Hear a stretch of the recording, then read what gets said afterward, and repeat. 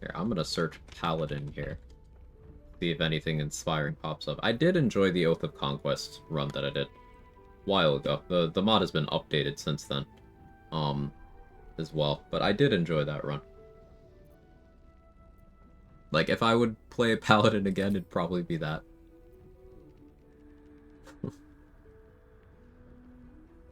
I guess there's the option of I could do a Paladin Poisoner setup. It would just be worse than Eldritch Knight in practice. But I could. Or a convenience fix, what is this?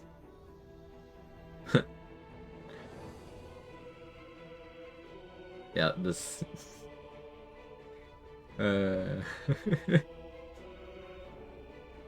So remember what I was talking about with going prone removes auras? Well, it's apparently the entire unconscious and incapacitated status groups. So also, paralyzed, petrified, all of those things turn off your aura.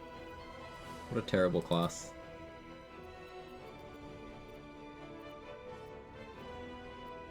The Oath of Throwing It Back, Paladin? That's fun.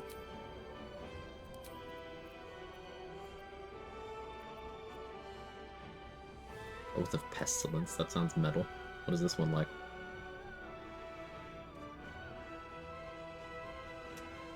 Oh, that's a custom spell at level 9.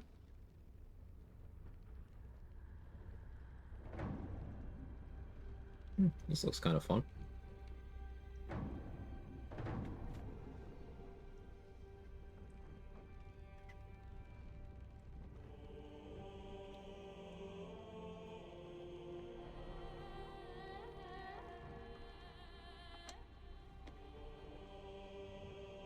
But like every other paladin, it doesn't have anything I give a shit about after level 7.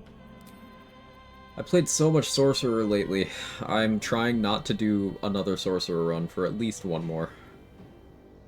And, it's Optimal Paladin, take Sorcerer. Blue. What do you think, Kevin? Hear me out, Cleric. I'm listening. Let me throw some text up on screen so people aren't confused.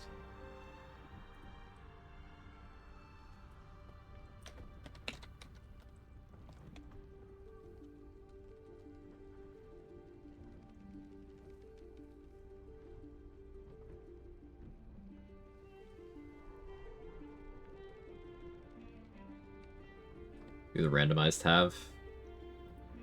I could. Would the Oath of Kevin entail? A lot of hold person, because, you know, he just wants to be head patted. It's like his big thing. Yeah.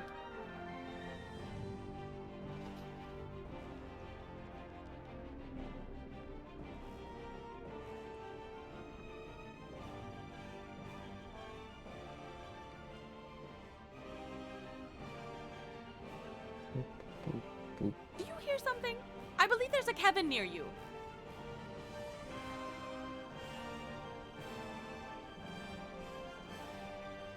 Not food.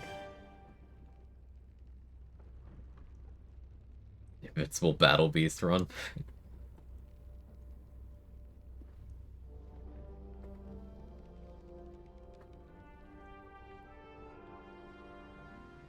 His aura would just be the sound of him purring. Spider-Man run will not elaborate. So, like, Spider-Man in the middle of Spider-Man 3 from 2007 kind of run? Because I could do that.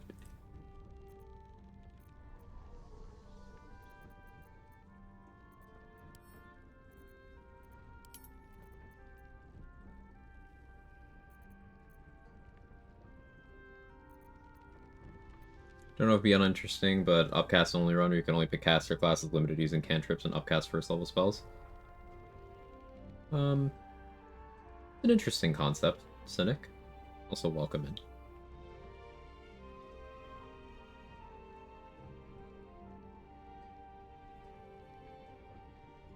I'll file that one away.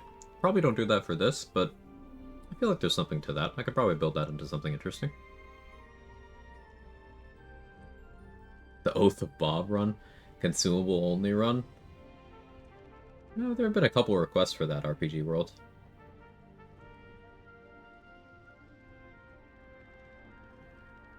Thing is, that likely ends up just being economancy. Not Connormancy. Economancy, because it's just like, okay, how much money can I get for smoke powder bombs and alchemist fires? And once I get those, I win. That'll work on everything in the game, even Gortash, because he's not force immune until he transforms. So if I just do enough damage to him up front, so he can't transform, well, I could just smoke powder bomb everything in the game. Without exceptions.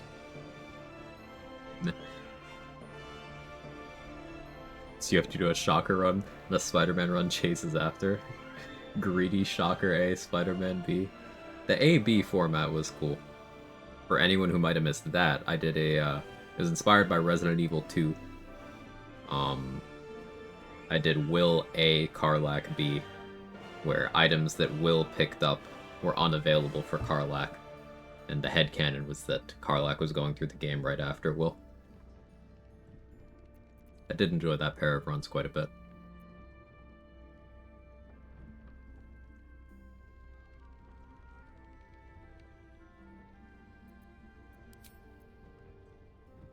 Celestial Warlock, I did play with one of those mods. That was a fun run.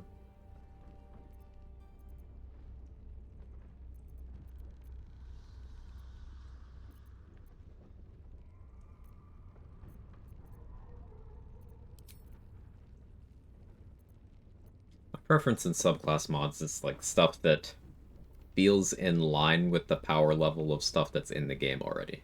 So I am picky.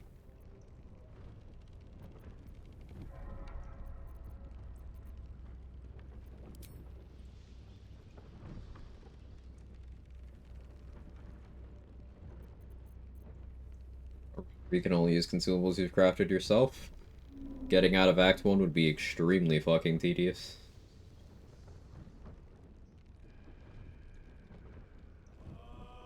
Which custom classes were in overtuned and become boringly overpowered? Yeah, a lot of them are.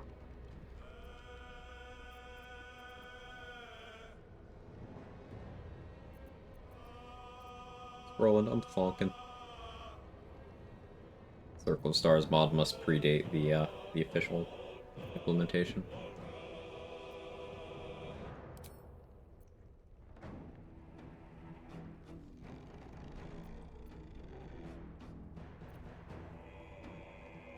College of Tragedy Bard. Sounds metal. That. Would you join the College of Tragedy? But that just sounds cool.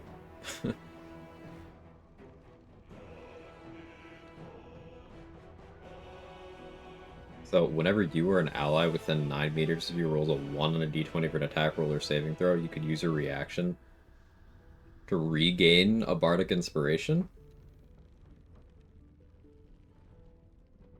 That's cool.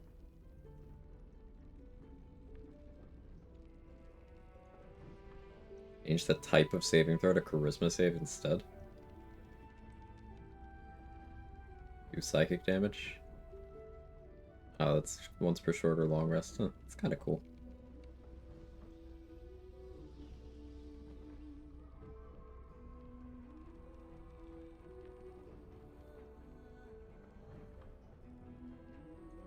If someone crits, you can get minus crit off of it at level 6.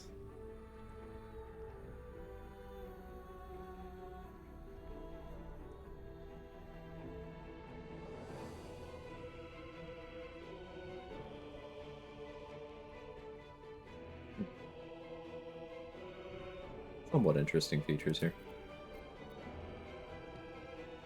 Tragedy of the Bard College's tuition fees. Scratch's Dino Coat mod. That's important, yeah.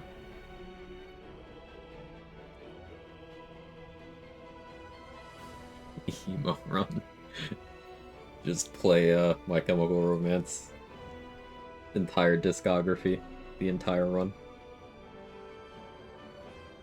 You could do that one, Danny.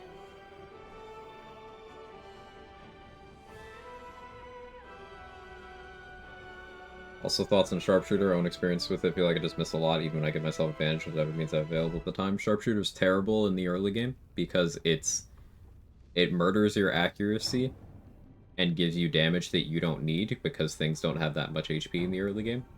It's fine in the mid game, and it's good in the late game. It's good in the late game because you have so many ways of getting additional accuracy that as long as you don't need feats for other offensive things or anything defensive, you can then justify it, and it's good at as a level 8 feat pick. So put it that way. You can justify it as a level 6 because fighters get so many.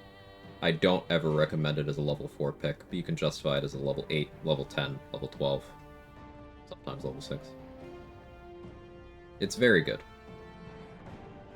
Because, for example, if you shoot an arrow of slaying with vulnerability, well, Sharpshooter is adding 40 damage.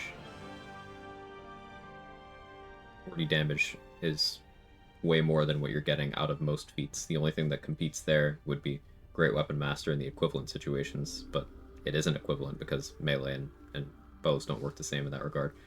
Or Dual Wielder. Dual Wielder can give you that much damage depending on what you equip, but pretty much just those. Hey, Buska Sedan, how are you?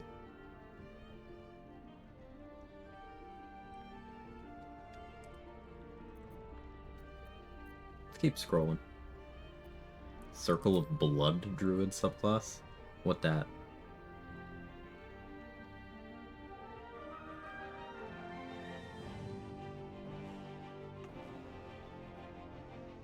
This is very wordy.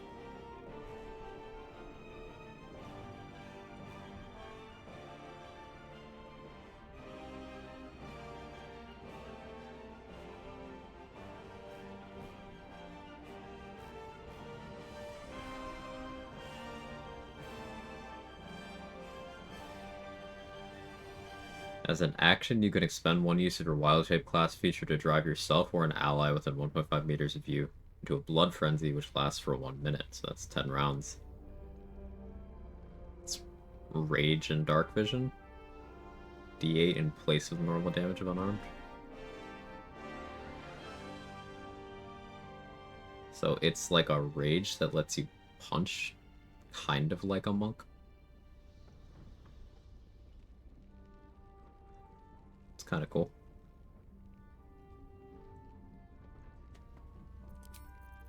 People have some cool ideas for these subclass mods.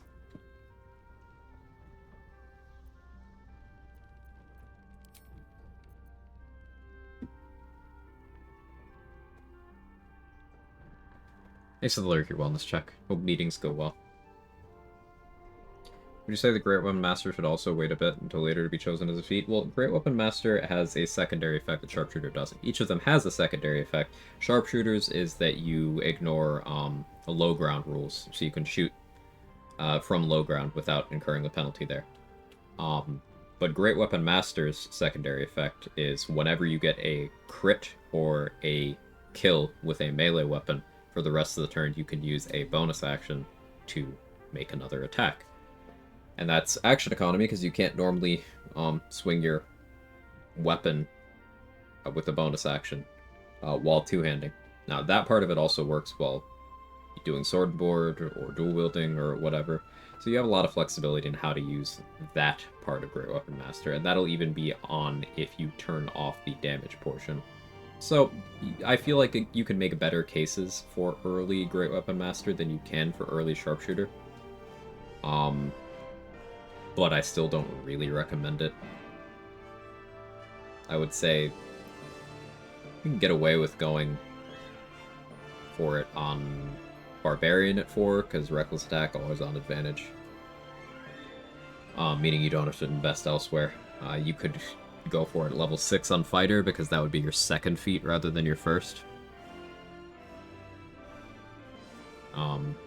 It's like very good for DPR, but as a challenge runner, I hate inconsistency. So often I'll end up turning off the damage to make sure I hit, and at that point, I could have had my feet somewhere else. I could have taken Alert, I could have taken Heavy Armor Master, I could have taken tough. I could have just had more going on.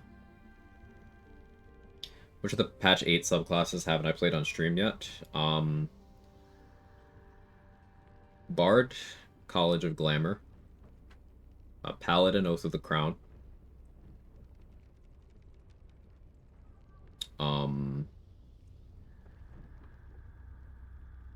Is it just those two? So yeah, first one I did was Fighter. Did Druid, Cleric, Ranger, Warlock, Sorcerer.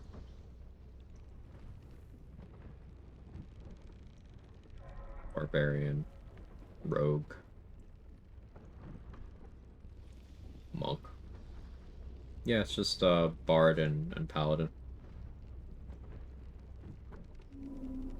So like I could do a Crown Paladin run. It's just I don't want to fucking play that garbage. Don't make me do it. Am I gonna have to do it? Path of the Corpse Eater Barbarian? What do you mean?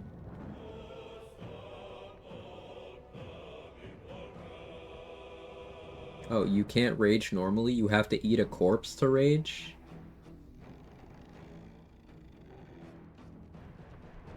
What do you mean?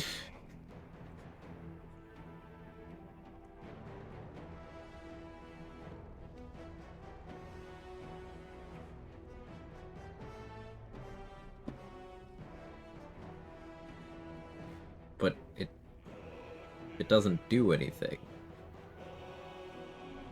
It's just, instead of rage charges, you eat corpses. Which I guess that's more sustainable in like a no long rest situation.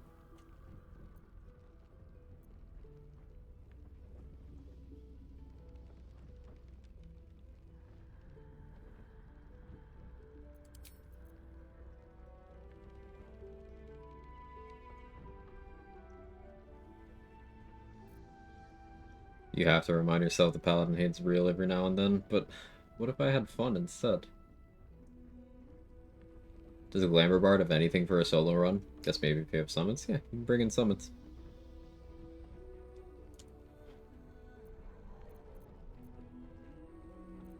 You also have your, you have a once per long rest thing that doesn't require allies.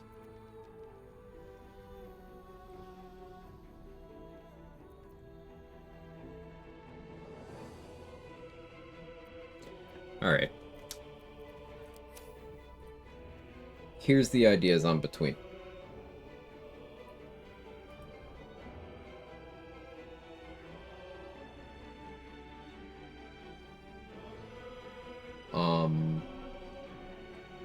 Check out Origin classes, complete Spice Up an Origin run. No, I don't really have an interest in that one. Like I said earlier, I'm picky about custom classes, and some things are like something that's definitely towards lore friendly, and you could totally see a world where it had been implemented. Is there's a mod that gives Karlach fire immunity, and like cool, makes sense. Like her taking fire damage at all was weird. Having the same fire resistance as every other tiefling, weird. If anything, she should have half again for fire res. But like yeah, immunity makes sense. There's even one part of the game where she gets fire immunity for 10 turns. But then look at the impact of fire immunity in gameplay. That just gets silly. It just gets extremely silly. Like there would be nothing stopping you from playing Karlach and then just okay, I'm gonna wall of fire on myself every combat. I win. Now you can do that through other means. Evocation Wizard can do that. Gale can do that if he swears off long resting and gives up a better buff. But it's like, eh.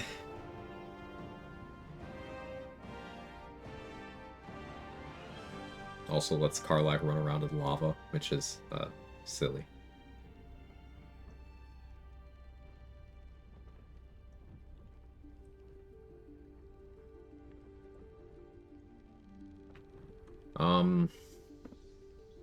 Evocation Wizard.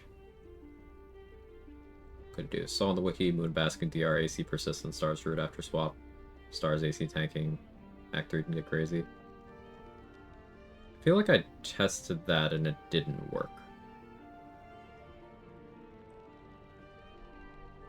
But no, maybe I was doing something else actually. I didn't test Starry Form there. I'm assuming Starry Form because it does work? Okay. Yeah, I believe you. I don't believe the wiki. I believe you. Yeah, I think I was actually doing Moon Druid stuff, so I wouldn't have been able to test stars there. Could revisit that stars retaliation run that I was doing that the save file got corrupted.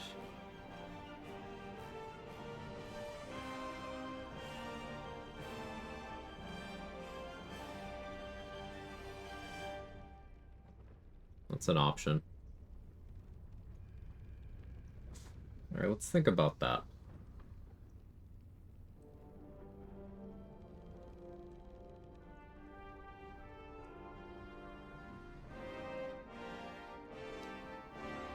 The outline of how I wanted to play that was 9 Druid stars to pick up Contagion, 1 Hexblade for Hexblade's Curse, Hex, Armor of Agathis, and then kind of 2 floater levels, likely 2 more Druid to pick up Hero's Feast, and 6 level spellcasting, but maybe not.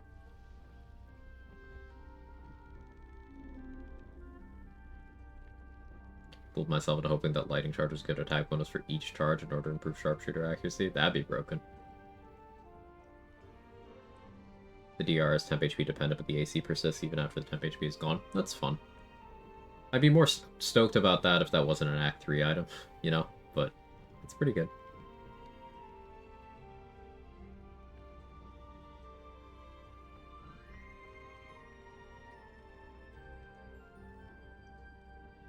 Yeah, Machete, I'm not interested in that.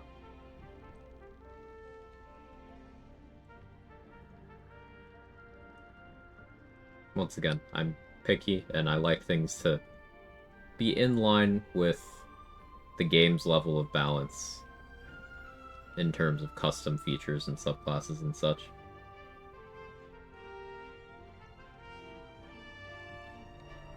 Because I want the game to be as challenging or more so. I don't want to do things that make my game easier than the baseline.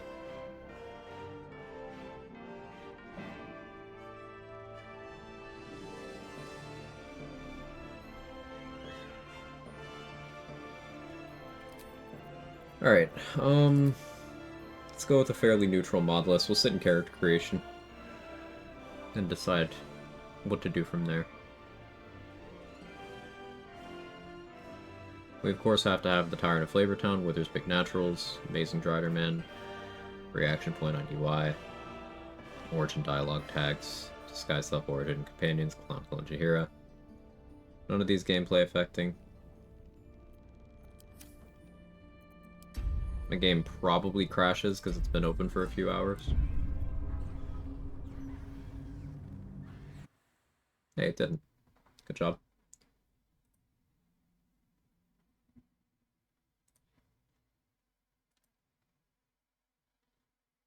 Totally agreed. So many God mode mod items, which is fine, just not my cup of tea. Yeah, I'm totally cool with them existing, you know. There is fun in that for a crowd of people that isn't me. Guessing level 20 mods probably to be nutty eventually. Those have been out for a long time. About a run where Spirit Guardian's your only source of damage. That would mean I couldn't do damage to anything before level 5.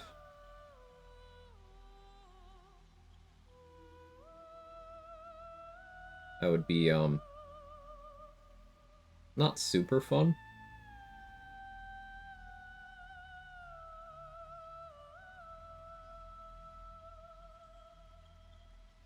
The Mythical Evo is run. I'm kind of leaning toward it. Baldur's Plate. I think level 20 mods are some of the earliest on Mod.io. Yeah, I think so.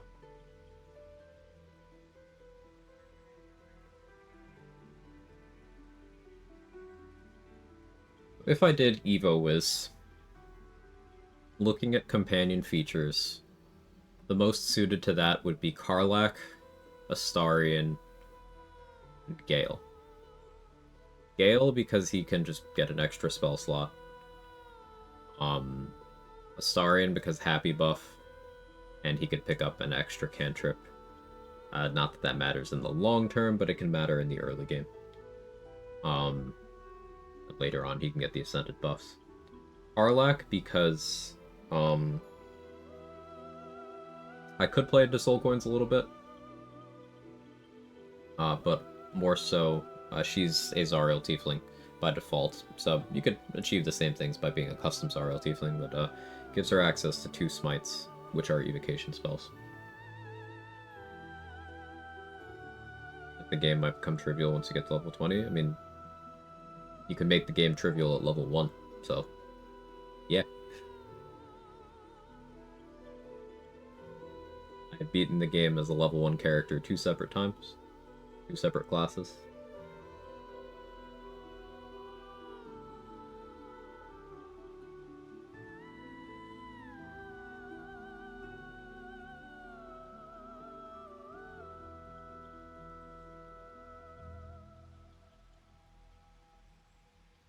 What kinds of spells do I want to do with evocation?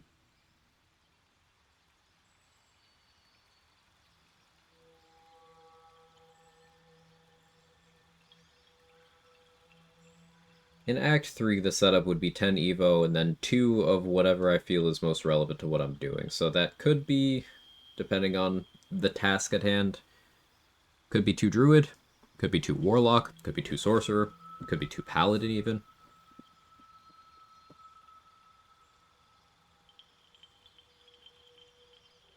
Most busted build I've played.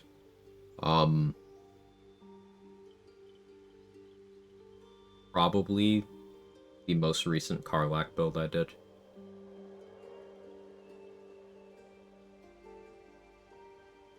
Hunter, Giant Barb, Hexblade, Monk with the Rat Bat.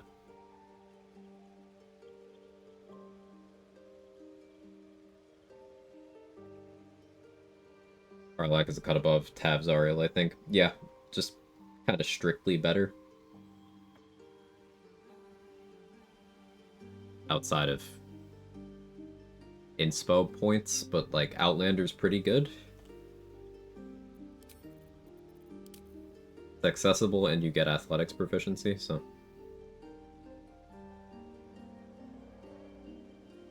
What's the most you... Oh. Oh.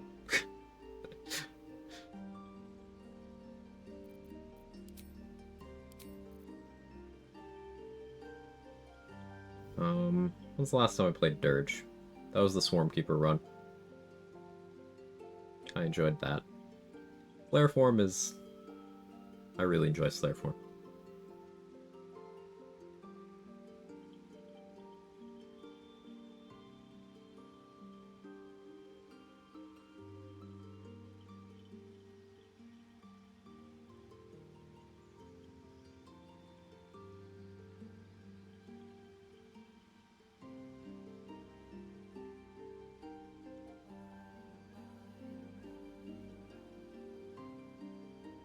Playing Tav as a Dragonborn would be a decent Evo Wizard option.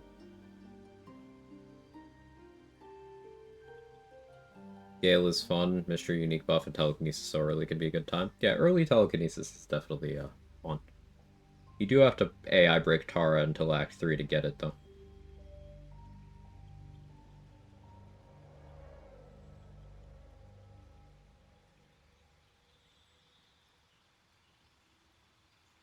In your successful run, game felt trivial after you hit level 4. Yeah, the early game is the hardest, I would say. Levels 1 through 6 are the hardest part of the game.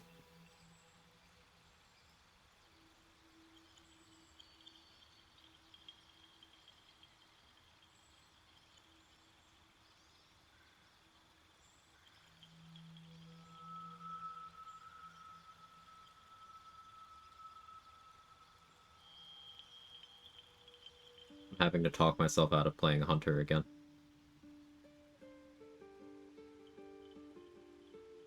Because the idea of the giant killer Hunter run popped into my head violently.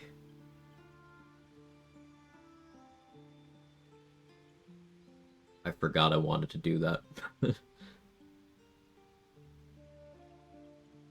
What if I played a little bit of Hunter, just as a treat?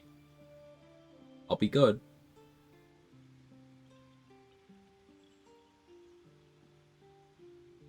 Little bit of Hunter?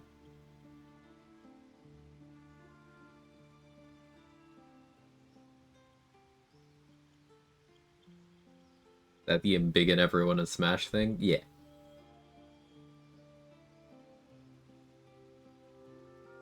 No, bow hunter? Probably would be hard though. No, I wasn't planning on building around a bow.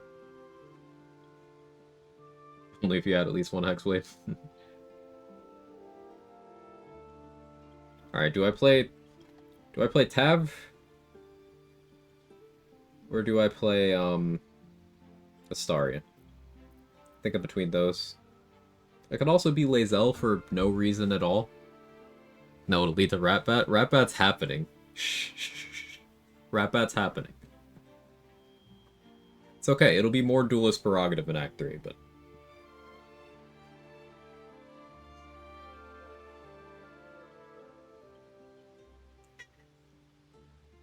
Who have you not played in the longest time? Gale.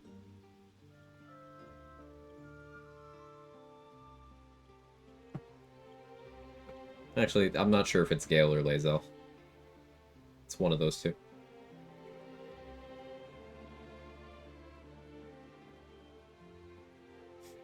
I hate Hunter pronounced like that. I played Bloodborne. Mikolash doesn't sound like that. Also, worst boss ever.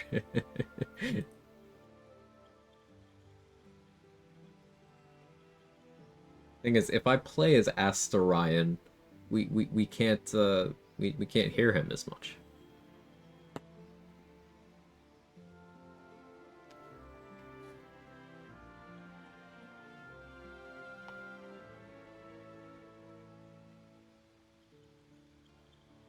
Well, we can look at him. We could. That's a great point. You should play him.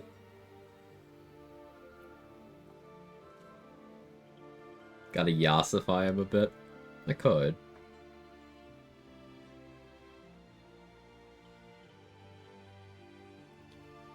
Let me look at Tav options here.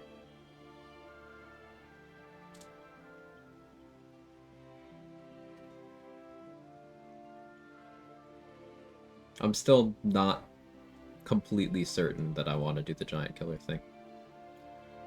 Because usually when I decide that I'm doing a run, I make sure that it's something I'm completely invested in, you know? That's how I avoid burnout. That's how I finish runs. I make sure that it's something I'm super into.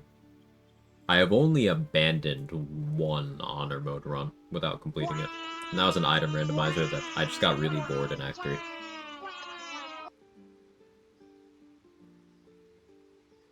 Hunter now? I'm deciding. I'm deciding between Poisoner Paladin, Evo Wizard, and Giant Killer Hunter.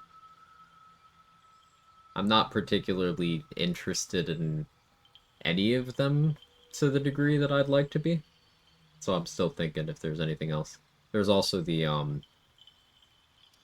Valor Bard Summoner. Wanted to do that too.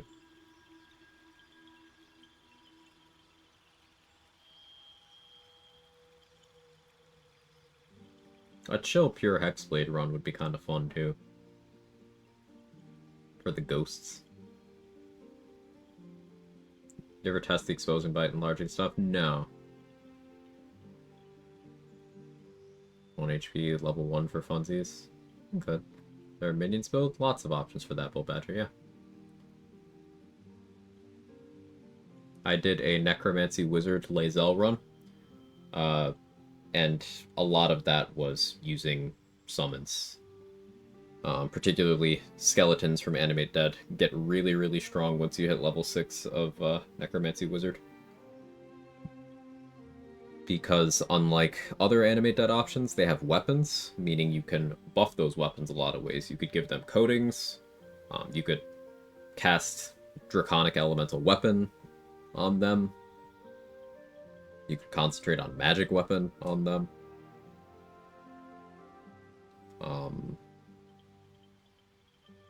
Yeah. All sorts of stuff. If I did the Valor Bard Summoner, the level 12 setup might end up being like 6/6, 6 Valor, 6 Necromancer. But I don't really like planning runs around a level 12 setup, because that's very little of the run. I want something that comes online around level 6, if at all possible.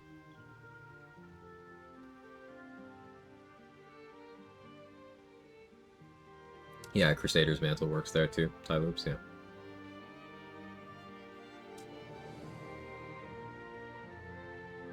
For no particular reason, I kind of want to play a light cleric, but just playing a light cleric would be been there, done that. A summon run where only summons can do damage. I already did that. Did that in a co-op with Mark the Power Hour. Pacifist Heroes.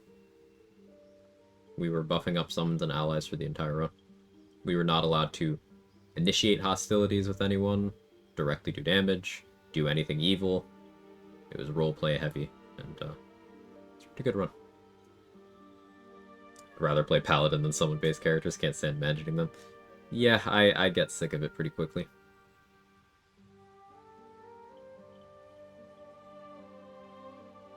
Halfling Div Wizard with a lucky feat? Why would you nerf a perfectly good wizard by playing Halfling and taking lucky?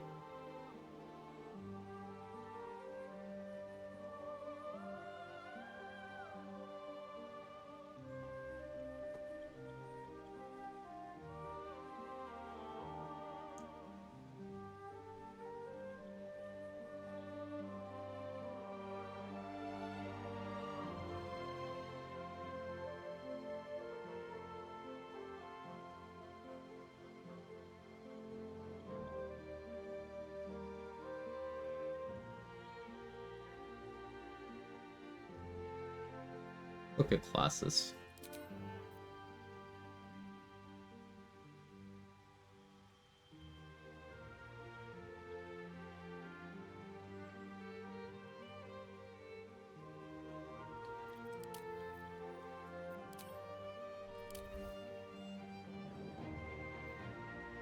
Brown does at least have a good channel oath.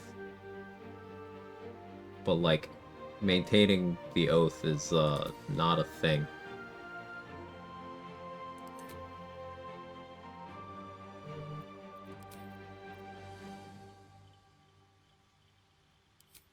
I gotta put myself through this.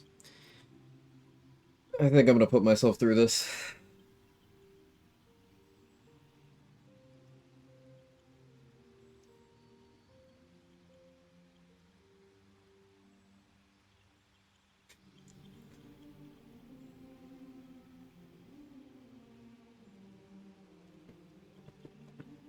For the troll? No. I like all of my runs being different. And I want to make sure that it's something that I feel like I have enough room to either have to think about what I'm doing, or enough room to showcase certain things. And I could showcase things on this. So do I play Tav? Do I play Dirge? Do I play Astarion? These can get riders and level 4 smites, so it's something you can work around for the late game. It would require me clicking hard Divine Smite off the bar, Mick, which would mean I'm not clicking Booming Blade and doing React Smite.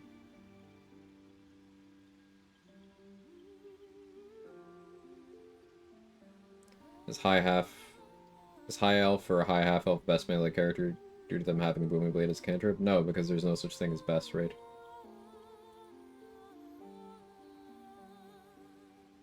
Half-orc does more damage on crits.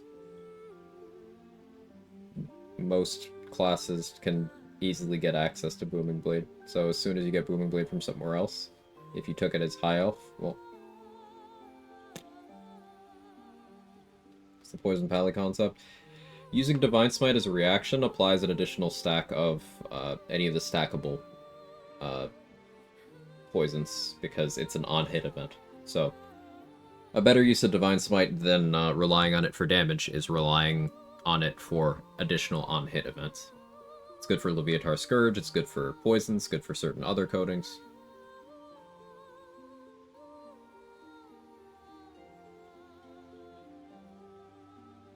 Also, it's a late game where Duelist Prerogative exists.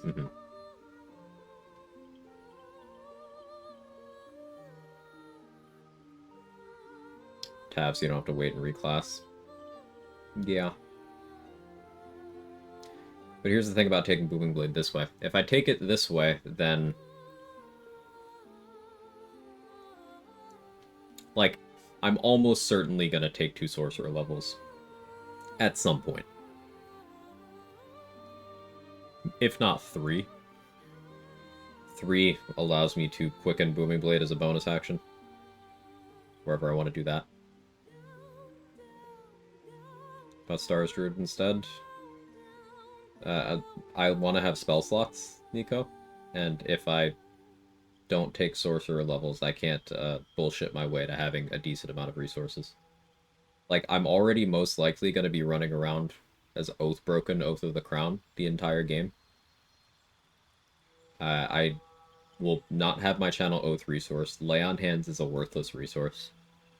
I may as well have spell slots.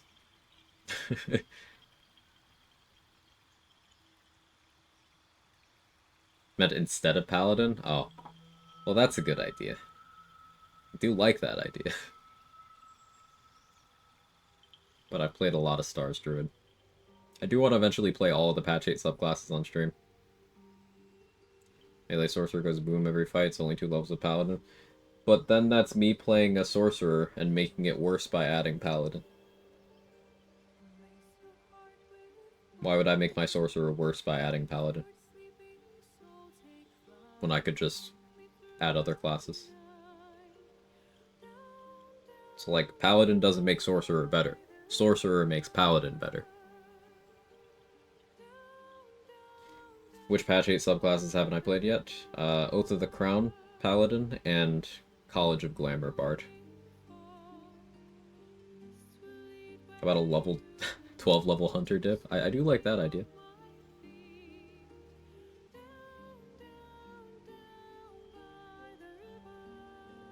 Expanding on, because I can feel furious typing, expanding on what I'm referring to by Paladin makes Sorcerer worse, is if I'm going to take 2 levels to improve my character's performance on a Sorcerer, Paladin is not in the running. Divine Smite? I don't give a shit about Divine Smite.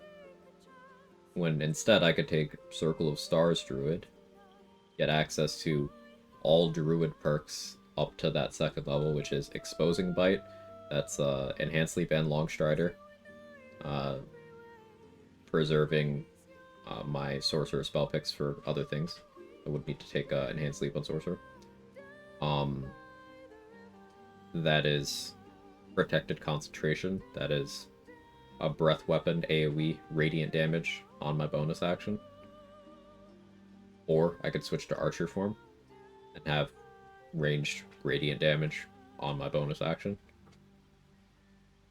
I could go Spores and have Halo of Spores and Symbiotic Entity damage. I could go Moon and have Wild Shape on my bonus action for even easier Exposing Bite use. I could go Fighter for Action Surge. I could go just 1 Warlock for Hexblade stuff and still maintain full Sorcerer progression. I'd go 2 Tempest Cleric for Destructive Wrath. Paladin sucks. I wouldn't make my Sorcerer weaker by adding it.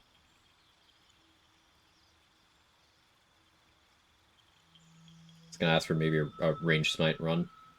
But 3 Hexblade already does that better than Paladin. Yeah, like, a ranged smite run is something that I was thinking about for a long time. It's just, it comes online kind of late. Because if I want extra attack with that, that's not gonna come online unless I take 5 Paladin, or unless I wait until level 8.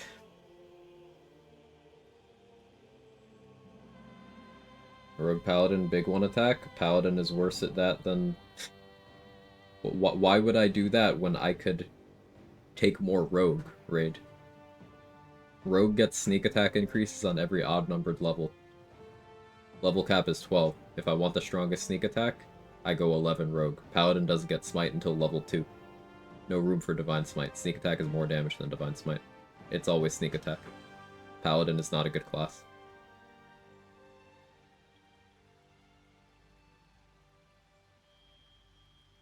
I would also be giving up reliable talent by taking that second Paladin level, and I'd be giving up a feat, because I wouldn't be getting the 4th feat at level 12. Yeah, Trade did do that run a while ago.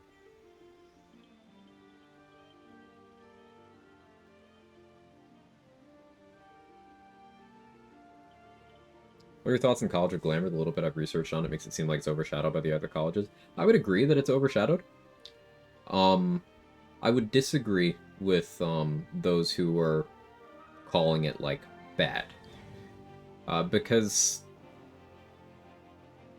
it's a good support class. The problem is support classes aren't necessary in this game. Like, creating a situation where a support build, much less a support action, much less a support build. I said that backwards. Creating a situation where that is, like, a good play, it doesn't really exist. Because there's other sources of temp HP. Heroism elixirs, everyone can drink, that's 10. Shield of Thralls, everyone can use, that's 10. False Life upcasts, most full casters can use. Armor of Agathis. A lot of the time people are on Elixir of Bloodlust, which isn't more than Glamour Bard Mantle, but they don't play nice with each other. If you're Spores Druid, you don't have room for it, because you're probably merging your symbiotic with other sources of temp HP at that point. I feel like in the gaming world in general, balancing support's a nightmare across the board. Yeah, I had low expectations for Glamour Bard, and it managed to surpass those expectations. I would think even more highly of it, though, if it wasn't so rest-gated. It's got a good feature. Mantle of, what is it, Command? But it's once per long rest. It's like, meh. Sources of temp HP stack in this game? No, with the exception of Spores Druid Symbiotic Entity.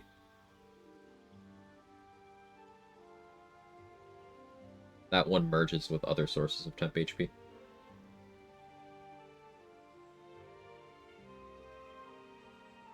Yeah, Rules Command is for the run we completed.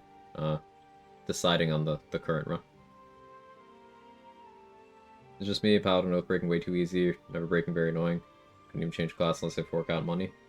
Yeah, it's frustratingly implemented. But it's a byproduct of that's the kind of thing that doesn't translate well from tabletop to video game. Because at a table, you have a player at the table, the dungeon master, game master, whatever you want to call them, whose job it is to make sure everyone's having fun. So they can interpret things in a way where nuance is taken into account, and everyone at the table having fun and being able to play their classes and feel like they're useful is taken into account. The video game doesn't do that.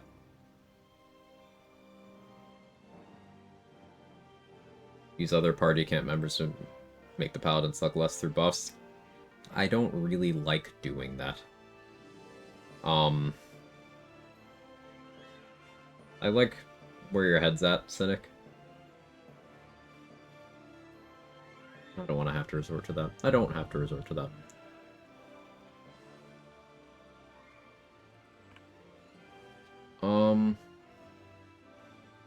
Alright.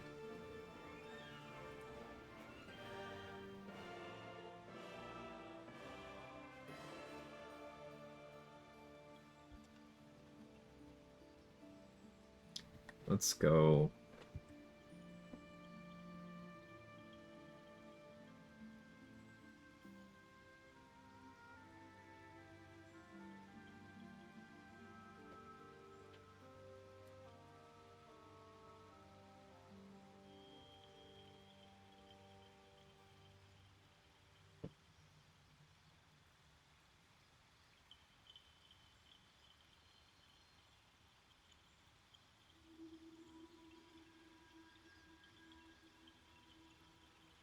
Um,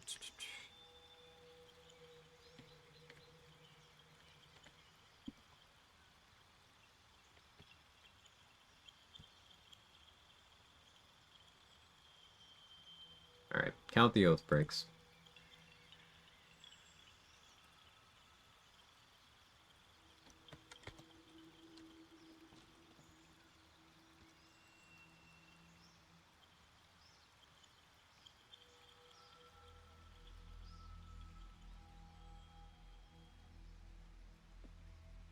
To run that's extremely challenging. I just finished one today. I just finished a challenging run. Without any items. Make it fun, nothing to be in inventory and equipment slots. I already did a run where I wasn't allowed to loot items off the ground. That's that with extra steps.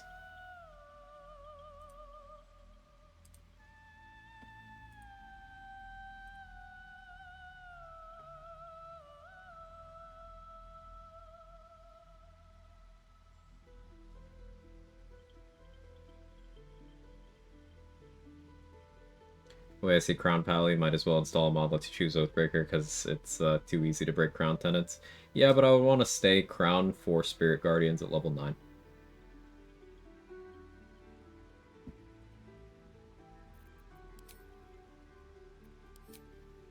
Okay, we're doing it. Ugh. Yes, I had to really talk myself into this. What skill proficiencies does this class get?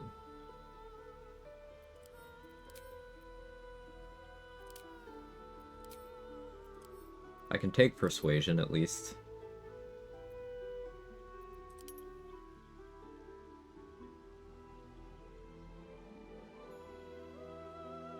Maybe I go Noble again. I just did a Noble run. Soldier.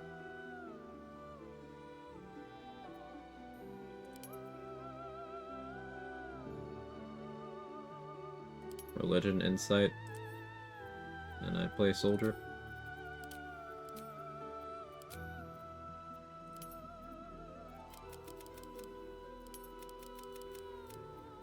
You don't need Charisma on a Paladin.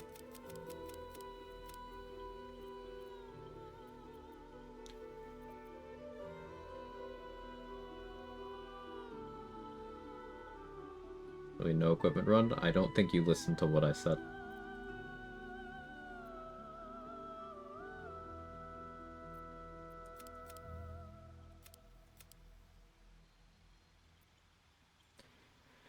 What are we thinking for multi-classing here?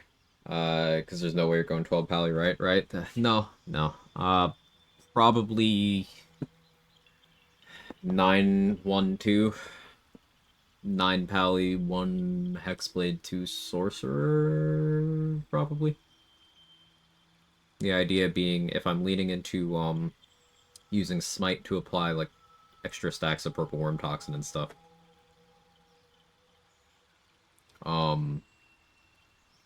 I may as well have Hexblade's Curse boosting that. I could maybe even do some Corvid token Tavern Brawler stuff in Act 3. 1 Hexblade run's been saved, yeah. 1 Hexblade unironically being stronger than 12 Pally as a class choice.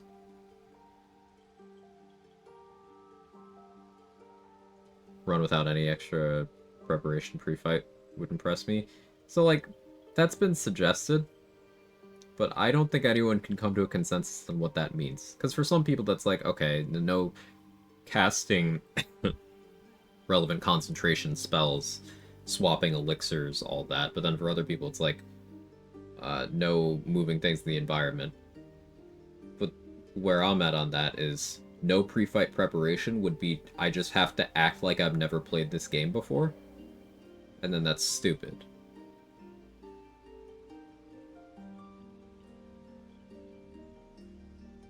It's like walking into fights without enough initiative just because I can.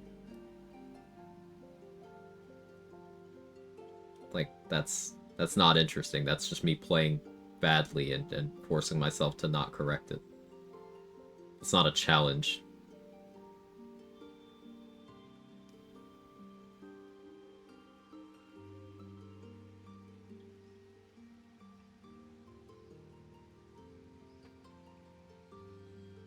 Where's the blindfolded run? Now, I'm not a speedrunner, but I'm confident that the people who run this game could do that. The nature of it being turn-based means that it's very predictable. So I feel that that would be doable. I don't think I have the aptitude for it, but I would think it'd be doable. Solo on our Karlak, but the run ends when you start barking. Oh, gotta reset constantly.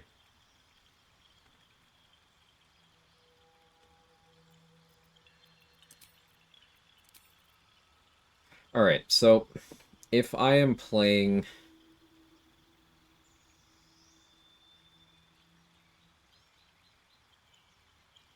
If I'm planning on getting sorcerer levels later, which I will probably do as soon as I hit level 6, that'll be our first sorcerer level. That will mean I don't take Booming Blade from High Elf.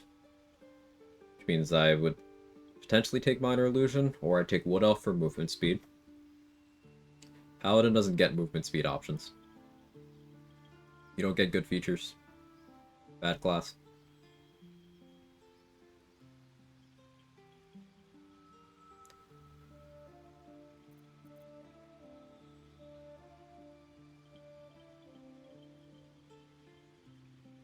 Half-Orc for stronger crits.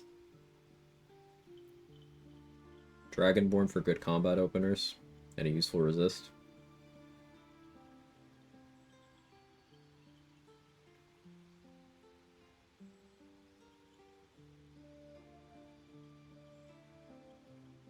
Another thing I have to keep in mind is I can't, Morning, Ruby Riches. Welcome in. If I'm gonna set up early, RAF for the XP, I can't let my oath break before that. Like the run GM did. You had a roulette, Wheel of Doom, where you had bad things in wheel, had to roll every 45 minutes. I remember him doing that. Yeah, I'd be open to doing something like that. Does need some setup. But I'm open to doing a run like that. You ever try a cursed run? Picking up multitude of permanent negative buffs, temporary curses, debuffs. I did a run where I was Shadowheart and I was always drunk. So that's a permanent disadvantage on dexterity and charisma checks. Matters more than you think it does. It was funny, Shadowheart was a wine mom that run.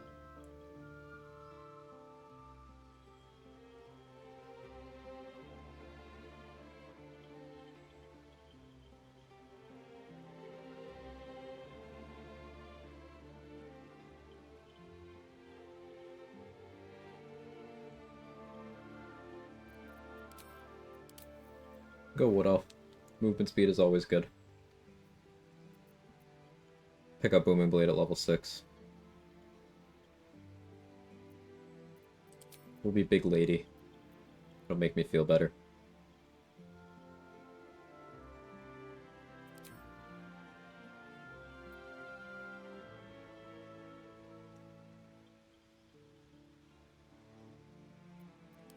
I almost want to go Charlatan for sleight of hand proficiency because money is going to be a fucking issue.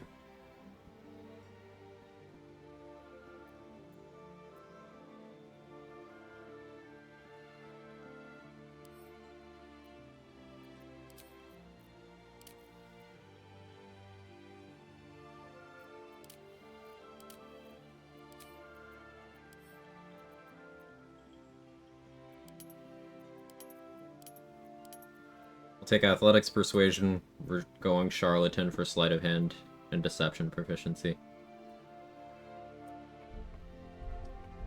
Alright, now we randomize till we have main character energy.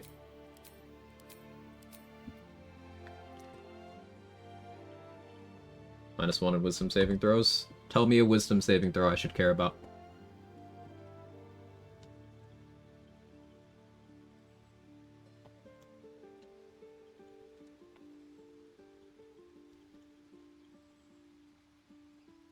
Edit com build. 9 oath round. Hexblade. 2 sorcerer. Beats TPD. Poisons are good. Flawless stunning gaze. I said that I should care about. That's Act 3. You could have enough bonuses to automatically succeed the saving throw on Stunning Gaze with 8 Wisdom. Why should I care about it?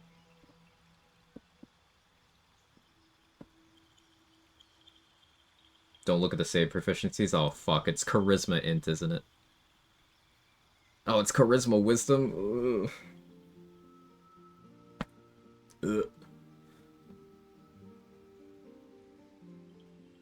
Thank you for trying to keep me safe there. 2D dude.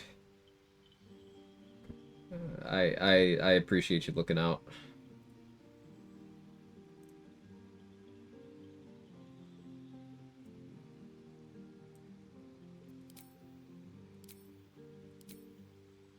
Randomized till we have main character big lady energy.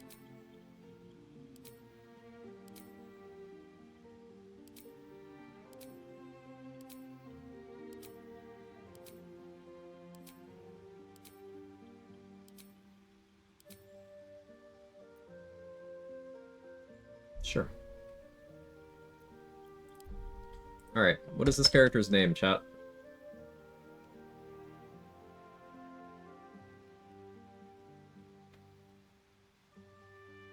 We just see Great Axe prepare into weapon swap stuff?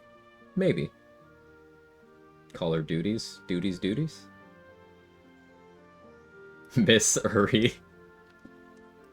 Yeah, no, that wins. Sorry, everybody. That's too funny.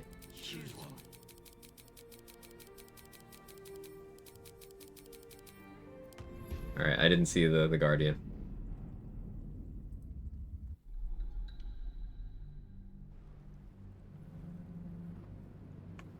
But yeah, let's continue talking about the wisdom thing. Wisdom saving throws are not relevant. Yes, I know percentage-wise, wisdom is the most common incoming saving throw. Another step forward. But every relevant wisdom saving throw is covered by freedom of movement and protection from evil and good. The only ones not covered under that umbrella, under those umbrellas, under those umbrellas, are things you don't give a shit about. Stunning Gaze is in Act 3, sure, but by that point, your saving throws are good enough that even with 8 Wisdom, you can automatically succeed. I'm forced into terrible saving throw proficiencies here, so I will have +3 to Wisdom saves instead of -1, so I won't even need to invest to hit that point. Better not be cursed.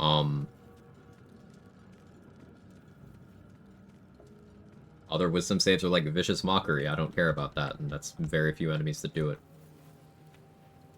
I cannot think of another one. Old person, freedom of movement. Why flip a coin when you can be immune? As a challenge runner, I value consistency. Why would I ever allow the chance of hold person landing when I could just fully make myself immune to it? Befuddle Ray? Yeah, Befuddle Ray is 4 enemies in the game. 5 enemies in the game. Not really impactful if it happens, as long as I prepare well, but sure, I'll give you that one.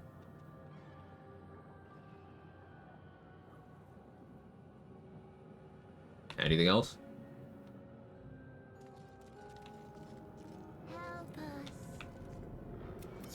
Harpy song, not Oh, impactful. they return. They return Remove us from this body. From this I can get place. tanky enough that they can't hurt me. Yes. I can also make it so they can't hurt Murkon.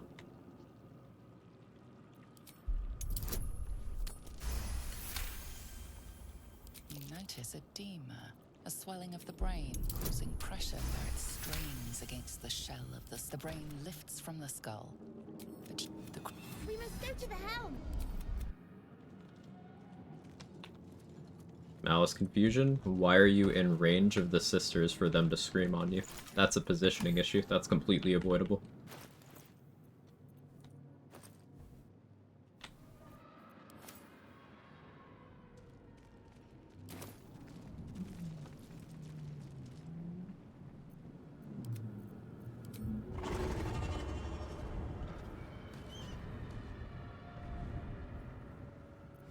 looking ahead. Deadlier than ever. At least things have stayed interesting. Light on my feet. We go Pally? We did. Respecting Shark, can't decide on a cleric subclass. Any suggestions? My personal favorite is Tempest. But runners up for my own enjoyment. I like Death. I like Nature. I like Light. But Tempest is far and away my favorite. We will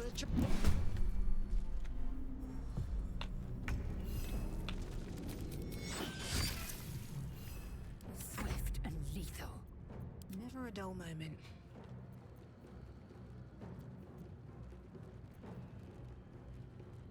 Last 10 turns.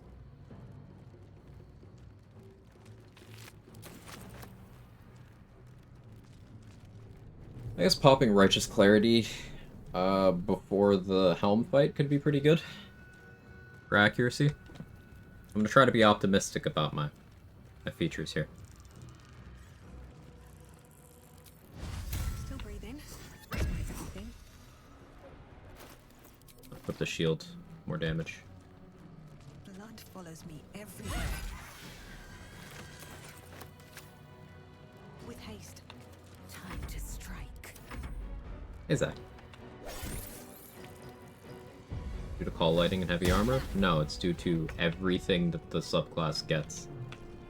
At level 1, you get a damage retaliation effect that doesn't cost a resource, so when someone hits you, you could be like, hey, take damage. You also get Thunder Wave and Fog Cloud as your always prepared spells, which are both good, like very useful spells. You get martial weapon proficiency, you get heavy armor proficiency. At level 2, you get a channel divinity that allows you to force a max roll on thunder and lightning spells, but also certain other effects. Call lightning's good, too, sure. But you get a thunder damage divine strike. At level 6, you get thunderbolt strike, so anything that is not larger than large size, when you damage with lightning or thunder damage, it gets knocked back unconditionally. No saving throw, it just gets knocked back. And that is my favorite part of Tempest Cleric. If I had to pick one thing. You prove surprisingly. It lets you do things like set up a huge field of water, electrify it, stand in it, and anyone trying to get to you is just going to get thrown on their ass. Is knockback that good, though? Yes. Yes.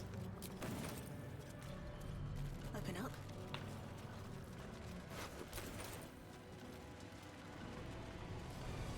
Let me ask you this.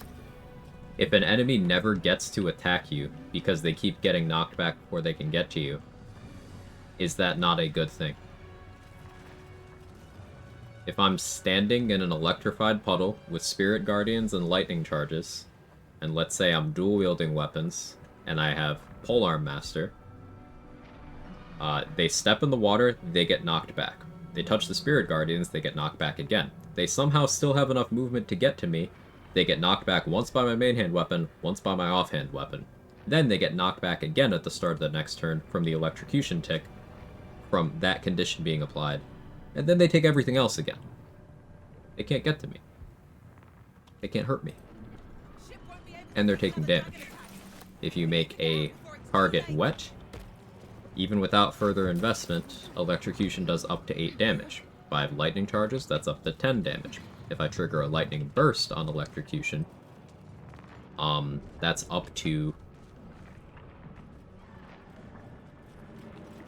22 damage?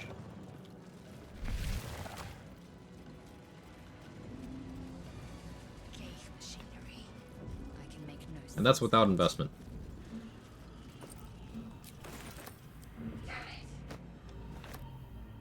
Now, can I kill these guys?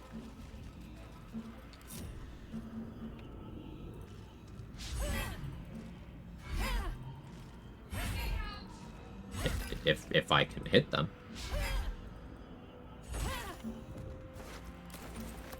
Early candle is good.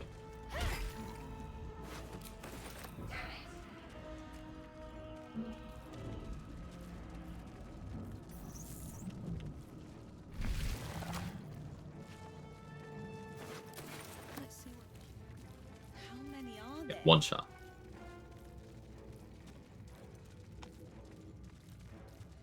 So happy you told me about it. Never had so much fun playing Cleric. I'm glad you liked the setup, Mystic Line. I had a lot of fun with it. I did it again recently. Not with the Polar Master stuff, but the electrified water tech on Tempest Cleric is very, very fun.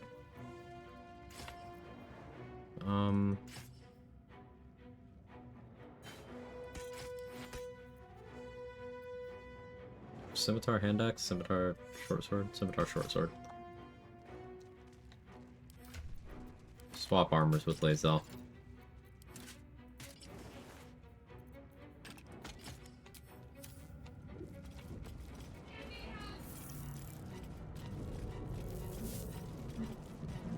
I'm gonna be long resting, like, constantly, right? I'll let Lae'zel handle this still. I crave blood. The console appears Oh, dormant. did I not move the thing? Before. Hang on. Needs whatever fits in that socket.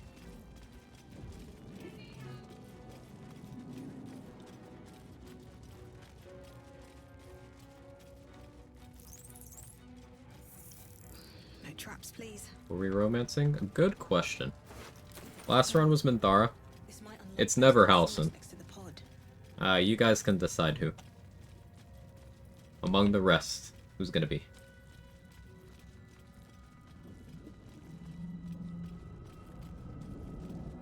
Maybe I need more pockets.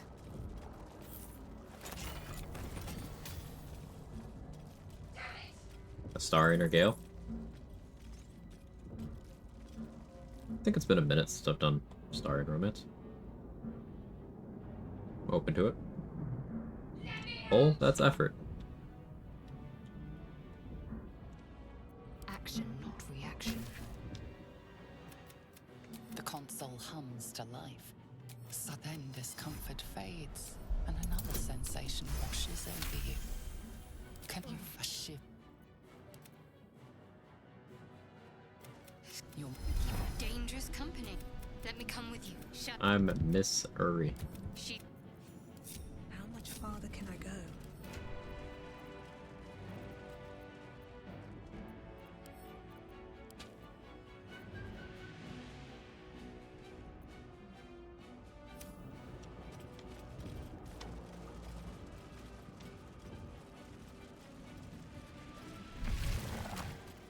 Gale despite Minty Tara.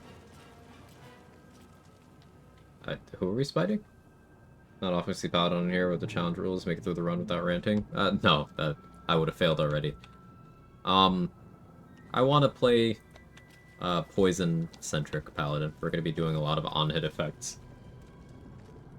And then later on doing the typical, hey, my class has terrible resource management, so let's add sorcerer levels.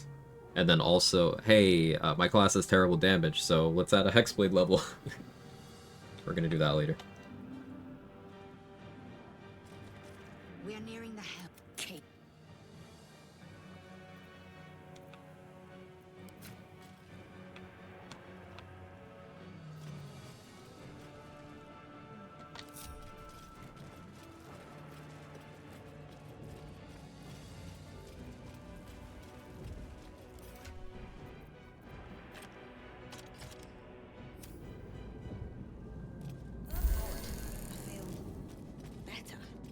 Before to create sorcery points, create spell slot ASMR? No.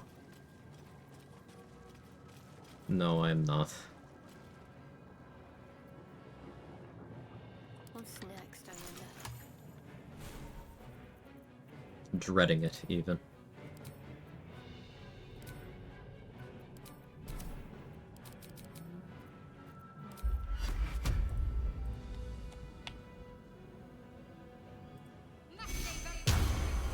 Still alive, so that's progress. I've got a long road ahead.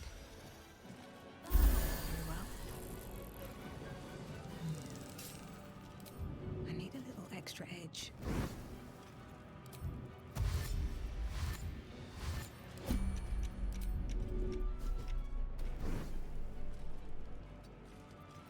Action, not reaction. A critical step. An efficient path.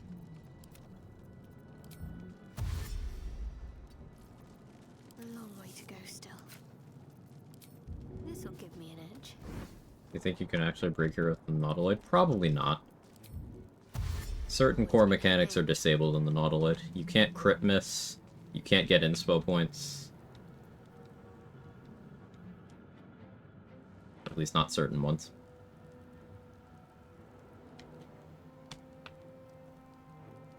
The sorcery point infinite spell slot still not patched? Why would it be? No time to rest.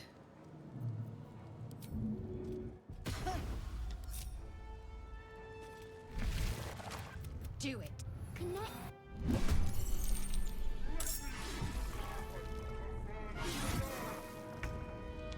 We need to get out of here now.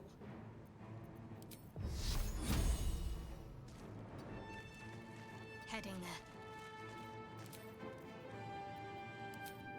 Gimme.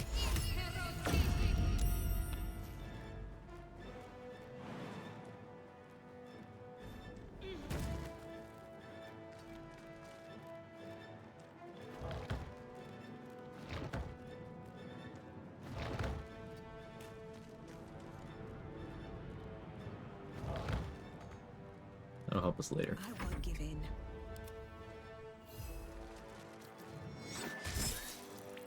I wonder if this is worth the cost. We love low rolls.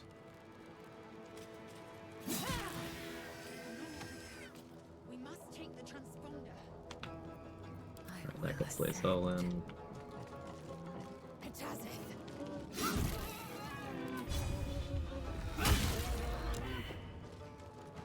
What lies within? Why wouldn't infinite spell slots be patched? Right. So it breaks the game? Okay, there's tons of other things that break the game. They're not going to be able to fix all those things.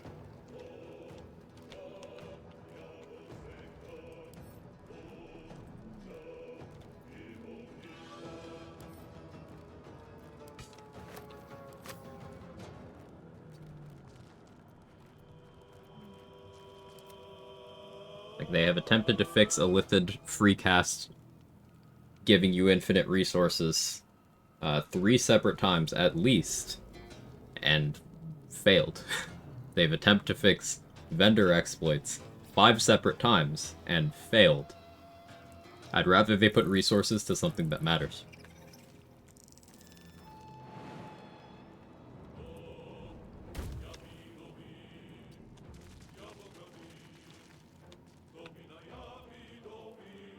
Another fight. Let's go.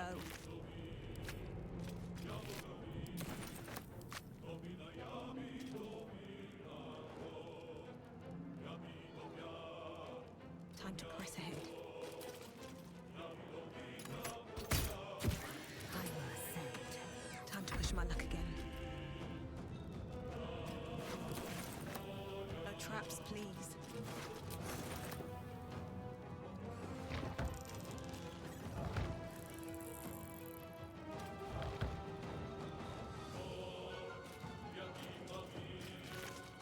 Can use that as run due to 4 resources Paladin gets. Yep. We'll have that online at level 7. That's the plan anyway.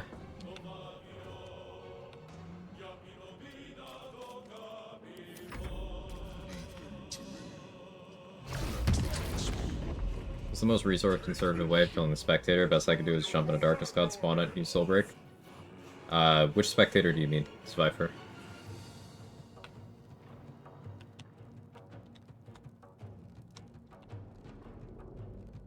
I don't even think infinite sorcery points are game breaking. Yeah, like, give any caster infinite sorcery points. Unless they're doing, like, saturation lightning arrow stuff, they're still doing less damage than marshals. While expending resources and having more setup time. So. And also, like, scrolls are a thing. You can just click scrolls.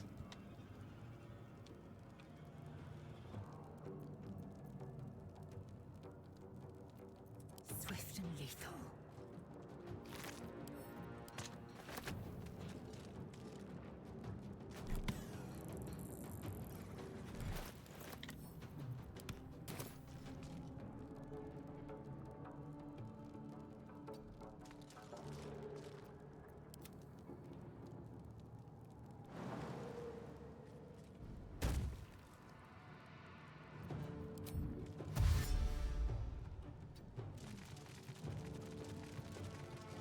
Sometimes the only way out is through.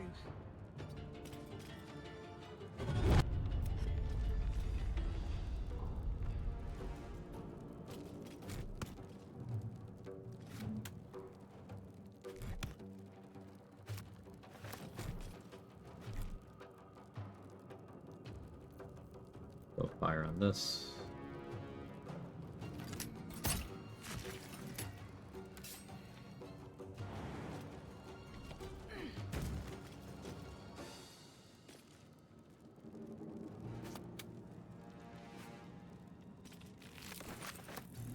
Got to concentrate.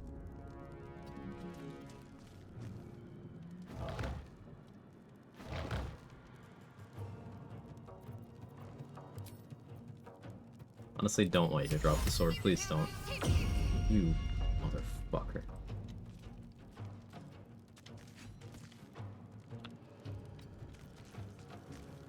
Where do I go from here?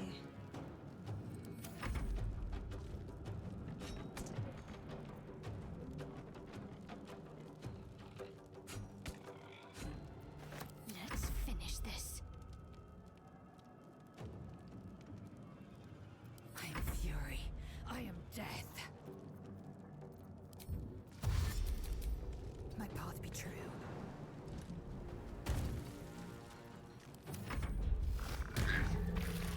Killing Zolk are too tedious.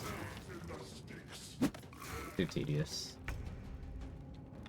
Killing the Mind Flayer is reasonable. If Zolk has the sword, but he doesn't, so now it's not reasonable. But I'll be unreasonable. Cutting to the chase.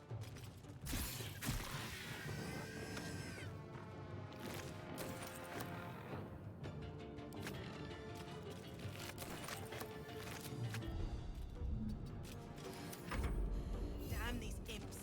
I need to reach the container.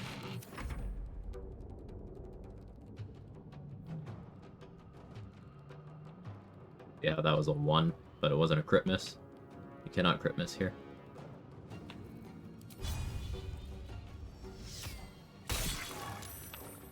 That's good RNG, actually. Well done, Sharp. Time to strike.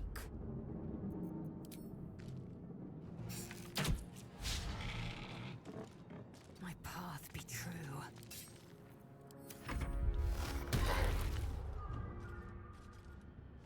Look, the Cold Wormling great sword. If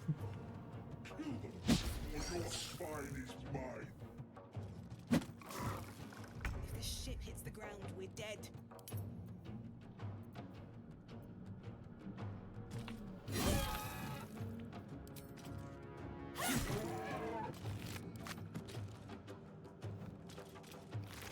At the ready.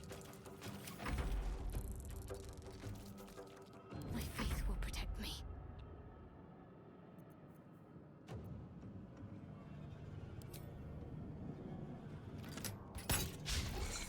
Victory awaits.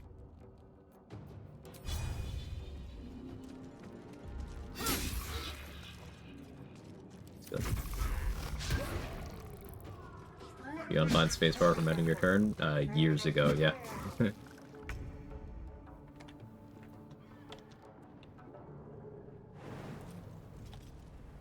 a friendly looking shadow.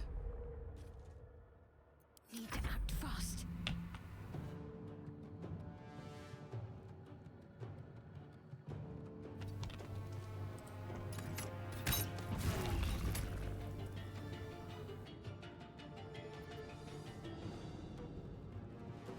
Victory awaits.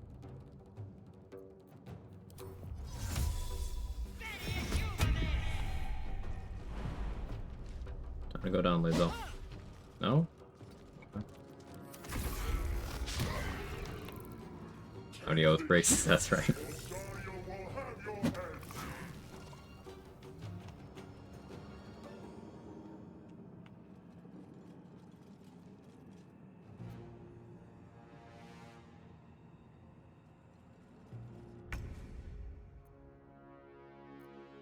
I am fury. I am death.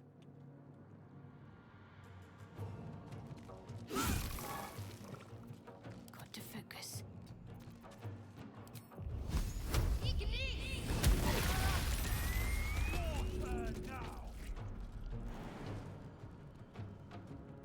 Surely you have enough strength for this jump. Surely.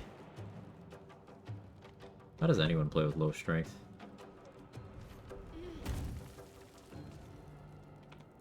What now?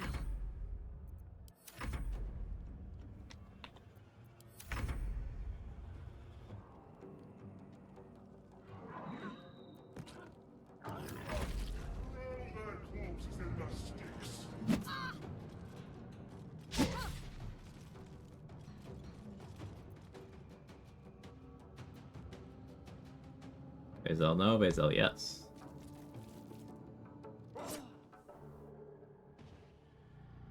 Yeah, the Nautilus was a lot longer in early access, was it not, Ruby Riches? Did you miss? Okay, Lazel died. Mind if I do? Good.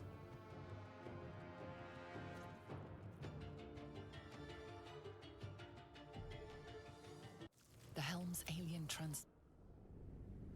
Shadowheart Lazel? No, dead Lazel. Shadowheart's not dead.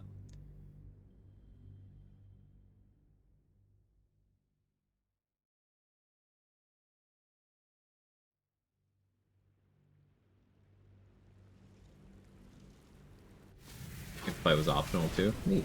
I avoided early access. I waited for 1.0. As soon as I heard BG3 was going to be a thing, I like completely cut myself off from it. Because coming from BG 1 and 2, I was like, all right, this is going to be generational. I need to see it with fresh eyes, and I'm so glad I did that. As you wake, the tadpole was at the tap. Breathe deep and move. Or we did well enough on XP to already be level 2.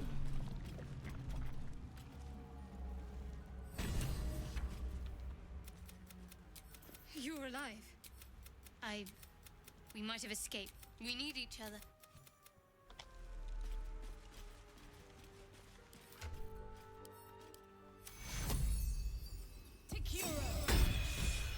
Rezzing Lazel with Shadowheart in the Something party. Must we? No harm in a little miss. Thank you. Gets you that Acolyte inspo. If you're sure. I'll send her to camp. We're gonna wait for her to be out of the area. That allows us to recruit Lazel here without incurring Shard disapproval. This does mean Demeza and Nymessa do not exist, but it also means I don't have to worry about Oathbreaking Together, fighting come. them. Our search begins. We've no time. I will.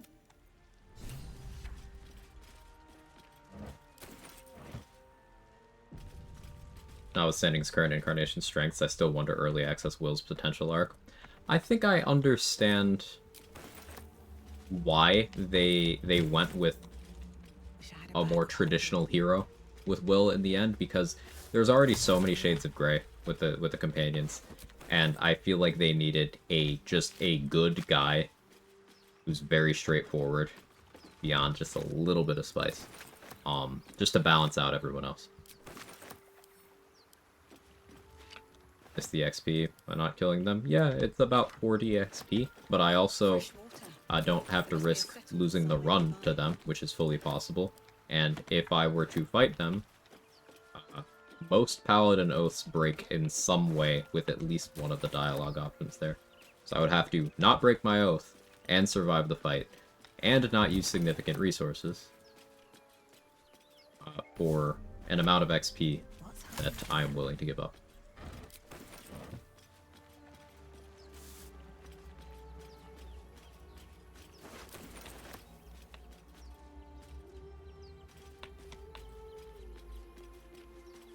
Mod class? Nope, this is the patch 8 subclass.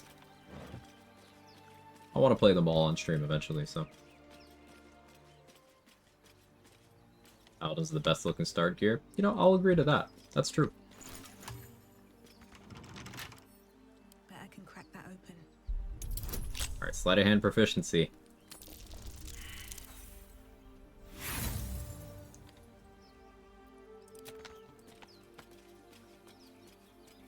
That was real bad. It's a 3, man. It could not have been much worse. Current Will is fun, but he feels too mature IMO. I.e. his entire character feels more how good Path Will should be by Act 3 or even Epilogue.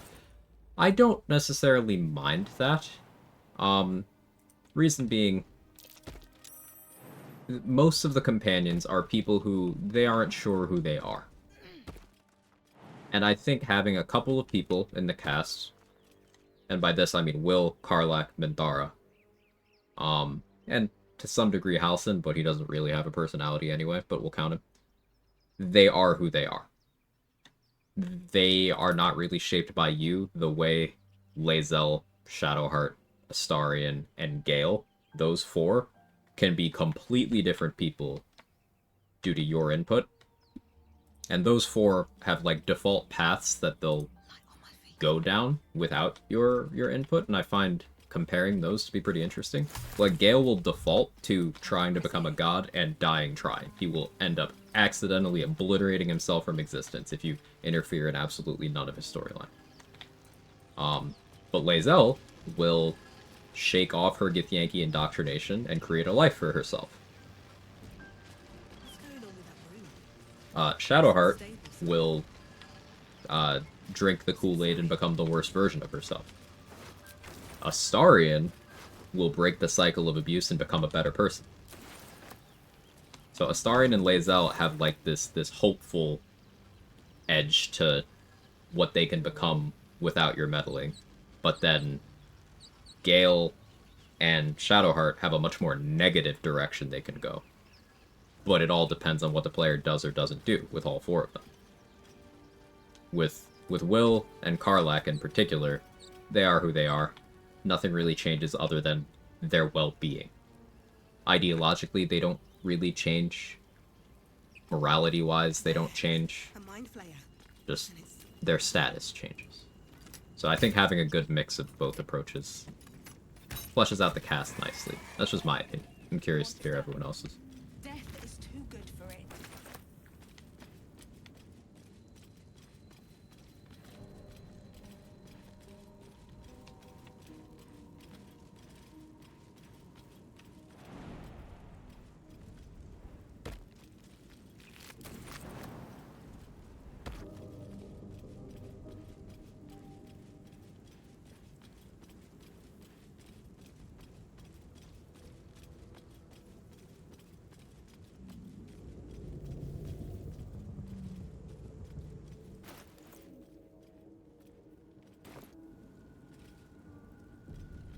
I'm gonna hold off on assigning level 2 for now. Harry, there, in the grass. There. Just a dumb bore. You And to think, my name's a star. So, although it hasn't happened yet, all. Didn't mean to drink that. Whoops. No one back home will ever believe this. Well, hello. What can I do for you? Karlach is ending so emotionally, Withers learned to appreciate warmth of life versus coldness of doom. Yeah.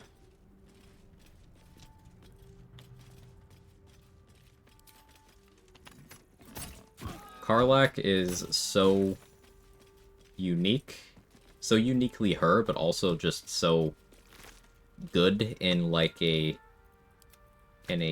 positive sense, not just a morality sense, but in that she's just a pleasant presence. That it leaves an impact on Withers. And Will is so morally good to his core that Minthara, of all people, is impressed by it. So I like that those two are the way they are.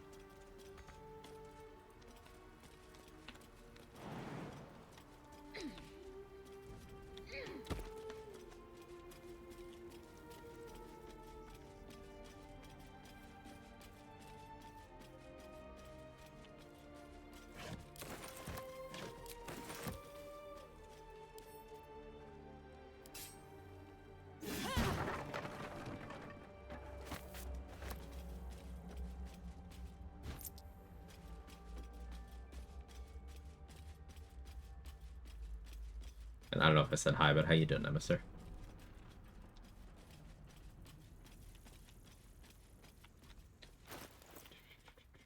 Starting with javelins. We'll see if I'm tempted to delete my XP. Starting with a book I can sell is nice, at least.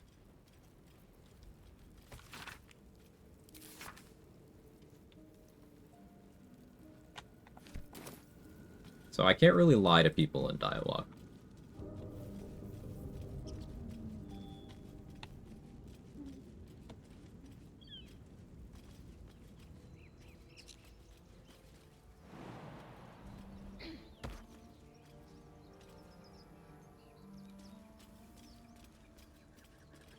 That's gonna be so annoying.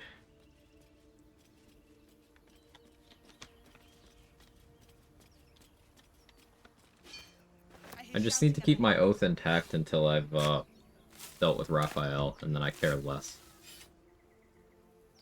I'll still care, but I'll care less.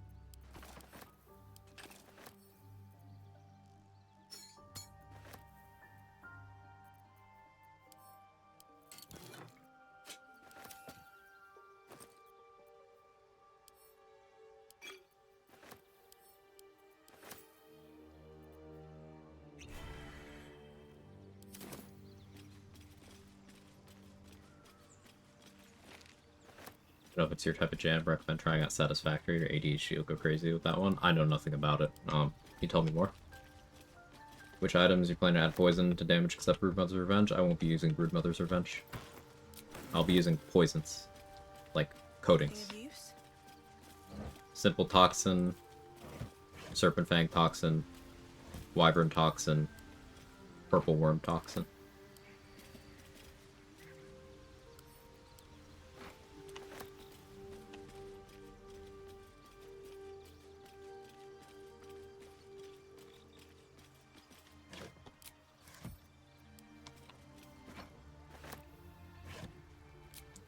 Prolific Karlach, Godgale cures her, feels too neat, IMO. Yeah, same with Elithid Gale. Mishra can cure that. Dead Elithid Gale, I guess I should say.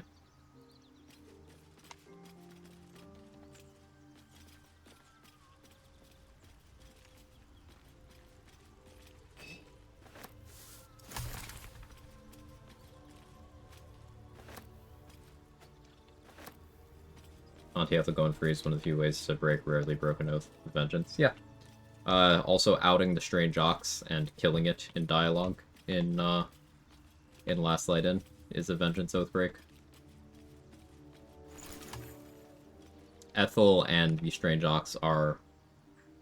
Each of them has a route to Oathbreak for every oath. I think it's silly, but...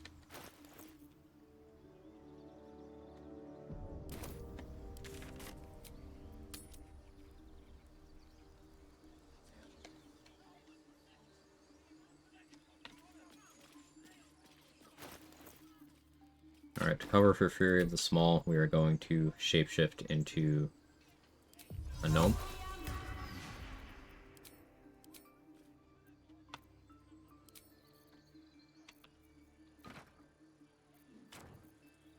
And equip a shield too.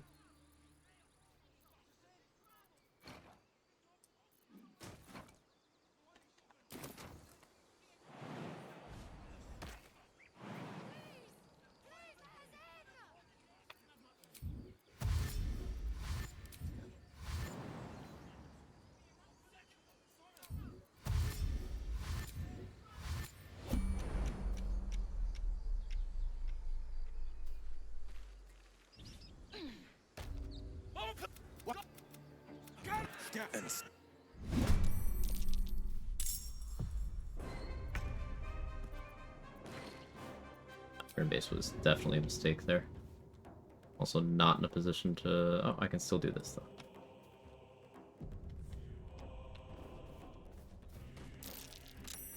Will saved. That is awkward. I'm still okay though. Hey Felicia.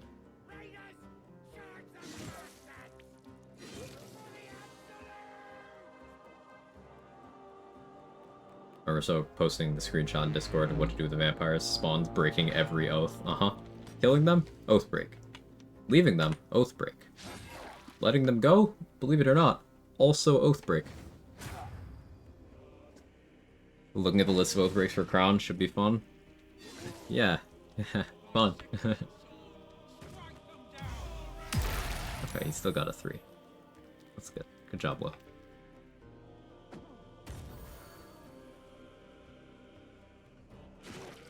Eridan's almost dead already. Or a psychological challenge. Not allowed to simply buy back in. If I get an Oathbreak that spawns the Oathbreaker Knight in, well, that's good RNG. I can't do the early Raphael thing because attacking Raphael in the camp will cause the Oathbreaker Knight to aggro and immediately murder me.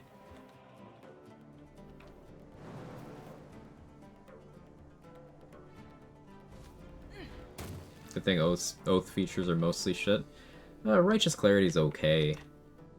But yeah, you did say mostly, and that is correct. Only reason we won't go Oathbreaker subclass is so that we get Spirit Guardians at level 9.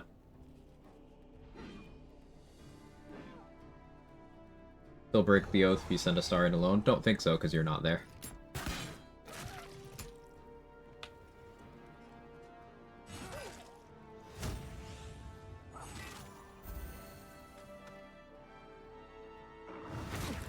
Sandbox about making a factory for extracting resources and making products on an alien planet.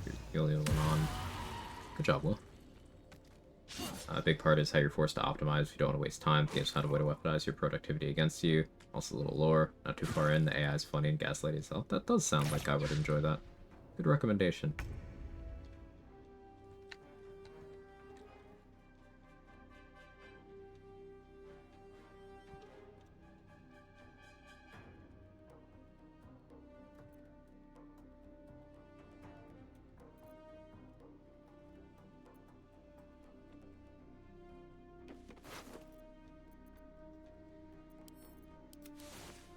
Eridan died, right?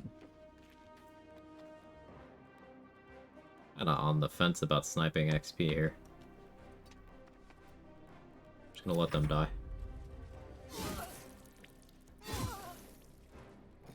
Say with good reason Paladin's the weakest, think it's by far the most popular class. Why do you think it is? Roleplay and tabletop bias.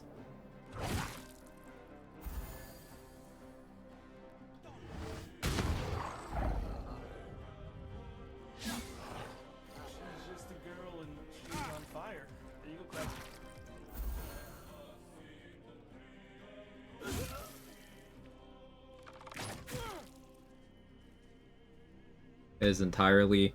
The valuation of Paladin is off of vibes, not off of mechanics. Because the idea that Divine Smite is a crazy damage nuke, it simply isn't true. Like, the math doesn't support that, especially when you start looking at other damage dealing options in the game. And outside of Divine Smite, your class features are almost universally garbage. That's just how it works. The things that you don't have that other classes do are more useful in more areas of the game.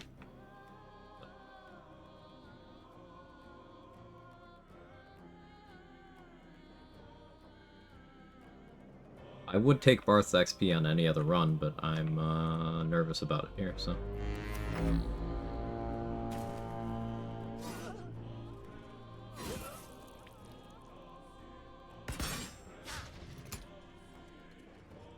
Tabletop bias is also why Monk in BG3 is highly underrated. Also true. I believe Morgana Evelyn is doing a Fangs of the Fire Snake Magic Club run right now. So hopefully that's gonna help move the needle on people understanding how good Monk can be. Like, it's not just, oh, open hand. No, it's Monk in general. And it does it in a bunch of flavors.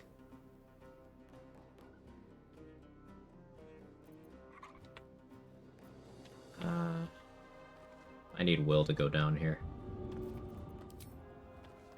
And away I go.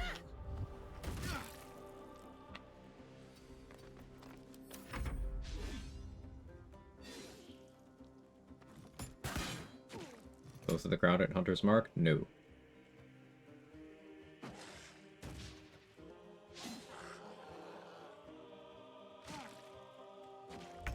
Open hand is too powerful to every other monk gets overshadowed? That's not true. On what are you basing that, Raid? Like, ignoring me literally just saying the exact opposite of that. Right before you typed that. You have the floor. On what are you basing this? What's your metric?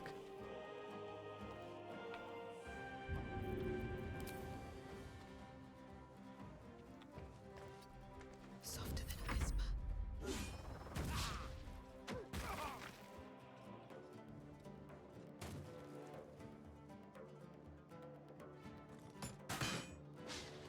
You finished it today? Nice.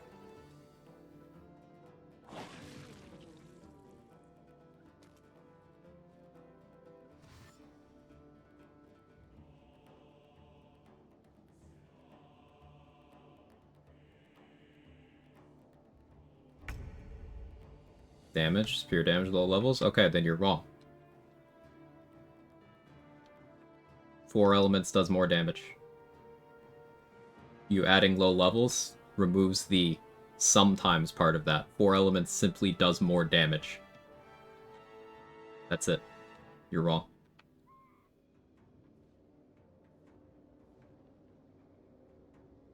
Hope your soul is in good hands. Open hand has absolutely nothing that increases damage until level 5.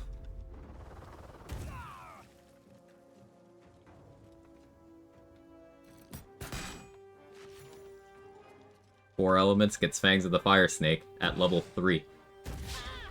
Fangs of the Fire Snake can do hundreds of damage by itself, and also buffs all of your attacks for the rest of the turn, and is also a ranged punch. That is also a DRS.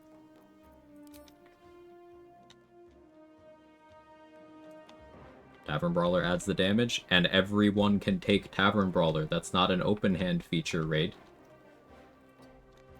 You are moving the goalposts in a way that doesn't even make sense. Are you saying that other monks can't take Tavern Brawler?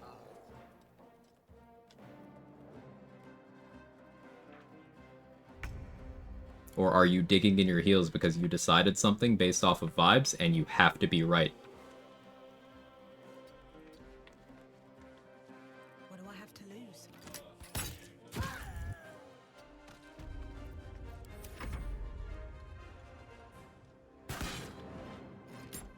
Yeah, Battlemaster's really good because of improved extra attack. Yeah, a good example, O David.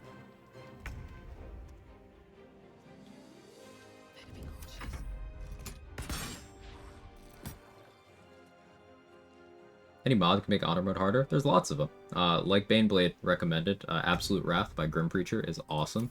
I'm also a fan of Valkrana's Undead Encounters, Valkrana's Skeletal Challenge, both by an actual Sailor Cat. Extra encounters and enemies I'm divided on. There are some encounters added by it that I think are really good, and there are some that I think are really shit. So I don't really run with the mod too often, so I don't have to deal with the ones that I think are just horribly designed. But there are some that I do miss.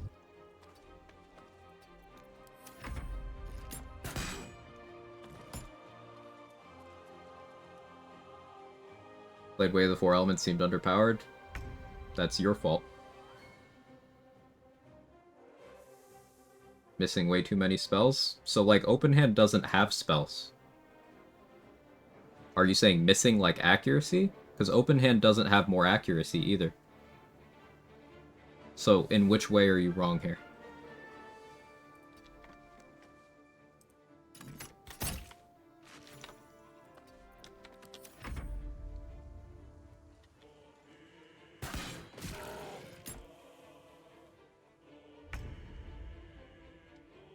Open Hand has more going on 4E.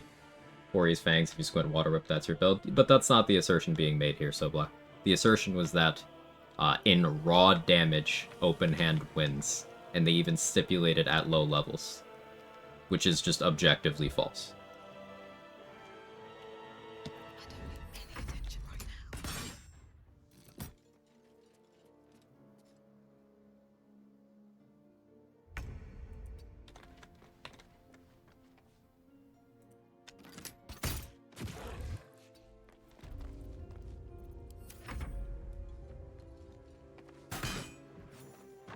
That was over the... Cannon? Let's give my opinion. Yeah. On my way. I think in the deeper end of the knowledge pool, you can make a pretty solid argument for any of the monk subclasses, except I think Drunk Monk has less of a claim. But like, if someone was for some reason forcing you to rank things, which, ew, gross. That's a friendly looking shadow. I do think the 3 launch ones are all pretty relative to one another. And if your metric is damage, they are extremely comparable to one another. Peak Fangs of the Fire Snake is very relative to peak Shadow Strike, and that's very relative to the damage you get out of an additional flurry of blows with your manifestations boosting all of your punches for the turn. They are all very relative.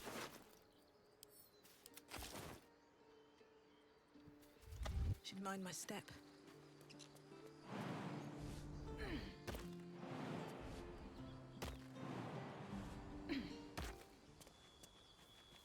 If we're talking raw peak, Shadow Strike wins. But Shadow Strike is extremely awkward. It's extremely late. And it's very involved.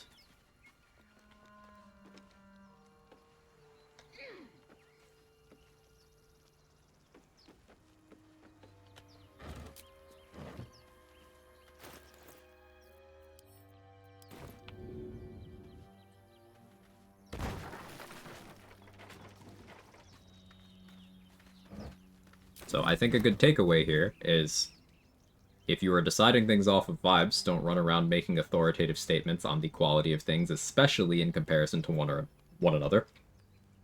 And 2, it is okay to like things, and the things you like do not have to be better, I'm using air quotes here, than other things for you to just like them anyway.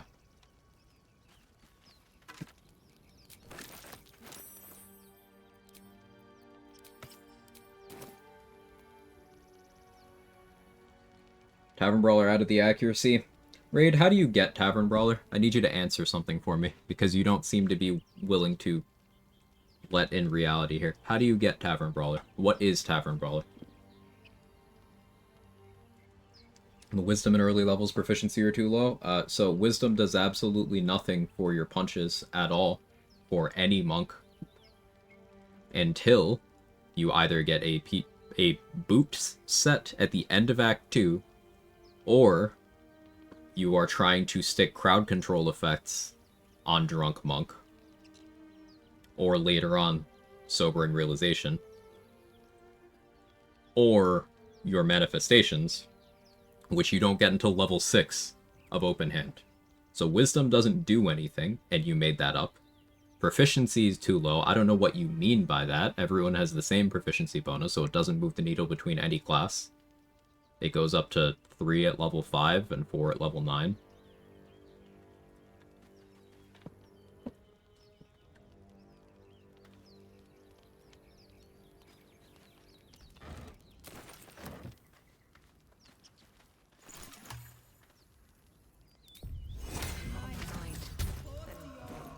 In it. Perception failed, that's unfortunate. The spell save DC of Open Hand Monk based on Wisdom modifier? No. Not even a little bit. Goes off of your attacking stat. Which is not Wisdom.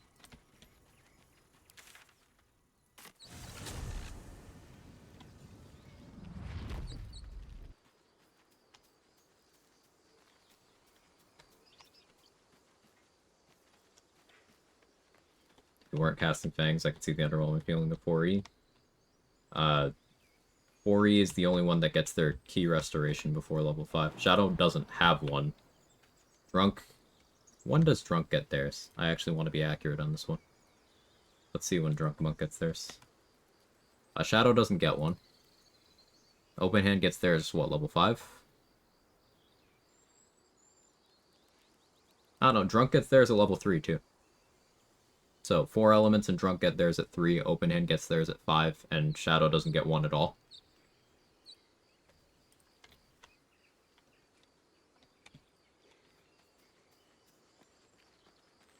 This calls for careful footwork.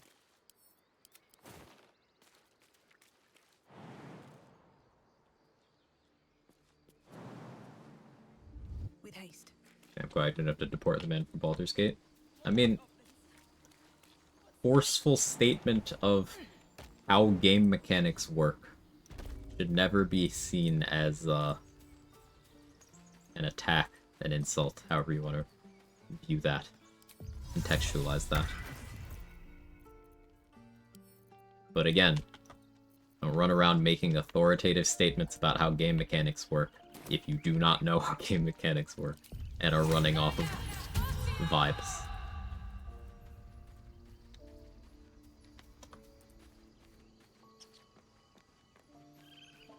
Key Resonance Blast uses your spell save DC. The Key Resonance Blast uses your spell save DC, a feature you get at level 9? For clarity. But that's not your attacks.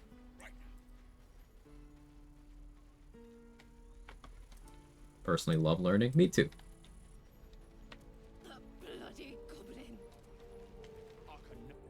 And to be perfectly clear here, I am of the opinion that Open Hand Monk is the most mechanically diverse of them. This is not me saying it's bad, worse than the others in any way. Not me saying I don't like it, but we're talking about what things do. I agree with So Black that the deeper you get into things, the more things Open Hand can do. But that wasn't what was said here. That's not what we're addressing. Very well. Your help at the gate was... This latest attack will only strengthen. We can't stay, but we'll be... Perhaps you could persuade... You'll... No, sir. But if there's a clear path past those goblins, they'll find it. Yes. Of course. Here's a hopefully lighter question. If you could make the Elixir of Bloodlust condition a feat, how often would you replace Alert with it? That depends on, is Elixir of Bloodlust still in the game? And usable with that? Or no? Something good here, I hope.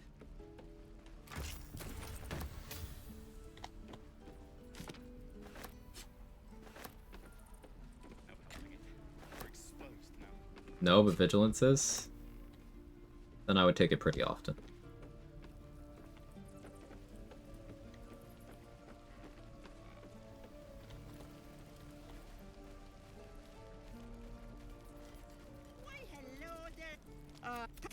Auntie Ethel will sort you out. You take a sup of that and you'll feel right. I'm sorry to go on about it. What is it, Petal? I've ne'er opposed you. No, do you need any? Hey, bother.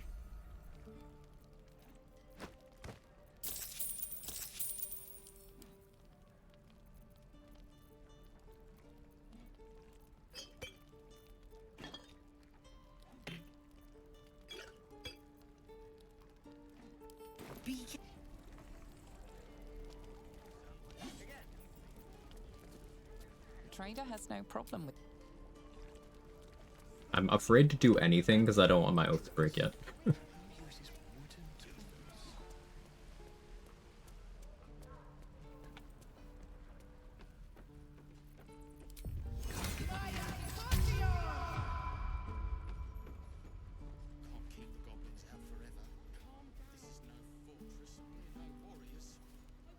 He stares right past you. Don't open the as if page, it's you're funnier this way. invisible. Yeah, I'm avoiding. You see, as you turn back, the child slips between the rocks. 4 Elements is amazing, gets heavily carried by Fangs. You can carve out some Water Whip value, some Shaping of the Ice value.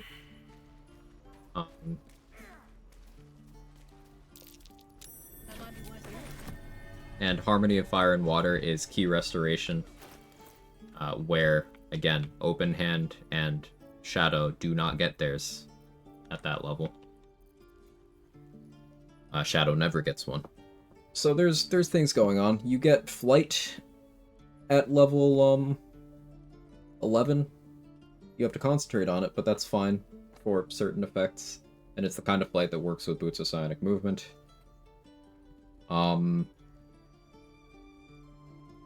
A thing that Shadow and 4 Elements have in common is that their spells aren't spells, so if you have something of theirs that you can concentrate on, you can use that to enable the Boots of Striding, or similar things.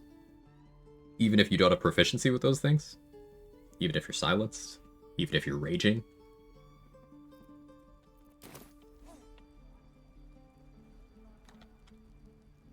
Somewhat useful.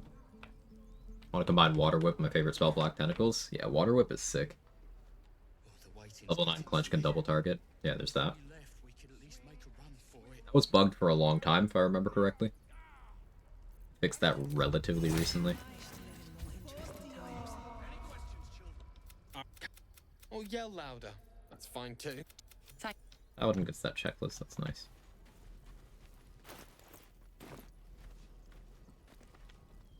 What? Is there anything you need?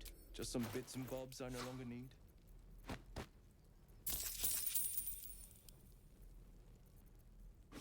Lightning Arrow.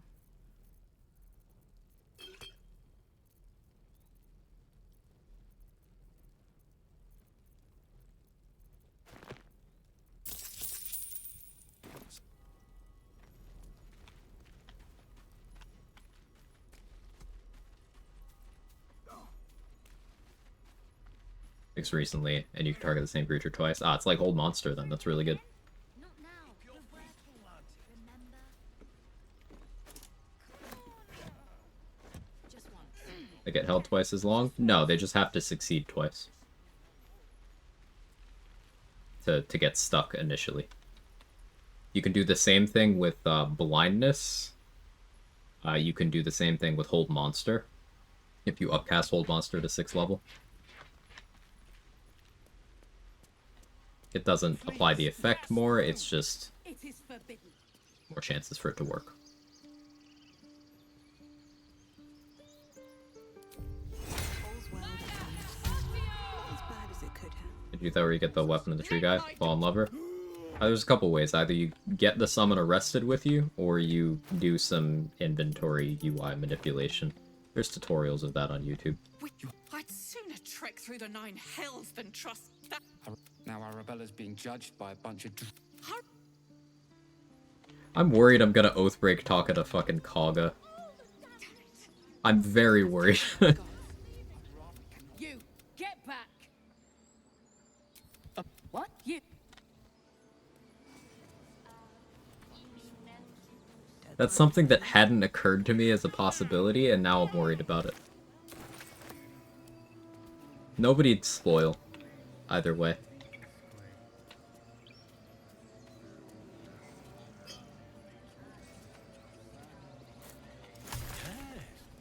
Yes, I see.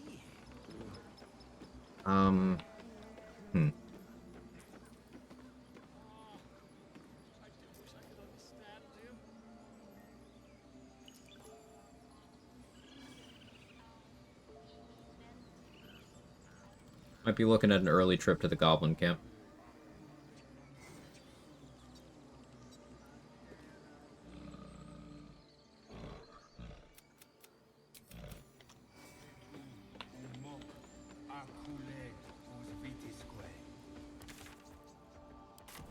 In the interest of avoiding risks.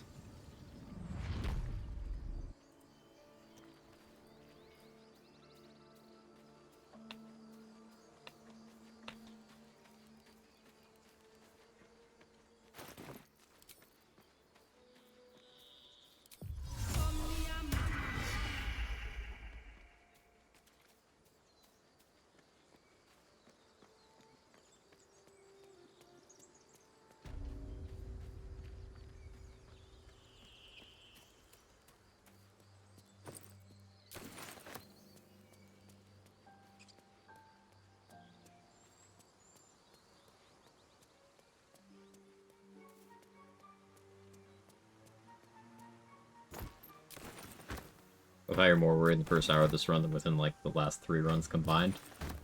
Well, I lose out on 1400 XP if I roleplay wrong in this role-playing game. Dead travelers. And I don't want to lose out on 1400 XP. I give 2 shits about the armor. Adamantine Splint is, usually better anyway. But I want the XP.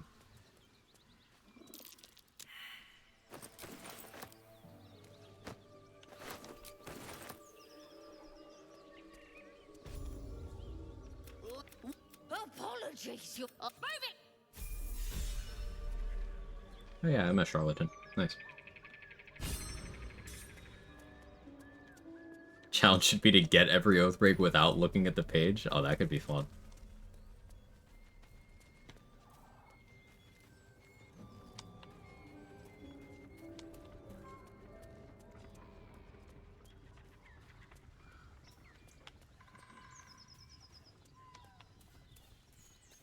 I'm still level 1 because this will make it easier for me getting attitude with vendors. I'll have to pay less. And I'm not doing combats right now anyway. I can lose out on all that XP. If I break my oath, the Oathbreaker Knight spawns in camp. If the Oathbreaker Knight's in camp, attacking Raphael will cause the Oathbreaker Knight to aggro and fucking murder me. I will not win. I will definitely die. How's 4 elements getting higher damage in open hand? Flurry gives you 2 times strength bonus and bonus action. No, it doesn't. Flurry of Blows is available to every monk raid. You haven't read class features raid. Strength Elixir.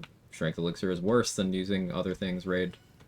Prone Flurry Manifestations be doing insane bursts.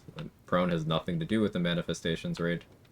It's Fire Fangs 1d10 plus 1d4 the subsequent attacks that much more. Fangs of the Fire Snake is a DRS. This means it is a damage rider as a damage source. That 1d10 fire is its own instance of damage. When you Fangs of the Fire Snake at someone, you are punching them twice, 2 separate times. So for the exact reason you just said Flurry of Blows is good, Fangs of the Fire Snake is good, because it does that on your main action. And that's good. And you can do that with extra attack. And for the rest of the turn after you click Fangs of the Fire Snake, you have that extra 1d4 on all of your attacks, including your Flurry of Blows, which puts it on par with Manifestations, but with the caveat that your Fangs of the Fire Snake already did more than the open hand monk's normal punches that they did that turn. It already did more. And this is without accounting for the fact that because Fangs of the Fire Snake is 2 instances of damage, you can do a lot of gear interactions with it. Magic Club, which we've been talking about a bit, adds another instance. Crater Flesh Gloves adds another instance. Those would each apply twice to Fangs of the Fire Snake. You could do Psionic Overload, which would apply to each individual instance. That's 4 instances of Psionic Overload. You can have Callous Glow, you could have lightning charges, which would be applying 4 times in this instance, compared to twice on a regular punch.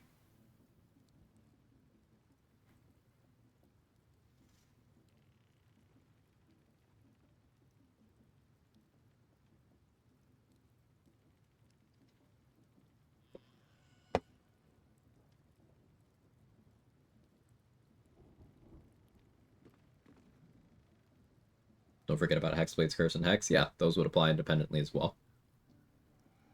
I'm waiting here. Additionally, remember when you said low levels, and manifestations are a level 6 feature, and Fangs the Fire Snake is a level 3 feature?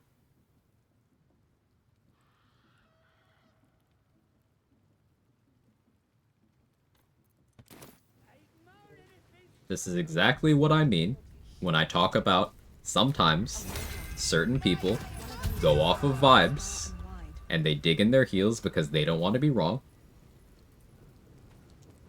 Because they will lose some core part of themselves if they misunderstood a game mechanic. But they have to argue against basic math. Because vibes. Don't do that.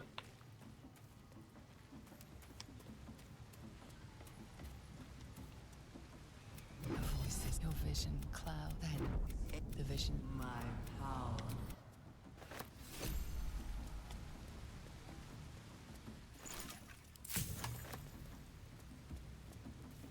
Sounds like they've captured themselves a bard.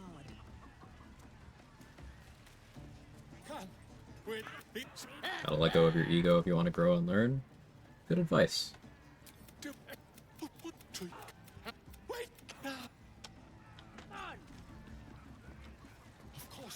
Nothing wrong with admitting you're in the wrong about stuff. Yeah, some of my favorite theory crafting buddies are people who have fact-checked me on things. I like being wrong. It means I can learn something new. Seems simple enough. Bloody racket. Oh, come on now. They're just having a A strange symbol glows. Guessing you're after she. Bloody racket. Oh, come on now. They're just having a bit of fun. Oi. So much fun. Do you hear the absolute Smells like burnt flesh. Remember Counter Charm? I do remember Counter Charm. Much like everyone else, I thought Counter Charm was shit. And then on a whim, I used it. And then within a minute of me having clicked it in combat, I was like, wait, this is actually overpowered as fuck. What the hell? Because it's good for a reason that the game doesn't tell you. You could never figure out why Counter Charm is good by just reading it. It's one of those things you could only figure out by using it.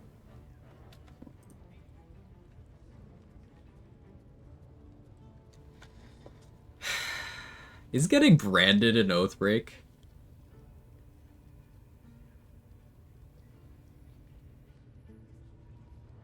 No way. No way. You ready?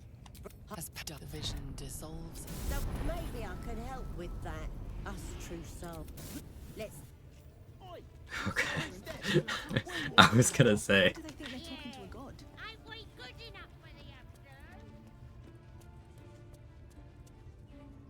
Oh, you recognize the crest.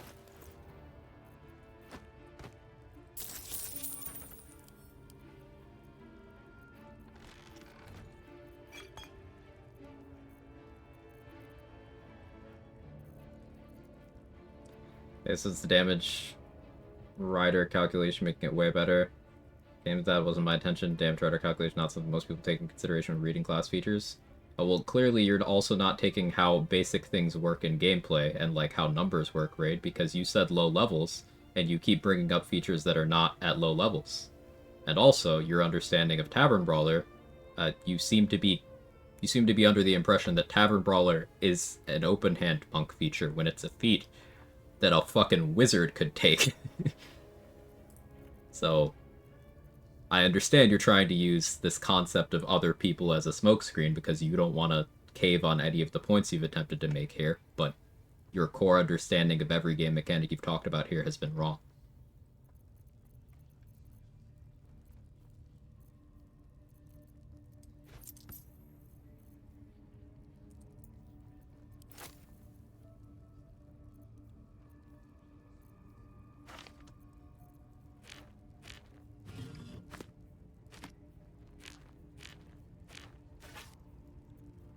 Respectfully, of course.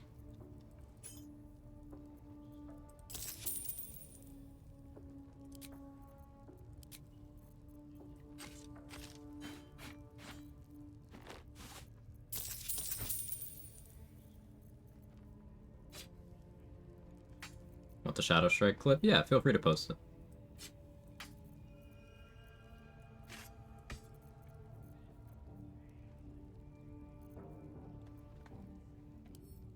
Pleasure. I'm gonna Oathbreak by throwing Gut, aren't I? I'm so stressed out. This is awful. How do people live like this? I ain't waiting around. Breathe quiet. I said I need a healer, so if I kill her, I was lying.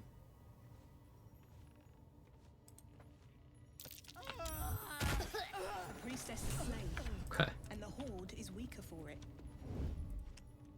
Strain your... Why let its host's memories go to waste? The tadpole has absorbed it. As soon as they need to. Vile parasites. Heart rate monitor when? The heart rate is up right now. I'm not even gonna lie to you.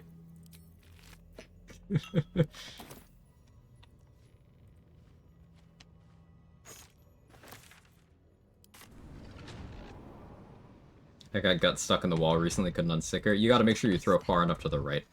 At the ready. Easiest way I could explain it. Thank you, Trade. Trade just posted a clip in the chat of heavily optimized Shadow Strike. For anyone unable to watch the clip, VOD watchers in particular, it's him one-shotting multiple Flaming Fists in Act 3 back to back, doing like many times their health over, a couple hundred damage on each click.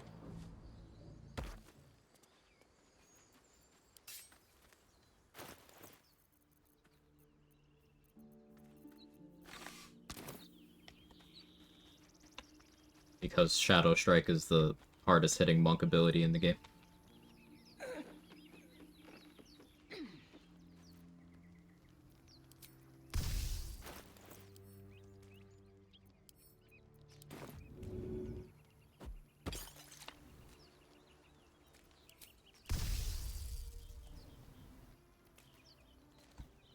Ever use their Arcane Synergy items? Rarely. But sometimes. Hey, Raphael, you fucking asshole. Where are you?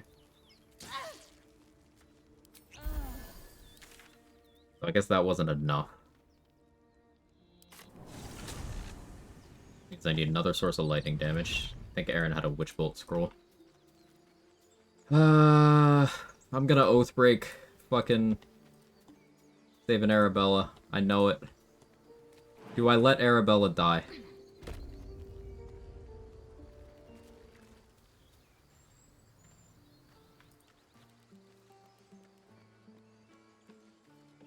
If I'm wrong about that being an Oathbreak, she would die for no reason.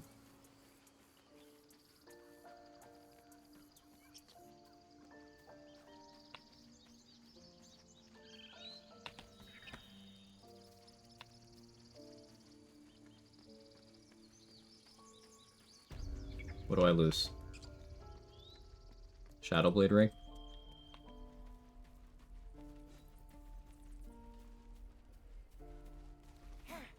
How much do I care? A little.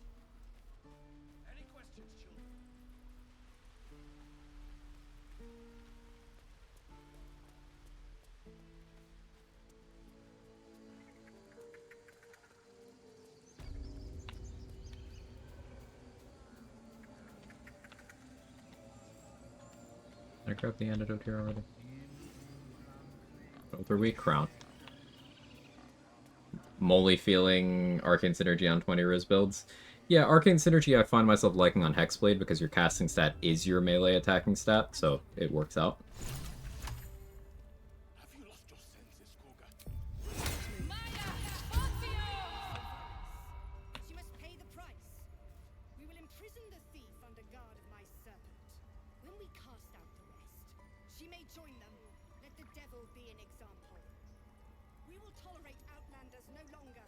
The grove will be made. Is this a Raid the Grove run? The circle will be closed.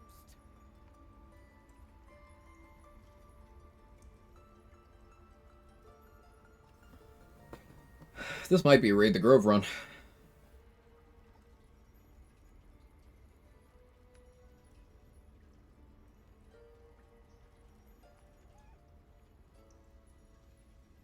I'm sorry.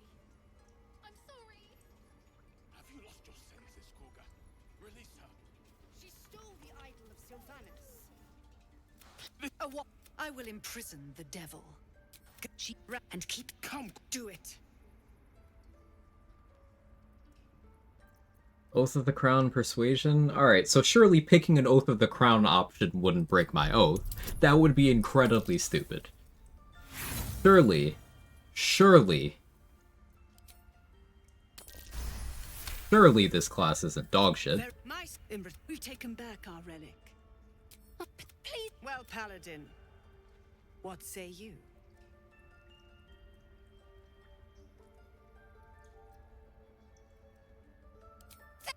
Out. Thank. Halcyon isn't.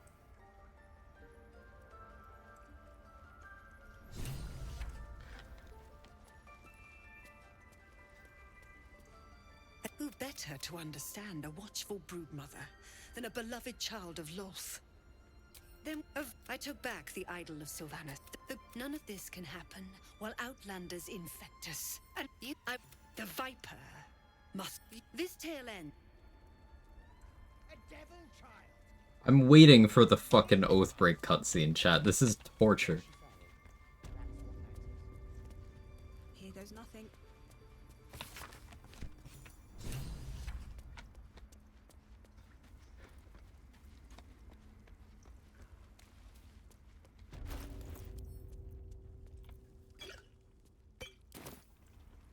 I should speak up. I see you. Just give me a moment.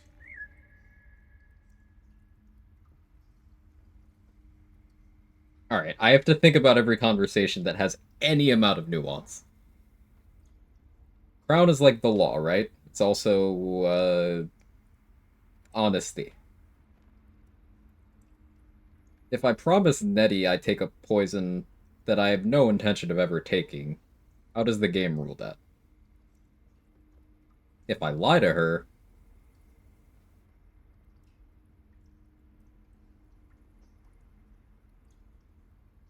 that I'm not experiencing symptoms of the tadpole, that could be an Oathbreak. So do I have to avoid the 75 XP here?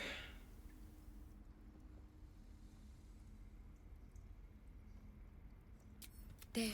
Now, Drow. Last time I saw one of you folk, he tried to... You found her. But I still don't know what she... You seem healthy enough. A tadpole. Come. We need to be quick. This way. I'm avoiding looking at chat because I don't want to be spoiled on this, and I know some of you don't have good poker faces, so I'm not looking at chat right now. I will start looking when I feel as if I'm not near an Oathbreak. So probably fucking never. Don't worry about him. He attacked tadpole crawled out of his head soon after. I'm alright. Of course. Now, Vic, how'd you pick up the paras? Look, but you... This is a vial of wyvern poison. Not because you should all be checked. It's not yet. Could whatever he found. If you can find all good luck. Take it one step at a time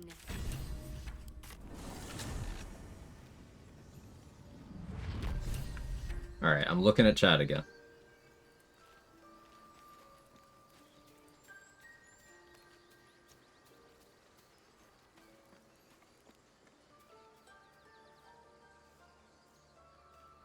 So Oathbreak, anything more than just 1,000 gold. Oathbreak costs doubles each time it happens, but also, as I explained, if I break my oath before I set up the early Raphael XP acquisition, then the Oathbreaker Knight will be in my camp. If the Oathbreaker Knight is in my camp, if I attack anyone in my camp, he will kill me. I will die. I will be dead. The run will be over. I have died to him before.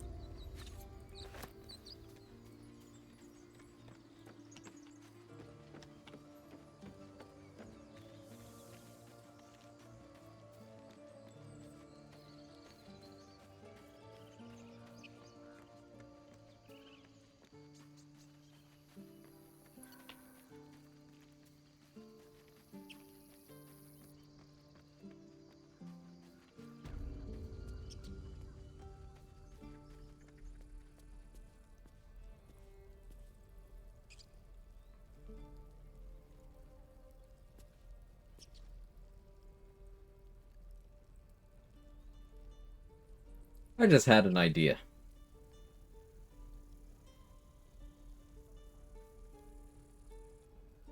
Your poker faces are terrible. I know when it's gonna break. We'll play it out, but I know when it's gonna break. Is there anything you need? Act fast if you do. The ritual will be complete before too long. It's so stupid. I know exactly when it's gonna break. Hey, let's go revive Will, because I know when it's gonna break.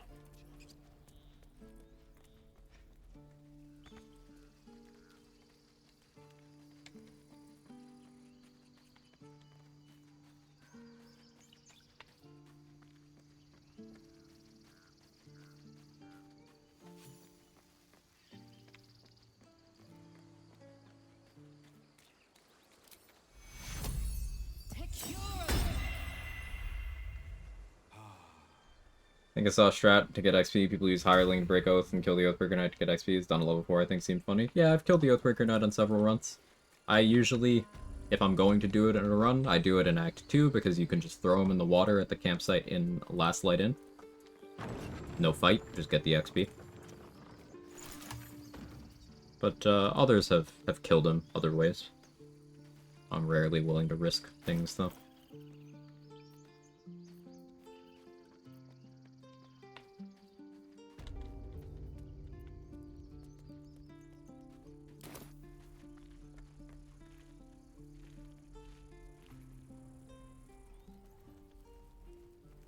Hey Sal, welcome back. How'd the last one finish out?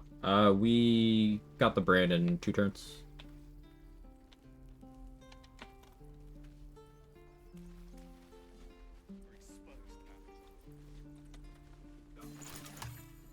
Didn't do FPS or anything, just raddest baddest. You just have to buy enough time to run. Well, You shit! You saw her. She's out there now, preying on the innocent. Look to cure this infection. I suggest we partner up. The Blade of Frontiers at... Are you sure? Alright, now you go to camp. If we left, we could at least make a run for it.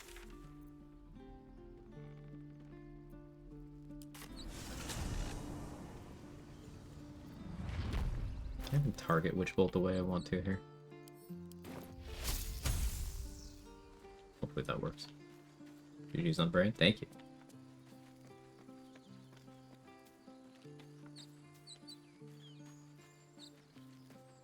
Playing as Mythara is an appearance mod. It's an appearance mod. I'm disguised right now. I have a mod that adds extra disguises. See these icons in green? These are just more disguises. No gameplay advantage. Sometimes I like looking at Minthara's face. It's all the time.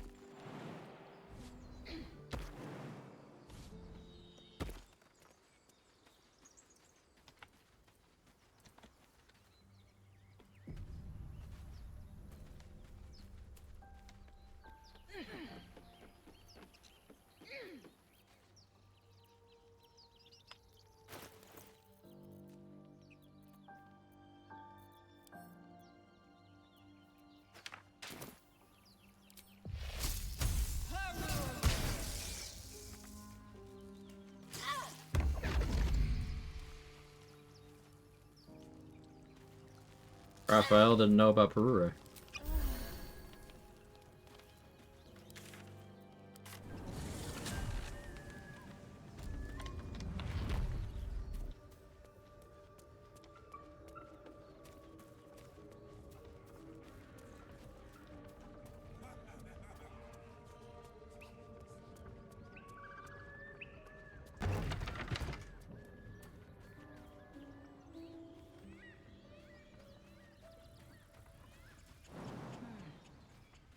Seems like the best way. Minthara facially is modeled when Keira Knightley changed my mind. Oh, I could kind of see it. I could kind of see it.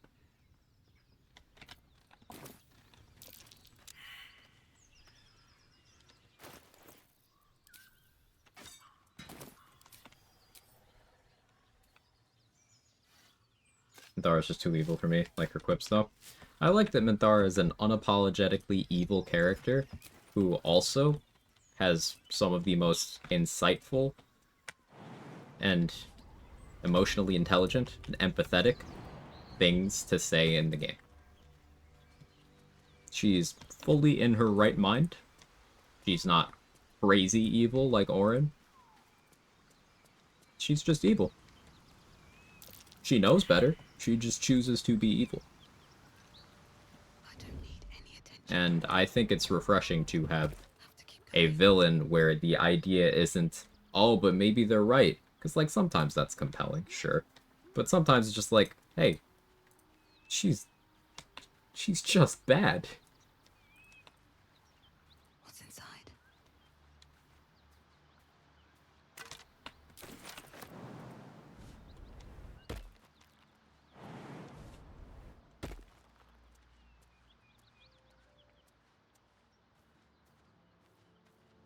Best be on my way.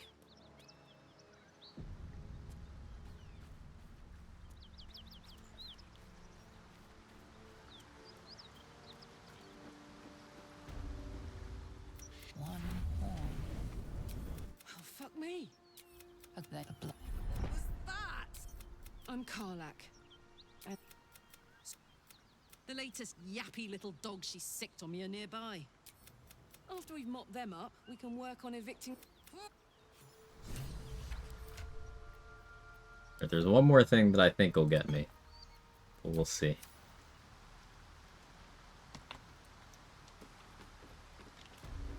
Let me move that. Let's have a look.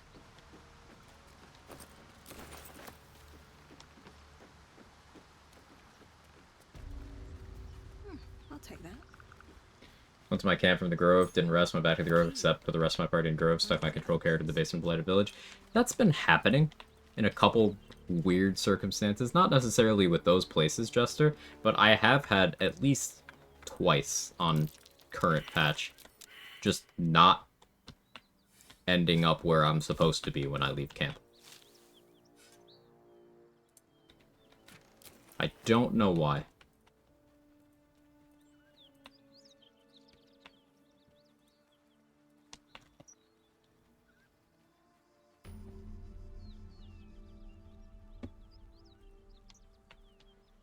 Bodies everywhere. Accident or sabotage?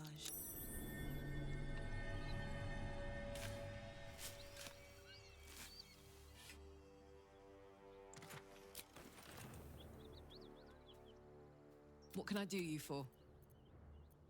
Ah, come. So, I'm shooting arrows at this dwarf. It's great. Anyways, get your spell save DC up in Act 1, such as making hold person more reliable. For example, thought I'd use a Wargaz, 30% chance to hit. Varies the boss and stuff, so it's defense to be higher naturally. Wargaz has a hat that improves his saving throws. Also, his saving throws on that's such good. Arcane Acuity is available in Elixir form at level 6. You have Melf's First Staff, sold by Blurg, is +1 spell save DC. Shadeclinger Circlet, I believe is the name. Sold by Omelum, is +1 spell save DC in your helmet slot. And then you have getting your casting stat up to 20, which you could do with starting with 17, getting +1 from Hag Hair, and then +2 from an ability score increase.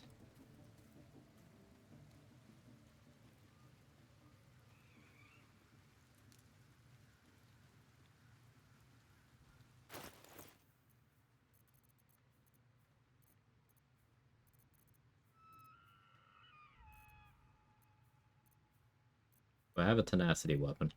Or is this gonna take for fucking ever?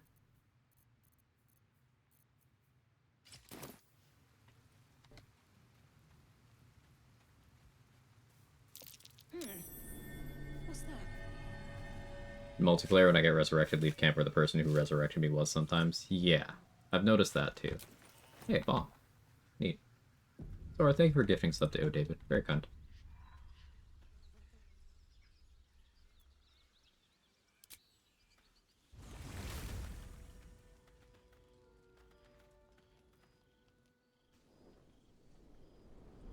Hellfire.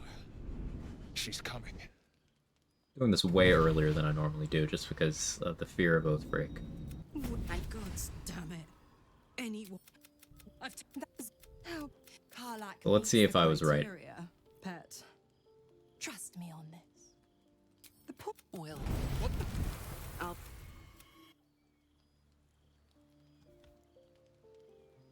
No? I'm not willing to let servants of...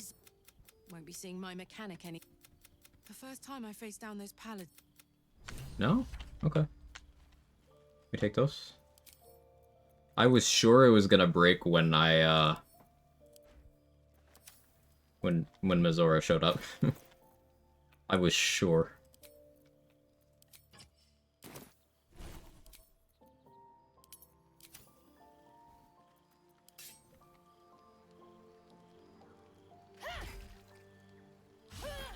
We're gonna be here a while.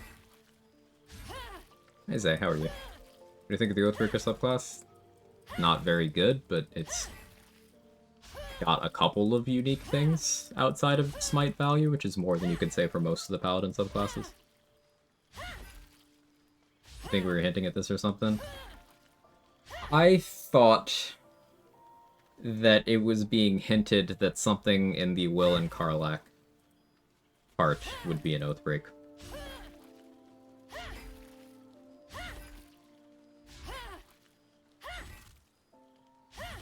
But now I'm just being fucked with the smiles.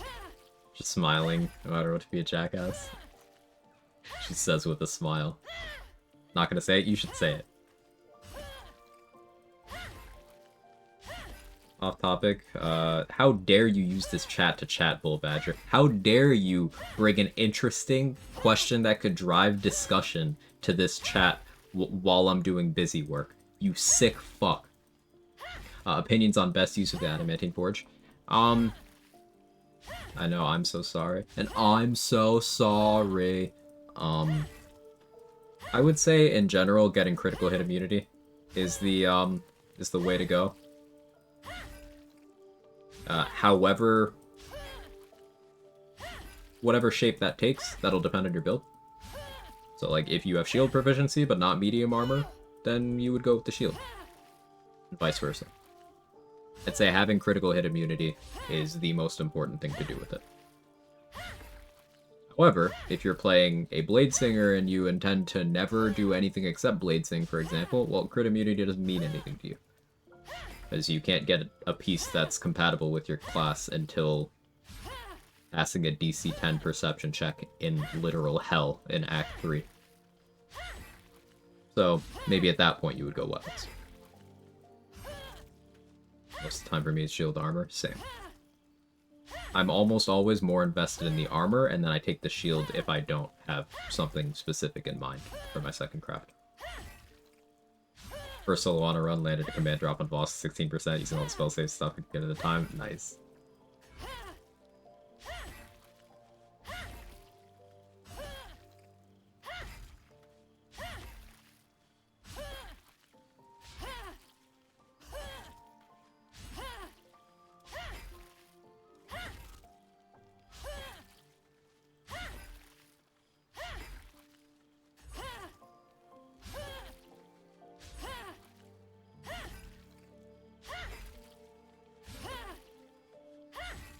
So there has to be some way to find all the flags with breaking actions. Oh, they're all documented, Snow. I'm going into it blind, but they're all available. They're all listed on the wiki. Chat has peaked, and they're tormenting me with their knowledge. But I ask not to be spoiled. Good night, Sora.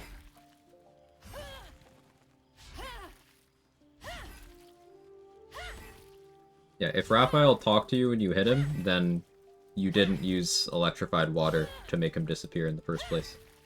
Or if you did so, you did it in turn-based mode, so his condition ticked at a time where it didn't happen during the cutscene.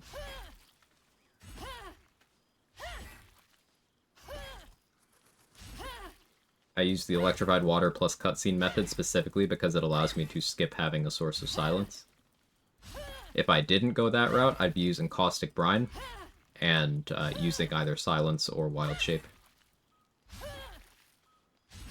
Or I would go for the alternate AI break by getting in a combat in camp with someone who isn't Raphael, and having one of my summons attack Raphael while I'm in that combat.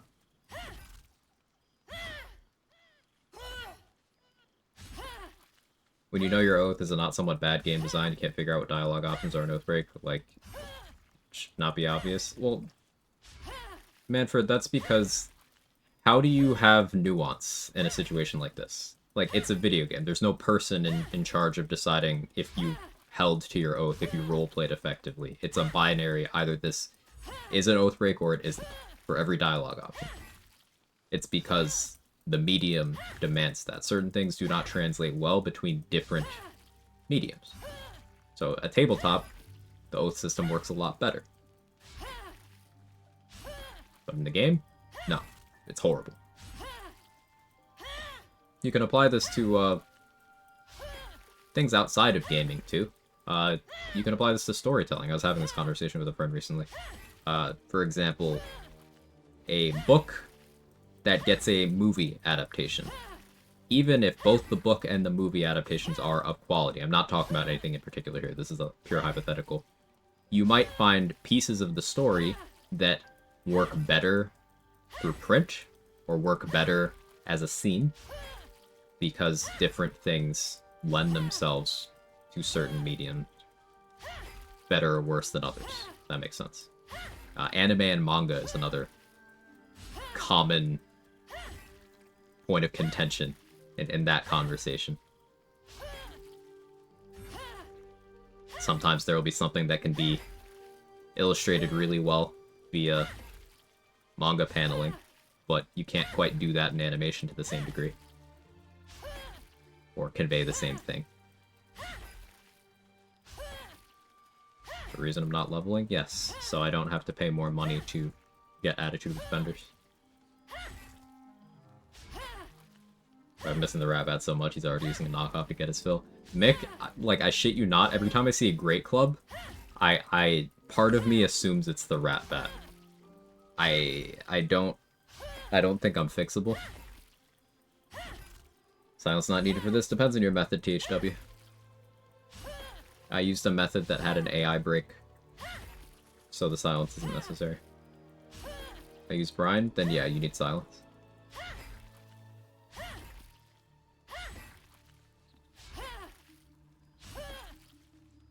I forced Raphael to spawn before transition to Crash, got like 6 tadpoles. Allowed me to get ability drain, not sure how I did it. If when you first get access to tadpoles, if most of, or if any tadpoles are outside of the inventory where the one you used for the dialogue was, then those tadpoles get duplicated. It's so easy to do accidentally that I've been doing it intentionally ever since. It's a thing they introduced in patch 7 and they didn't fix it, so...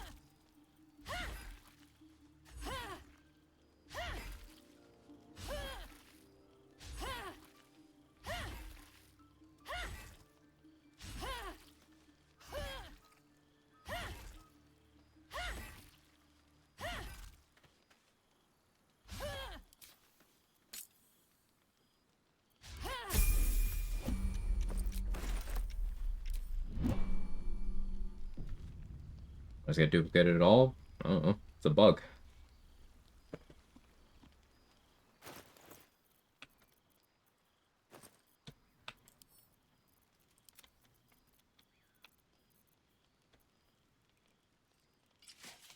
Yeah, I'll wear it.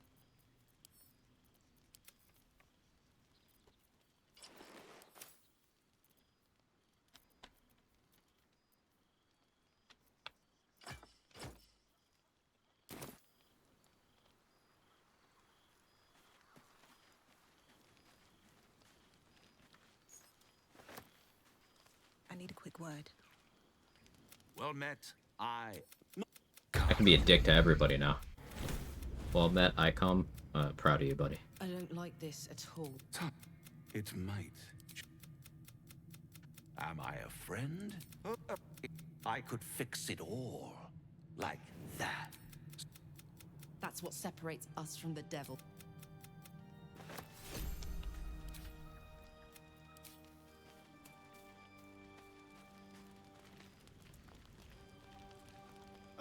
Sure, and he might be right.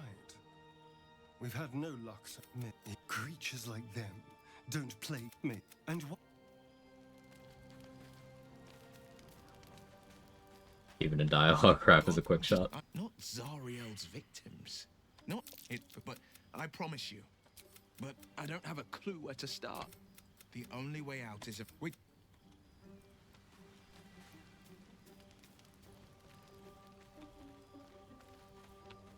What do you think of the new Mega Dragonite? I haven't looked at the Something the matter? Pokemon stuff yet, Wait. so I now know there's a new Mega Dragonite. It hurts. I haven't watched the direct yet. It's just something. Quite a lot, if I'm being. He knows our secret. Not the worst prospect we've stumbled across. Good. Well, there were no right answers with that devil. See? Sowing.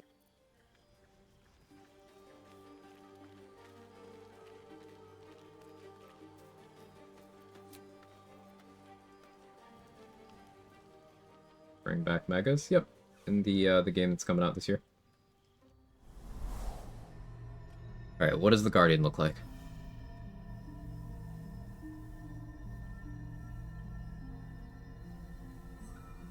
I came just in time. You are transforming. Okay. Okay.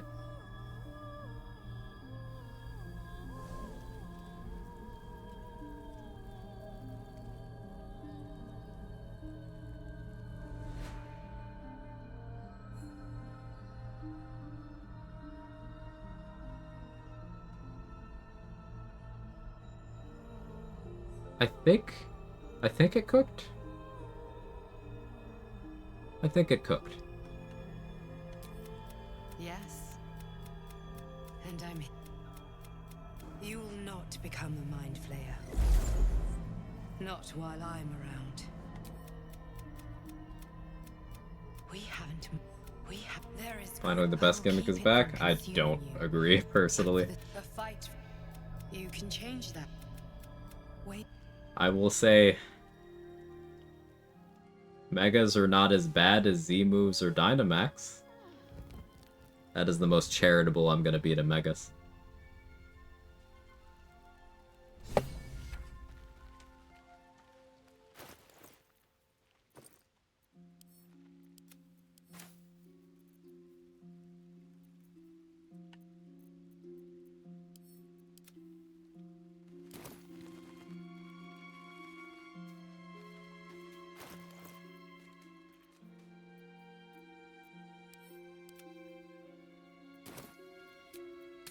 It's like, I'm sorry, if you think Mega Lucario, Mega Salamence, 2 different Mega Mewtwo's, and Mega Charizards, you think those needed to happen?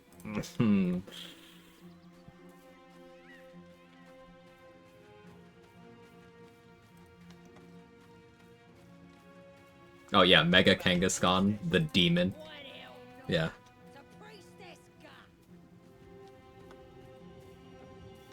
I don't know you're doing, Pally. Yeah, Bunny. Yeah. Yeah.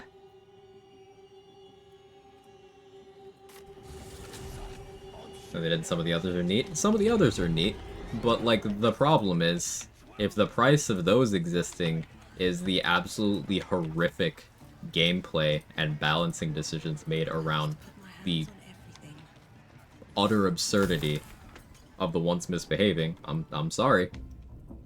I'm sorry, Mega Mawile, you're cool, but you gotta go too. Mega Mawile's fucking rad, but get out of my game.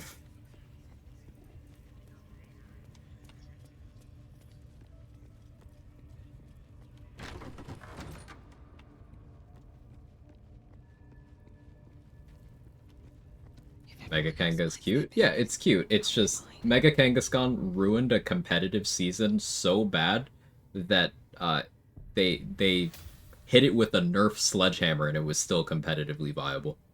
It went from being an absolute demon where you were stupid to not run it to being very good. And like, that's getting Game Freak to balance things. They're pretty hesitant to do that, usually. Or getting the Pokemon Company to balance things, depending on generation.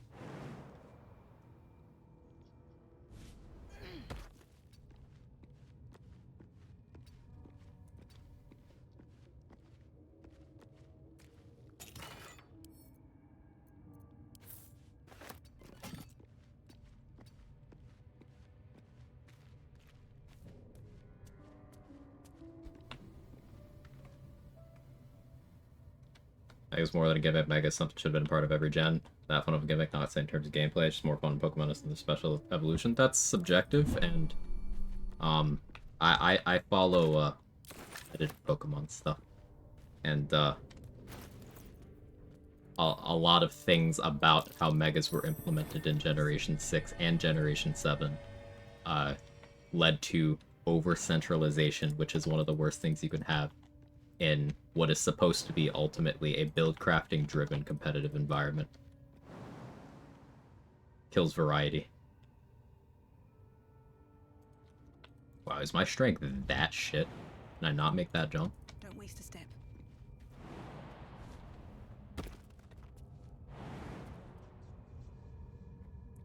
I'll give an example. Mega Gengar was so dumb, they nerfed Gengar and never unnerfed it. So Gengar, which did nothing wrong, suffered because of its Mega. And it never recovered from that.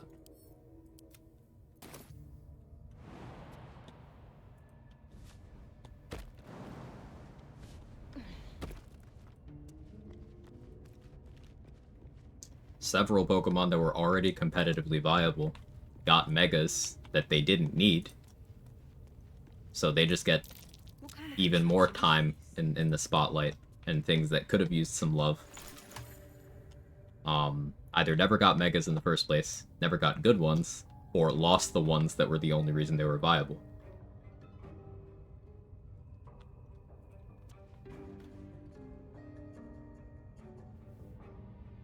Like Ampharos losing its Mega, no one is ever gonna seriously consider an Ampharos. It wasn't even good when it had a Mega, but like no one's gonna consider it without it. And Ampharos has been one of my favorite Pokemon since it came out. I just think it looks cool.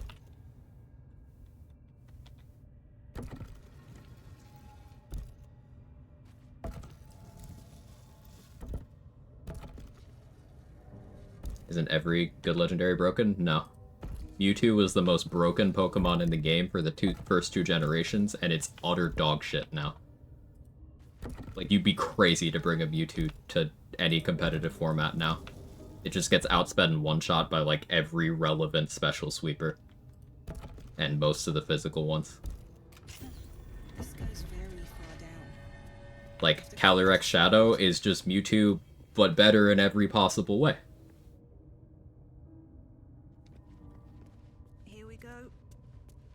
And again, Mewtwo was the strongest Pokemon in the first two generations. It never got weaker. In fact, in, what, Generation 5? They gave it a very good signature move, which made it stronger.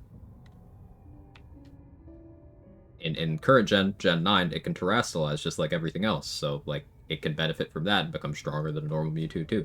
But, like, ultimately, it gets shit on. Power creep.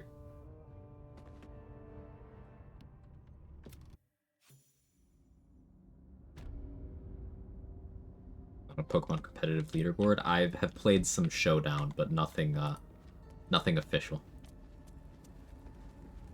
I've done some Showdown laddering.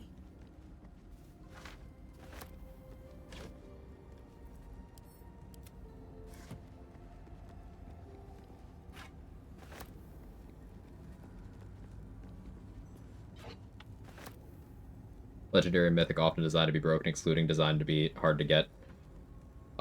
Versus powerful. Yeah. Singles or doubles? I prefer doubles. Singles just not my cup of tea.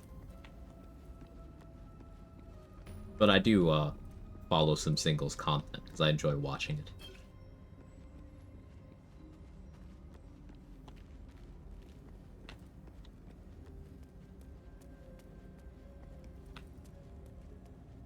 Out of sight, out of mind.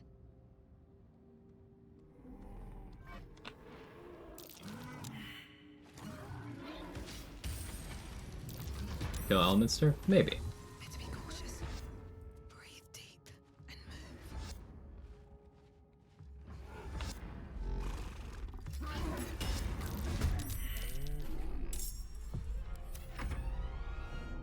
feel like with doubles, there's some room for team creativity at least. There's also some surprising room for team creativity in singles. Like, recently, it's become a really interesting meta shift. Like, this depends on the generation you're playing, too. Gen 3 Pokemon singles has, like, a really robust competitive scene and a lot of build diversity and such. I need to waste this because I didn't have enough movement. There was a world in which the Minotaur jumped up there and killed me, and I don't want to deal with that. But in Gen 9, right now, Galarian Wheezing is popular, and in doubles that makes more sense. Galarian Wheezing pops up sometimes when people are doing, you know, neutralizing gas, roaring moon, and stuff like that. It was a meta pick for a while.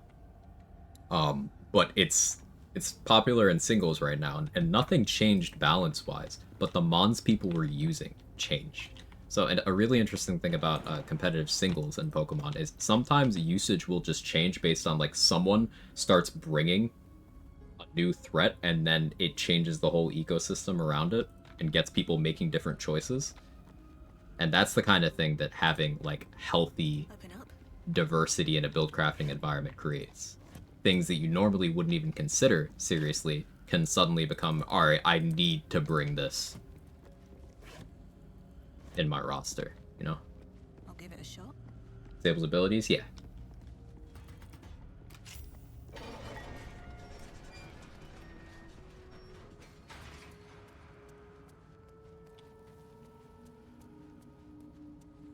But one of the most notoriously fucked up and broken things in Gen 3 competitive singles, Doug Trio. Now, say that to any doubles player and they're like, what? Say that to a singles player, they're like, oh, get that evil away from me.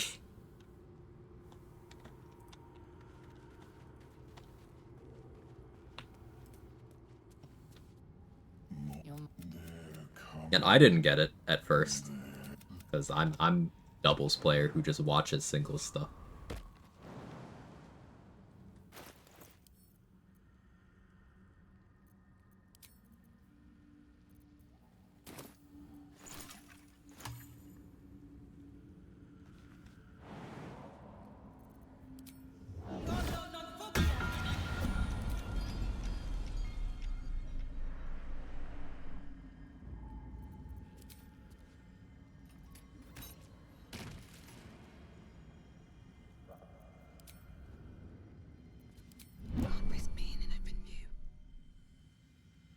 Yeah, info not for this run, Cranberry. Nothing special. I'm playing Oath of the Crown because I haven't played it yet. Careful. Even the mushrooms down here can't be trusted.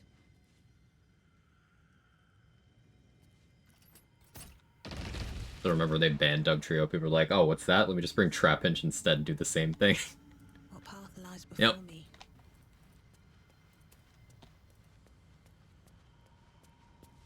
You are swallowed by a chorus of turbulent music. Yeah, and then they started bringing Diglett because it's about the interaction. It's about the tool. It's about what a particular pick brings to the table. And that's what mechanic diversity does for you. Then the persist.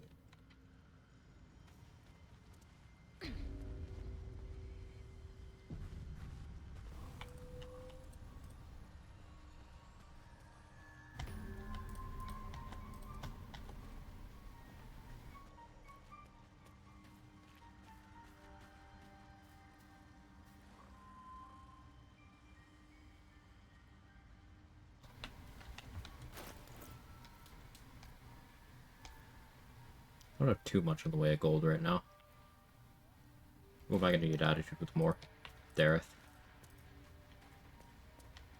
I actually don't remember anything about Oath of the Crown. It's got good Channel Oath features, and it's got a good spell list. It's the only paladin that gets Spirit Guardians. Gets it at level 9, so very late. But it gets it. The downside is it's far and away the easiest oath to break.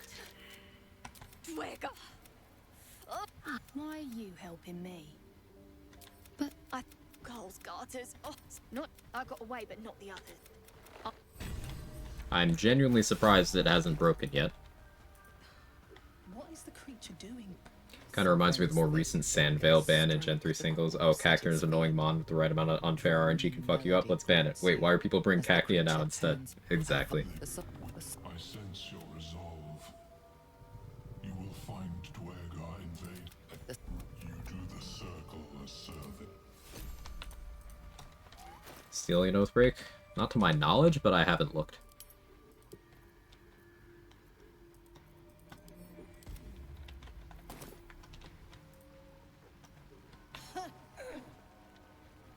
And having the exploit debate, and there's so much misconception. What, people just ascribing anything that's outside their current knowledge at the time of the conversation, that has to be an exploit. But the more the game knowledge you have, the more exploits are just intended gameplay. There are some things that people definitely consider exploits just aren't. Like, for example, attacking from outside of combat and succeeding a stealth check to not start the combat. Some people call that an exploit. No, it's just effective. There's a difference. That's an intended game mechanic. That's just how that works. Keeping the old turnip. Reach into memory. But I have heard the song. Seems you see a fella on his own on your way in. Dwarf. Balin's his name.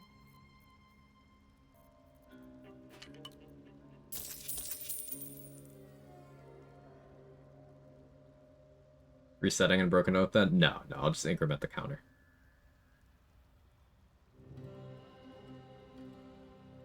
WotC said they eventually wanted Standard to match Jace the Mind Sculptor again. So, I started playing Magic the Gathering when Jace the Mind Sculptor was in Standard. I haven't played in at least 7 years, but I haven't, like, kept up with it in longer than that. More like 10.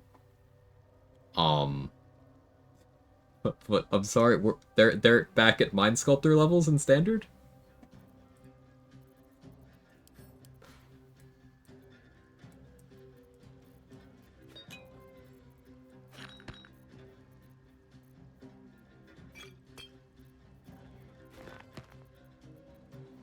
Like, I'm a Sorcerer hater, I keep having to defend how not game-breaking they are.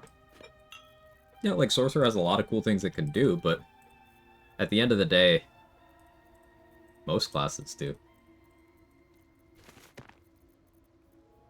Like, could we really consider Sorcerer meta magic to be more broken than Reliable Talent plus Swashbuckler Sneak Attack, letting you chain instances of 288 bonus damage on every one of your attacks outside of combat, with guaranteed about 5 attacks before you start risking failure? Like, can we really call the ability to use more than one 6th level spell back to back more broken than that? Like, sometimes, sure, but Sorcerer's only really broken if you exploit the infinite spell slots. Even if you do that, welcome in, Chris the Nerd. Even if you do that, I would contend that it's not inherently more broken than anything else. Because, like, how do we quantify that, right? There's lots of different things that are broken. Like, you take a hunter with a whirlwind attack, you give them Oil of Combustion, they're able to scale their damage more or less in a quadratic manner on every single one of their attacks. So, like, the more enemies you put near them, the faster they kill the room. And they can do it with just a basic attack and a coating you can get at any point in the game. That's pretty fucking broken. Sorcerer's not doing that with infinite spell slots. So, like, how do we compare them, you know?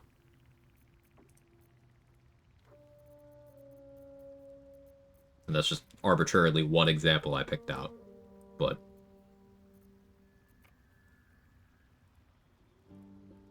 showed us how Bend Luck is the best trademark thief. Yeah, Wild Magic Sorcerer can succeed any skill check in the game they want to at level 6. Again, through the power of the sorcery point abuse. But even without sorcery point abuse in that way, if you were to just convert the spell slots you have naturally, you could still succeed almost every skill check in the game, and then just click a long rest.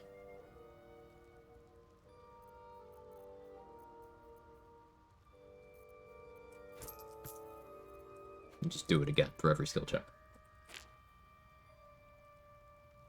Fair, yeah, there's tons of broken stuff. BG3 spent base sorcery, infinite slots doesn't compete with radiating orbs, reverb, damage riders.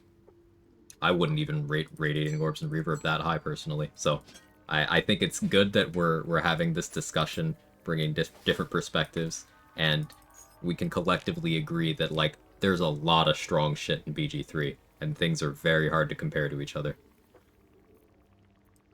Because there's a lot of strong shit in BG3.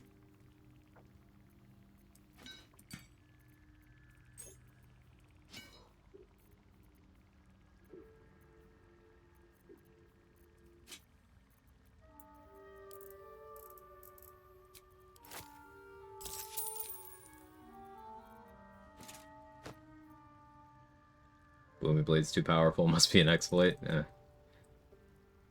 Some people feel that way, I'm sure. I've been having an annoying chat bug lately in OBS where I can't scroll it up sometimes. Maybe I'll start using Stream Manager on that monitor. Hang on a second.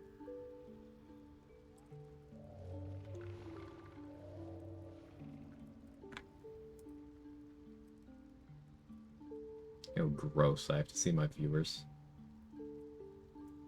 How do I turn that off? Hang on.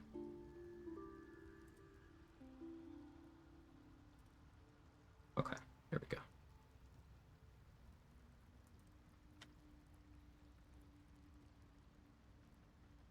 Much better. View me. I'm viewing you, Rolls Royce. Call Pesos and complain. Want his number? Yeah, please. Me and Jeff, we go way back.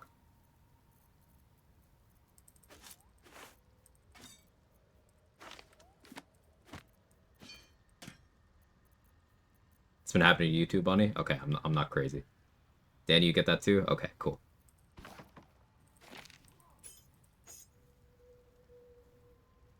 To me, most scrolls make casters not necessarily broken, except for clerics. Scrolls are very powerful. Yeah. And everyone can use them. There are some things that are not scrolls that are relevant. But the existence of scrolls does beg consideration, for sure. I think that's a good take.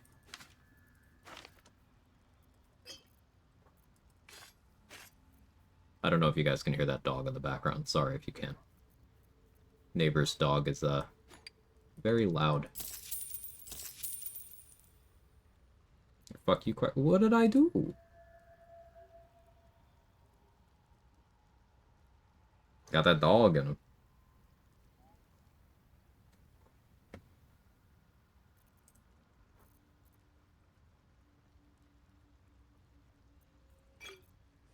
Buy that just so I can jump effectively.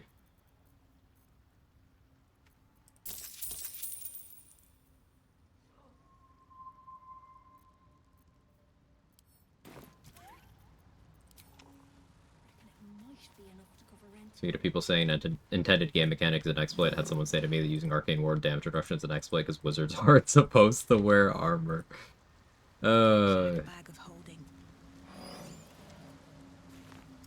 That's Still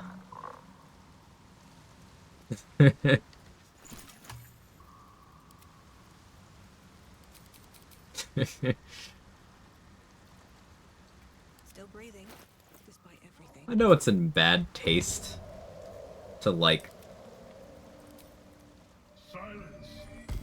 mock stupid people, but can I? Can I please? Just as a treat.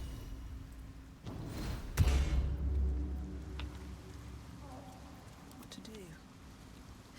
Have to keep going. Class doesn't give any armor proficiency. That doesn't mean you're not allowed to wear it. Like, humans get light armor proficiency. Humans and half-elves, they just get that. Githyanki and Shield Dwarves just get medium. So does that mean if you play a Githyanki or a Shield Dwarf and you're a wizard, you're still not allowed to use the medium armor that you're proficient with? Is that what you're saying? I'll take that. Meant it as a joke? Okay, well, like, Bunny ran into a person who apparently actually thinks that way, so we can never be too sure. The way BG3 implemented the ward is the issue, but they obviously intended it, otherwise it would have changed it by now. I don't even view it as an issue. Like, things are allowed to be strong. And clearly, despite the absurd power of abjuration that anyone who has tried it can attest to, there's people still running around thinking that wizard is squishy. Like, all wizards. And it's like, well, that's just not true. And wizard's only as squishy as you decide to make your wizard, because going back to that armor proficiency thing, there's nothing stopping you from building any wizard in a way where you can run around in magical plate. There's no penalties in this game for that. The view that it's not intended is wrong. Yeah. Like, we can totally have a discussion on, and again, I'm not calling out anyone here, but we're all on the same page. We can totally have a discussion on how certain things shouldn't work the way they do. Like, Booming Blade should have way more restrictions than it does. This isn't me saying Booming Blade's the most broken thing in the game, or it's unintended. Because I think both of those things are just blatantly wrong. But, like, it's way stronger than it needs to be.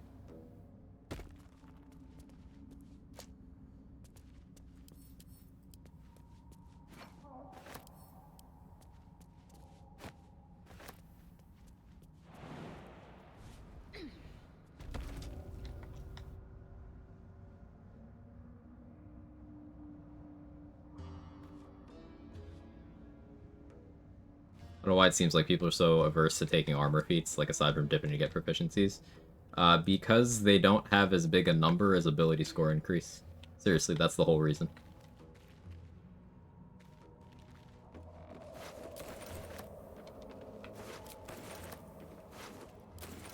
Or the reason not to use Booming Blade instead of an attack if you have access to it. If you're trying to knock out someone, say. You could risk them dying.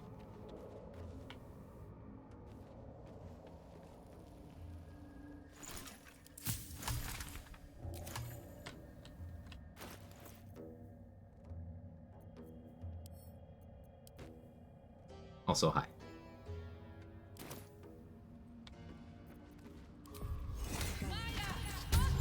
Oh, I probably can't, I don't think I want to talk to Gek yet. That's probably an Oathbreak. I'd be pretty surprised if that wasn't.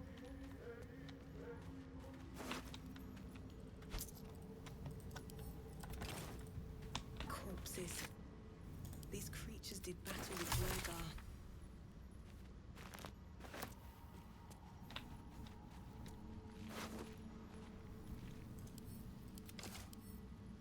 Booming Blade's good, but enemy AI is too good for them to move away, get damaged by that. Yeah, but that's not why Booming Blade's good. I legitimately forget that the part where, you know, they move and take damage, I usually forget that that even exists. Because that's not ever what I'm clicking Booming Blade for.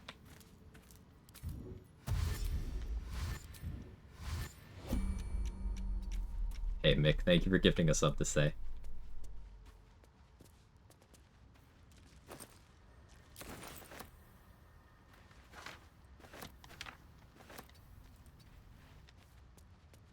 She's just a girl and she's on fire. There you go, Quag.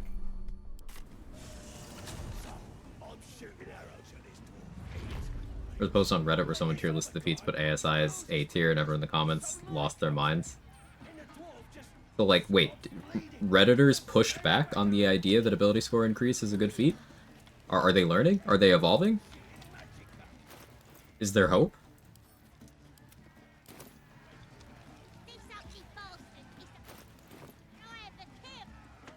No, they wanted to be S tier? Fuck. See, against my better judgment, I believe in people. And that's my bad.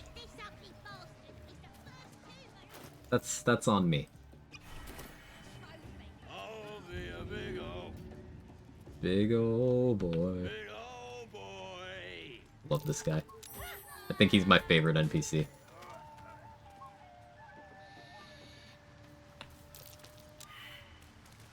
If it would work properly, reverb gear it.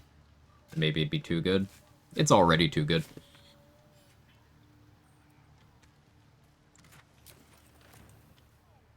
Like, does it need to be addressed that it doesn't count as a thunder spell for anything that looks for that? No, it doesn't need to be addressed. It would make it stronger. But, like, it's already broken.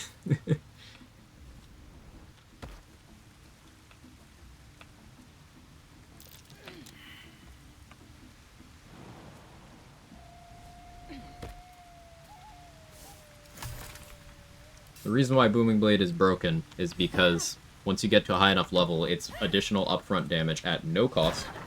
You can do it once per attacking action. But also, it makes your attack into a spell.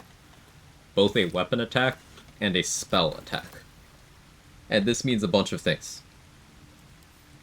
It being a spell means that certain gear that looks for you doing a spell applies. This means you can just wear the Spell Might gloves, and they will apply to your weapon damage when you do Booming Blade. That's an extra D8 of damage, no downside. You don't get the accuracy penalty. If you are doing, for example, the Rat Bat, praise be, which is 2 instances of damage, both of them will get the Spell Might gloves. So you're picking up to 16 on a non-crit, up to 32 on a crit, up to 64 with vulnerability. You're picking up to 64 damage off of just Spell Might gloves, even without Booming Blade's damage boosts factoring in, even without the damage the enemy takes when they move factoring in. It being a spell means you could put on Coruscation Ring, and then your Booming Blade will apply radiating orbs. It means you can use extended spell meta magic to make any condition applied by the weapon attack that you did with Booming Blade. Any condition will have its duration doubled. So this means, and this is something I'll be doing late in this run, I could put this Wyvern Toxin on my weapon, extended spell Booming Blade, hit someone, they get 2 turns of Wyvern Toxin applied to them. This means if I did that same Coruscation Ring thing, and I hit someone with it, they would get double the listed turn count of Radiating Orbs. If I did that with a Rat Bat, I'd get 4 times the listed duration of Radiating Orbs.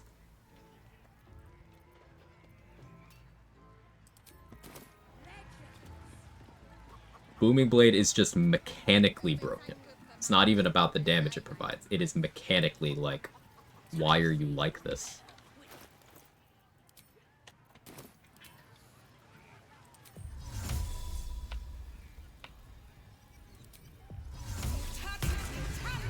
Break your oath with Nettie? I didn't break my oath. I was surprised, but does Rat Bat work with Monk Weapon Dex thing? No. Dexterous attacks for monks only works on weapons that are considered monk weapons. So not only do you have to be proficient with them, they have to be one-handed. They can't be two-handed. You can get away with versatile weapons, so weapons that could be one-handed or two-handed, but they have to be non-two-handers. You were saying earlier about reliable town swashbuckler damage. There's no interaction between the two. I was just listing features that are crazy broken when built around. I was saying reliable talent to stay in your greater invis, and then doing your swashbuckler sneak attack from outside of combat. The swashbuckler version of sneak attack, you can react with sneak attack on your sneak attack as long as you're not in a turn order. So that means a level 11 Swashbuckler max rolling a sneak attack crit with vulnerability, and then reacting on that with a max rolled sneak attack crit with vulnerability can add 288 bonus damage to an attack. And then they can do that on every attack while they're in Greater Invis.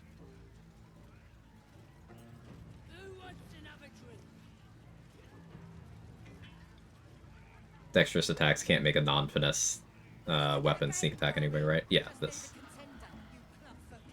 Posting this again for Booming Blade. The interactions Booming Blade can do were possible pre-patch 7, pre-patch 8, excuse me, but at a substantially higher cost of using Thunder Smite and adjacent. Right. You needed to use things like Thunderous Smite, any of the smites that Paladins have, barring Divine. Also Banishing Smite from Bard, Ensnaring Strike from Ranger, and, you know, anything similar to that. But those all have the cost of action, bonus action. Some of them also require concentration.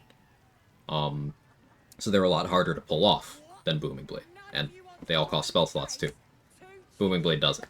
And it's widely available. Speaking of Swash, your Swash run had one Cleric div. Was that for Heavy Armor? Heavy Armor and Cantrips.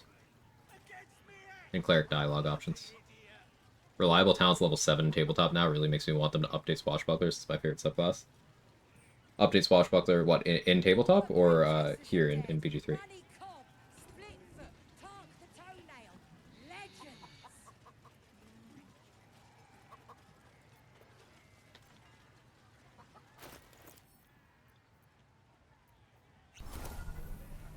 In Tabletop? Gotcha. Say wanted me to rant about Shadowblade. So Shadowblade, similar to Booming Blade, Shadowblade has been in the game the entire time. It was just locked to Arabella's ring, and it worked differently before patch 8. The ring required that it stayed equipped, and that you stayed concentrating on the weapon. And it couldn't leave your inventory, so you couldn't, like, put it down on the floor and Drake throw it or whatever. You couldn't throw it. It was harder to use, but it was still there. And Shadowblade was still extremely strong before patch 8. It was still good. It was still very good.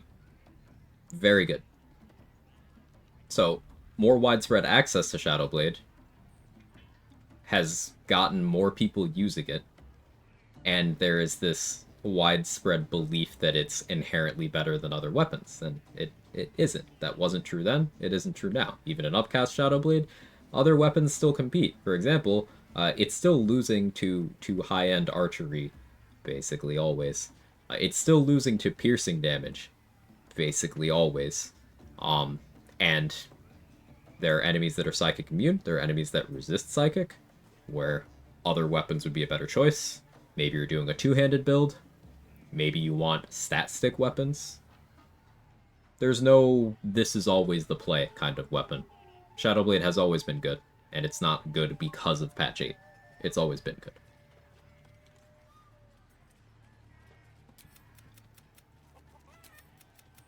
Sound easy? It ain't. Better contenders than you. But I don't believe that it's broken. Just a good option. It's available very early, and it's very consistent, but part of that consistency is it has a high damage floor, and that's valuable. If you're trying to make your damage more consistent in runs, work on raising the floor, and it'll pay off.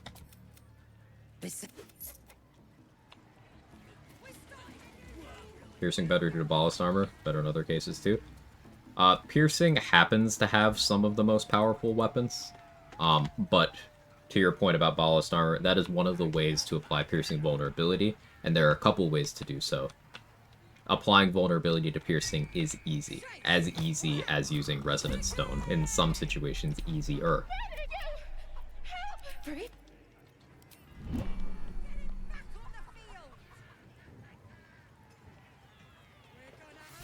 Both of those vulnerabilities are much easier to apply than, like, slashing vuln, for example, which is difficult.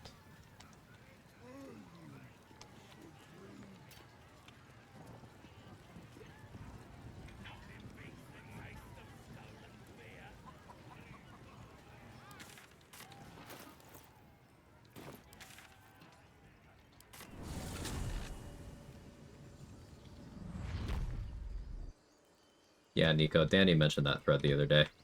I did not look into it. 2d8 damage of easily vulnerable damage type on light finesse weapon while two-handed axe is 2d6. Well, let's use that exact example. Two-handed axe is not 2d6. Two-handed axe is 1d12. If you are playing, let's say, a barbarian with brutal critical, let's say a half-orc, you're rolling one additional die of the die type.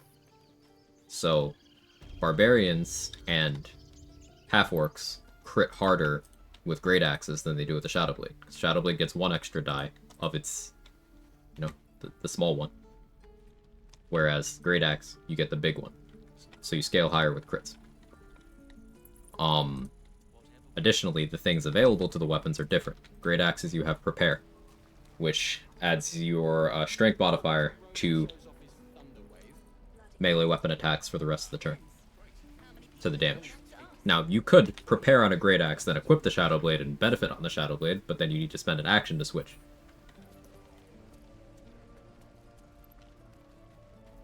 Shadowblade can't Great Weapon Master.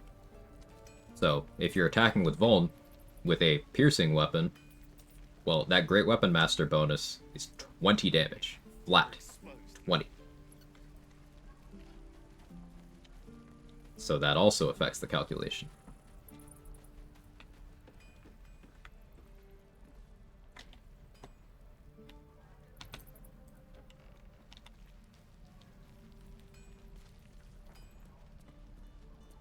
I want to have a word. Instead, we're just sitting here, practically begging to be attacked. I like Expeditious Retreat.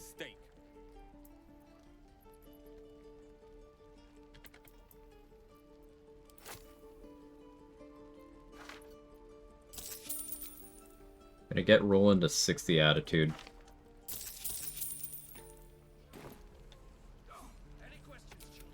Our best chance to make it to Baldur's Gate is up. Yes, that Leroy. Crimson Mischief does very, very similar damage to Shadowblade. Then I'm calling that weapon broken. Nope. The name.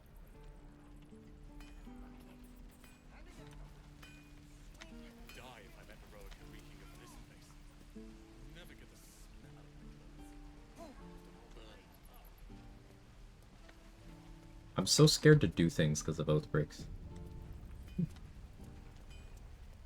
Ballast Armor Harmonic Dueler, though. Yeah, Ballast Armor Harmonic Dueler goes crazy. Dollar Amaris is a piercing weapon. Sure, you can use one Shadowblade, one Dollar Amaris, and the Vicious Shortbow, but if you swap out that Shadowblade for a second Dollar Amaris, that's more damage than Shadowblade. You know? So this is not me saying Shadowblade bad or anything. It's not me saying it's not good, because it is objectively good. But there's stronger things. And all of those things, Shadowblade and the alternatives, have been in the game the entire time. Unseen Menace and Ballast Armor Master Fighter better than Shadowblade? Define better.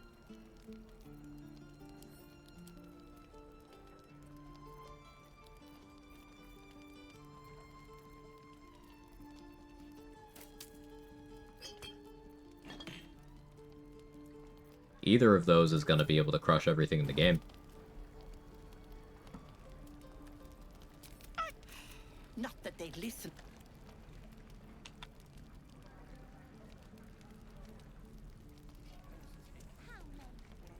Question everyone, what are some ways to cancel out the saving throw disadvantage from Resonant Stone? Wear of Gnome Cunning gets our Mind Barrier. It's only int, I think. Amulet of the Harpers cancels out the Wisdom disadvantage. Face Semblance Amulet in Act 3 cancels out all three. True.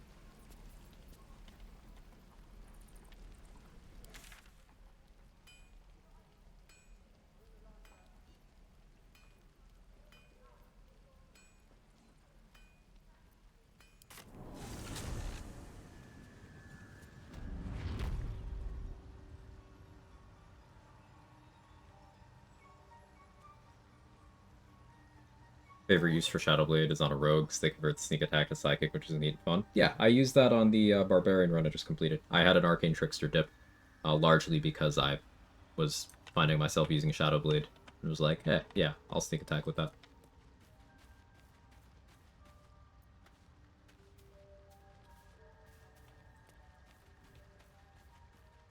Worked out nicely.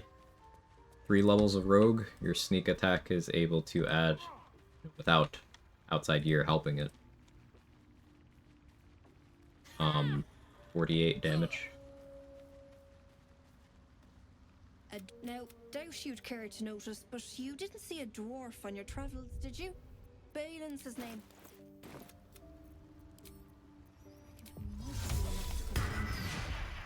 Well? Did I get attitude with Roland while disguised as Minthara? I totally did, didn't I? That doesn't actually matter. Actually, if anything, that helps me. Good job, me. Accidentally did something helpful.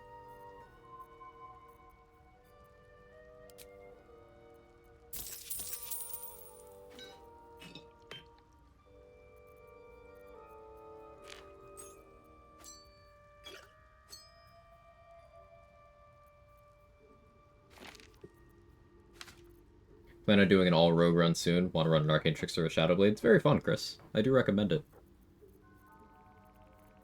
For those who don't know, Rogue is the tankiest class in Baldur's Gate 3. The only thing that comes close to competing is Abjuration Wizard, and whether Abjuration or Rogue mitigates more damage depends on the target, depends on the situation, depends on the fight.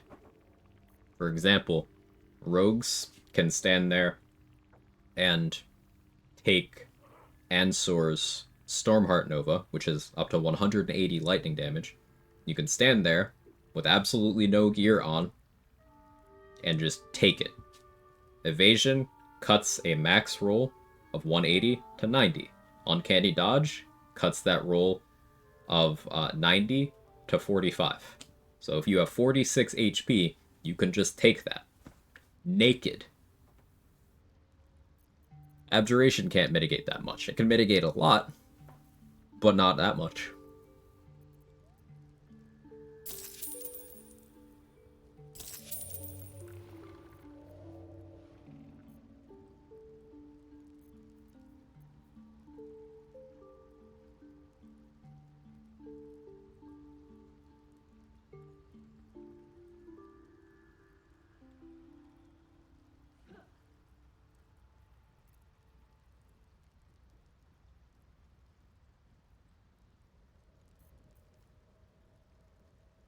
What if I fed Gale the Everburn Blade?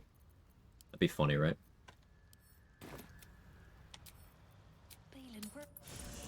Ahoy, Captain. Did I eat? Yeah, I got lunch. Shit. I just can't shake you, can I?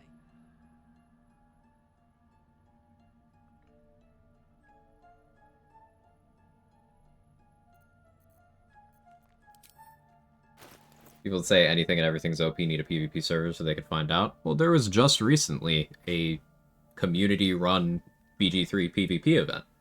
A PvP tournament. And, I'm sure you can glean some useful information from how that went, what kinds of things people are using. I speculated before it started that Abjuration would be banned because it's too broken. Was I right?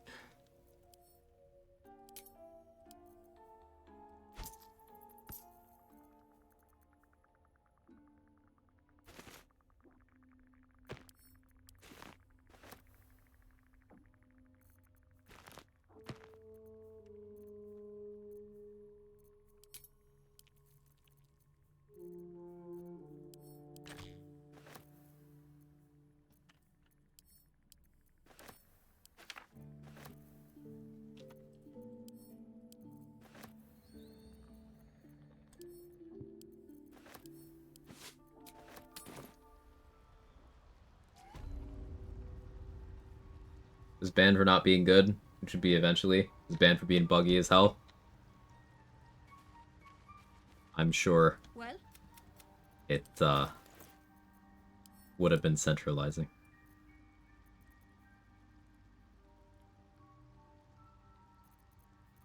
I want paladins, throwers, sorcerers.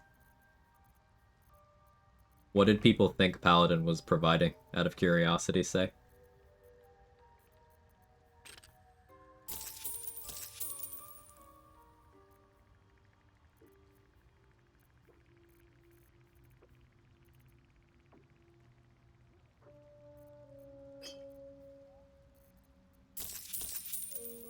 1 kills. Was no one bringing damage mitigation?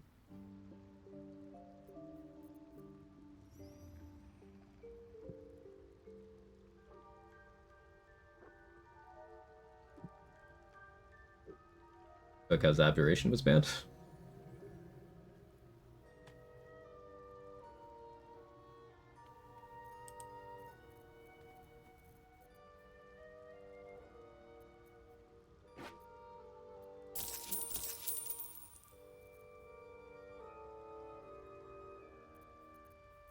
Like all damage and no defense? I'm thinking it had to be that.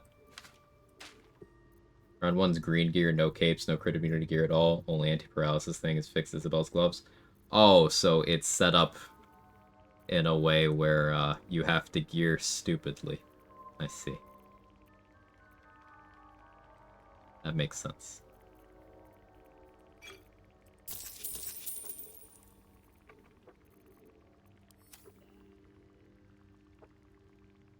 There were some changes to game balance that would explain it, yeah.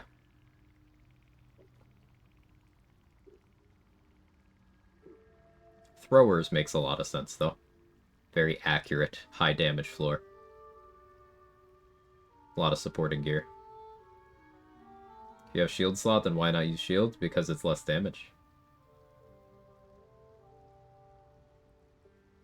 If the discussion is damage raid, versatile weapons do more damage if you two-hand them. Sorry, I missed most of that. Not too big, like 10 items, very impactful. Last thing I wanted was turtle wrestling. Boo.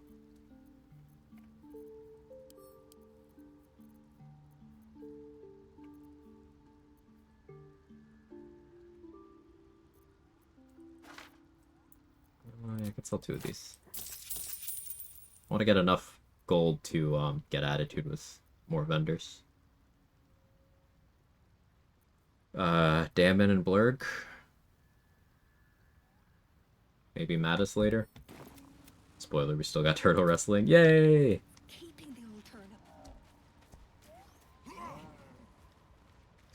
Ham is delicious, though.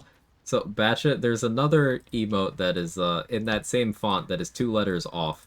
And at first glance, I always confuse them, so I thought you said something very different for a moment.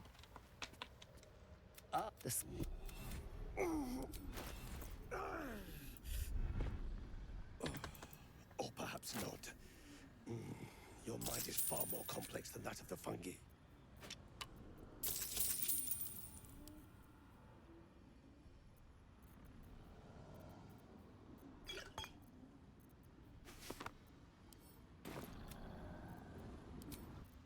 D&D isn't a good base for PvP. Building for defense will always be the strongest strategy. Wouldn't be surprised that trend was 100% the same in BG3. There are some key differences between BG3 and 5e, which was its foundation. So, like, grain of salt. Like, there are some key differences in implementation of certain mechanics. Example, something that frequently gets brought up by people who are coming into this from a tabletop perspective is the initiative die being a D4 instead of a D20, and they contend that D20 better. But there are some things that were not translated. Like, there's no way to get initiative advantage in this game. Remarkable athlete and jack of all trades do not apply to initiative rolls in this game. Shared initiative is a baseline rule in this game, not a thing that some people use in their games. So people taking their turns concurrently when their initiative rolls are similar enough.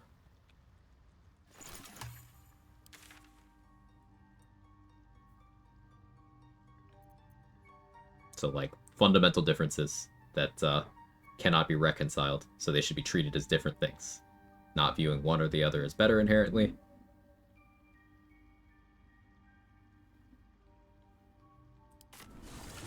You ever get attitude with Cyro for bombs? In runs where Karlach dies, yes.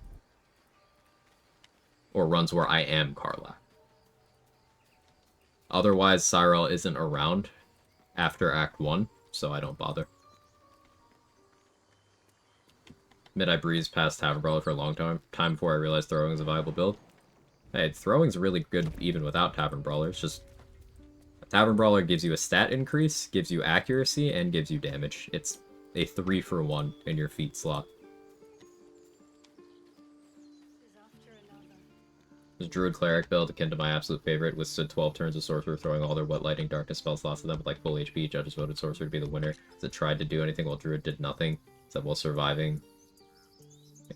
Being up on resources, having Dazzling Breath the enemy down to half health. Lost a lot of interest at that point. That's very silly. And yeah, I would have found that disheartening too. Because, like, if the Sorcerer is out of resources and can no longer do their damage, and the Druid is still fine, like, they win by any reasonable metric. So, okay.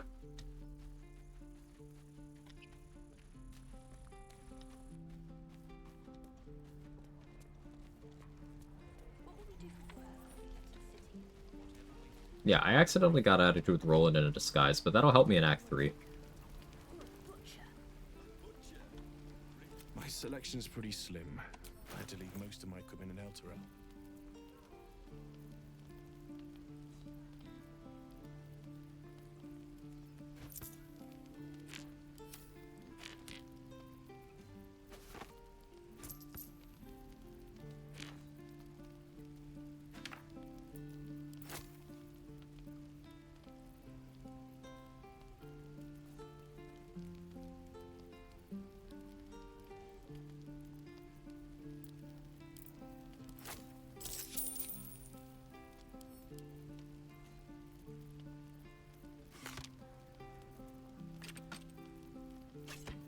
Bag up the +1 throwables. Is that a trident? Bag that up too.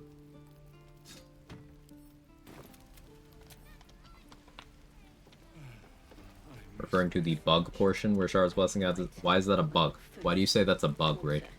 My dagger. I'm curious. Is it a bug because you didn't know about it?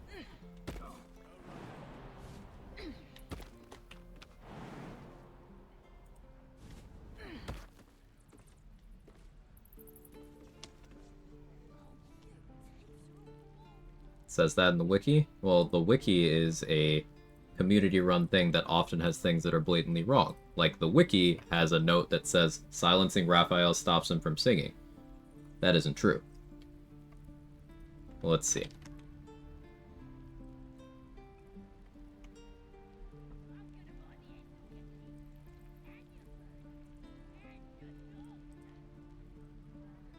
Yeah, I don't know why that's put in bugs. The first and third entry in the bug section there aren't bugs. So, that's suspect. Just out of view.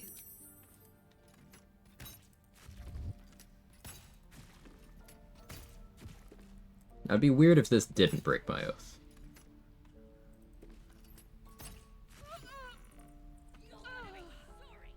Swift as my feet can carry me. Sure. What's in here? Wiki is data compilation with very little oversight. Yeah, it's got enough good info on the site that I still consider it a good resource, but every once in a while there's like, that's just not right. I ignored it as it was stated in the bug section. So, that's a whole separate problem, because even if it was a bug, which it isn't, even if that was true, it still does more damage. So, like, the conversation is, why does the Spear of Evening do more damage? You would look at the feature that says it does more damage, that when used, does in fact give you more damage. Just to be clear. But also, weren't we comparing Unseen Menace and Spear of Evening as weapons, like, for using, for stabbing? So, the bonus damage wouldn't be a bug there, because it's just applying to itself. so my head hurts.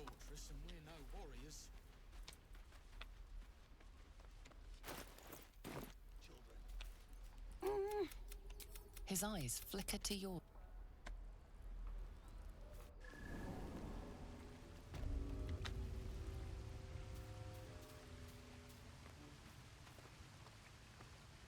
I want to scroll up to see what Say was saying about the rules. Ring of free action got freedom movement replaced with saving throws. +2. Adamantine shield got extra +1 AC instead of crit immunity. So those are changes made by people who don't play the game, right?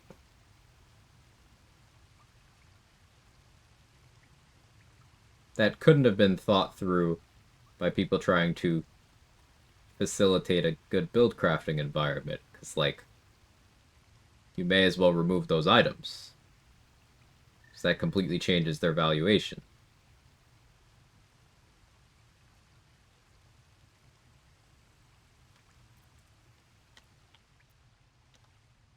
Like, what is the adamantine shield at that point? An iron banded shield with shield bash? It's worthless. Why would you want that? You would never select that item. What's up for I just don't understand changes like that.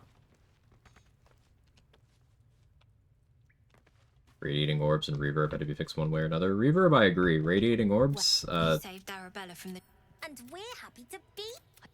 I want There's to counterplay. steal that big, shiny idol there, old. Anything else?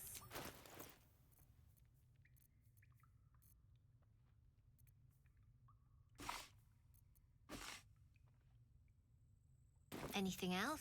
You've been a friend to. Spoiler, people did select that item. What was the pool of items?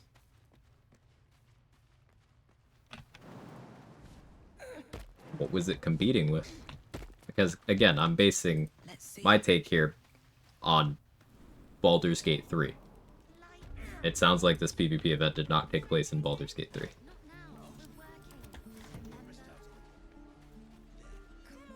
It's giving calculation which better, Grove Master Unseen Menace for Shadowblade. I don't know how I got an argument Sphere of Evening being better in every way. Because I remember the message where Trade specifically asked at that point why use Unseen Menace when Sphere of Evening's available. Which is a good question, because by the time you have Ballast Armor, you could have Spear of Evening.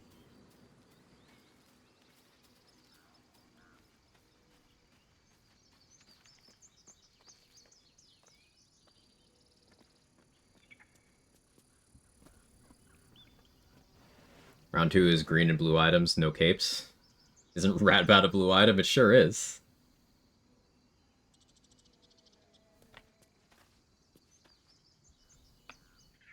But round 2 is green and blue items, no capes. Did anyone pick Absolute's Protector? Out of curiosity.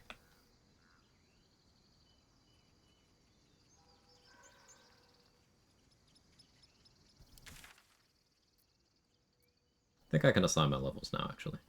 I didn't get Mattis attitude, but I can do it later.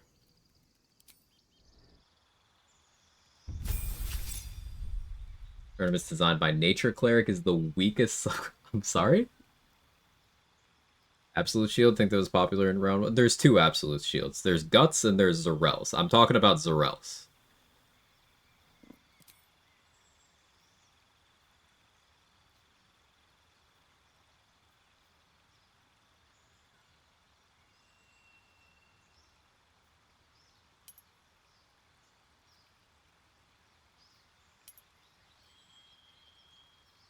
Okay, so let's talk about my decision making here.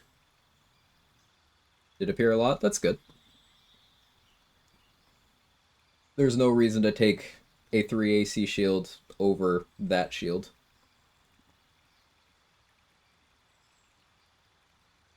Just saying.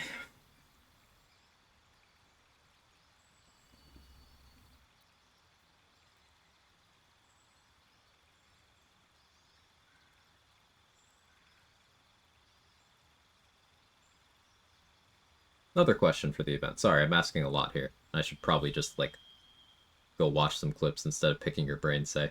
Did anyone play Barbarian?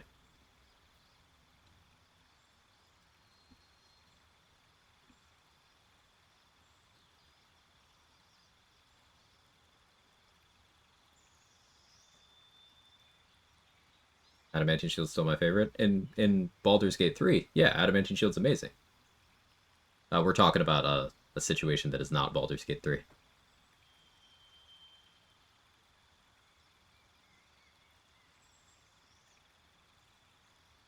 So, my thought process here is defense is the most impactful with these fighting styles. Especially with this armor, it'll count twice. Because this is additional armor class at a low opportunity cost.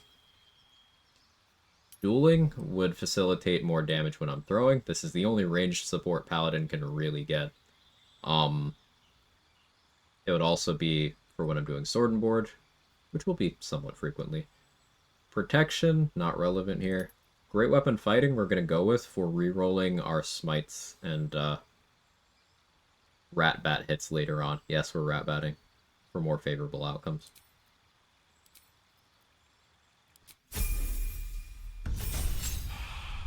I'll just see something that isn't Great Weapon Fighting personally. While you run to succeed, choose your best option.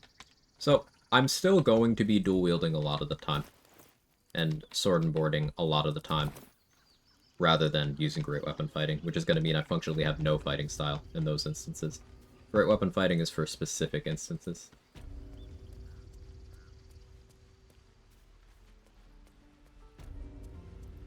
Monks and Barbarians showed up in early stages, but to no success. Interesting.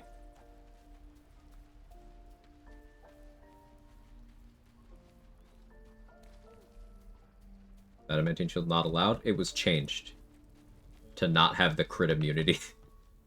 The reason why it's good.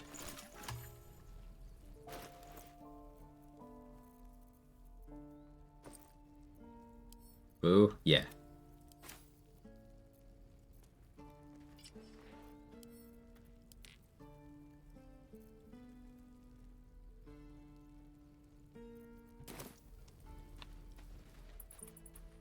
Essentially had -10 to their attack rolls entire match, except for turn 1, they go first. And what level was everyone, out of curiosity? And what size was the initiative die? Don't be grumpy, Roland. We'll get to this. Hello, Petal. Need anything? Any lotions or potions?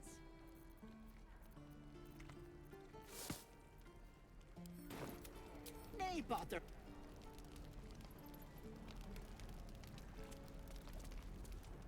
Trader has no problem with you inspecting these goods, so...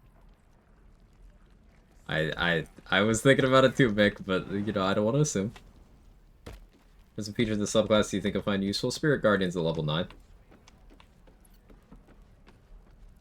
Round 1 is level 4, green. Round 2 is level 8, blue. Round 3 is level 12, full range of equipment. Gotcha.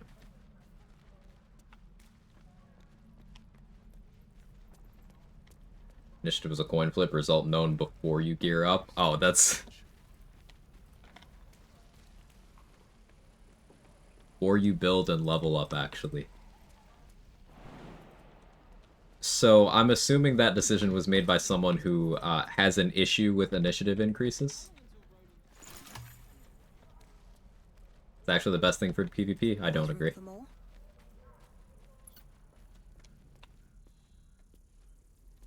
There are some classes where initiative increases are a big part of what value they would bring to the table. For example, if you wanted to bring a swash to a PvP event, one of the big things they provide is getting initiative at level 3. There are only 2 classes that get that. Swash and Gloom.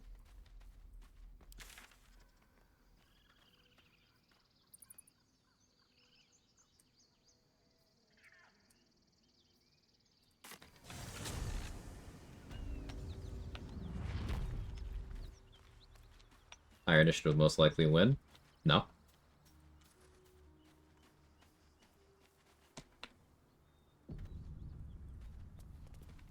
It helps, but no.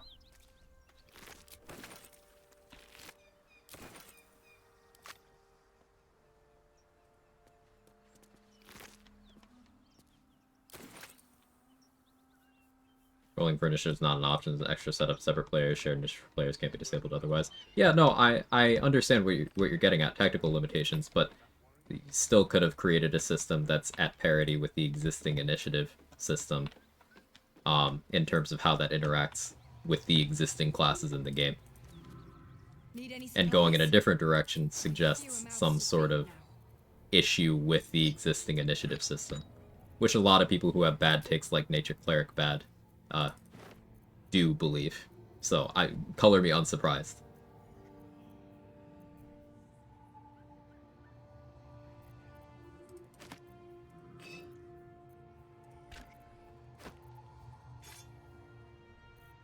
It's a 2-stack of bombs. I want the Bloodlust Elixir too. More scrolls, I sell Cyril here. Do it anyway.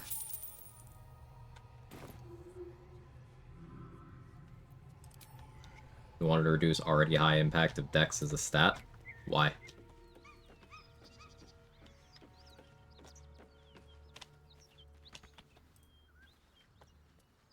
Whatever killed those gnolls might be nearby. Careful.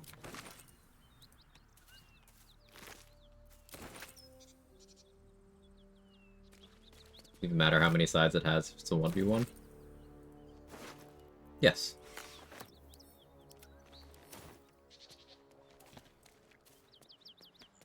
Because probability. And initiative bonuses. Among class features and among gear.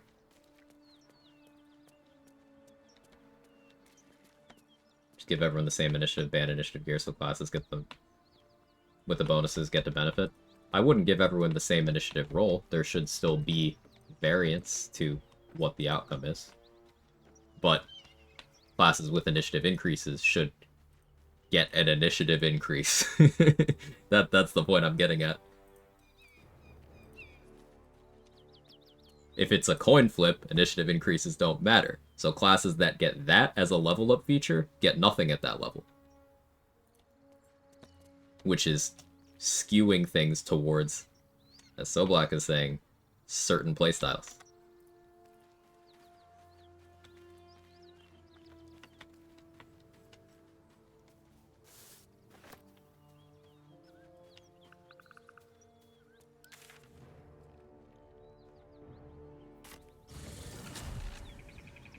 What would win? Tanky Arcane Trickster or Abjuration Wizard?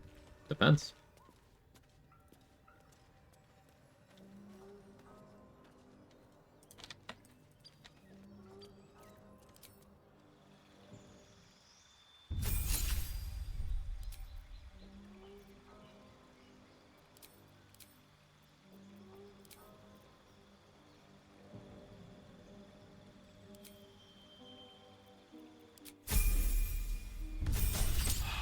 Biggest problem is knowing your initiative before you build.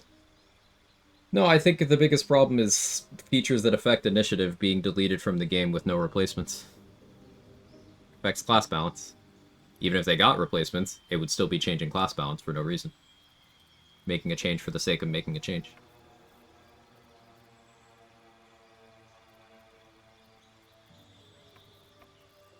Now, speaking of initiative, we're taking alert.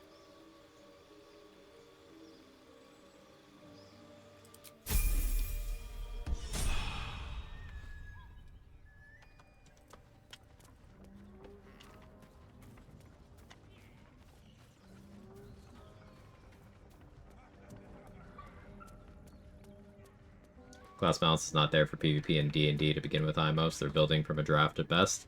But, like, why make that problem worse for no reason? Like, if you're already weighting your rule set against anything defensive, you are removing initiative increases as an option, you are arbitrarily changing the functionality of certain pieces of gear for what seems like no consistent reason. You are allowing certain mechanics in because you like them.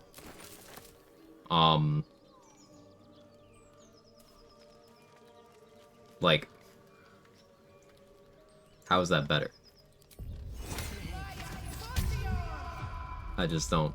A feast fit for an ogre. Like, yeah, there's an underlying problem with the rules within which the event has to be organized. So let's make it worse. Like, You notice. The dagger still juts from the meat.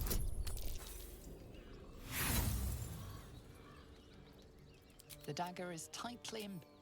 did you guys know the dagger is tightly embedded? Still juts from the meat.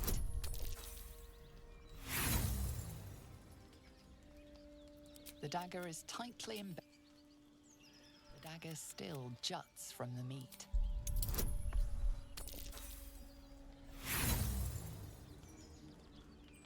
The dagger is tightly embedded.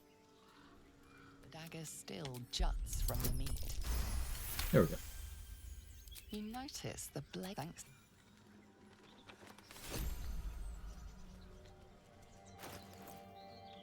We're a good chunk into level 4. He has quite a grip. Should I call her?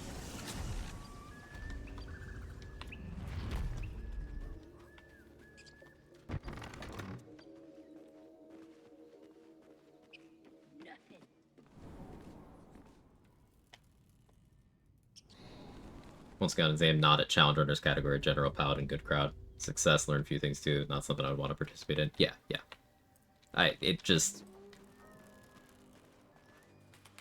It's not aimed at,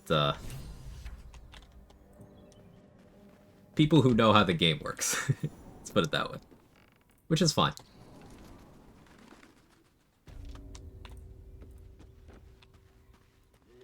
What matters is that people had fun. And it's cool that the event happened at all.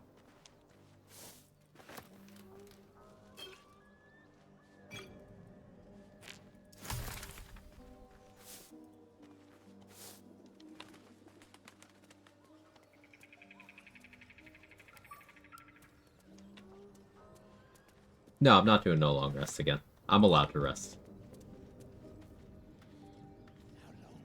I just haven't used my resources yet. Apart from an overgrowth of moss. Give you a few more examples? Yeah, feel free to say.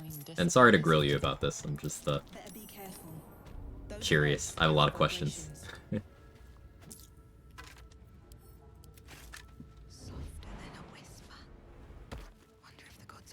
that case, wouldn't something defensive always win out? No.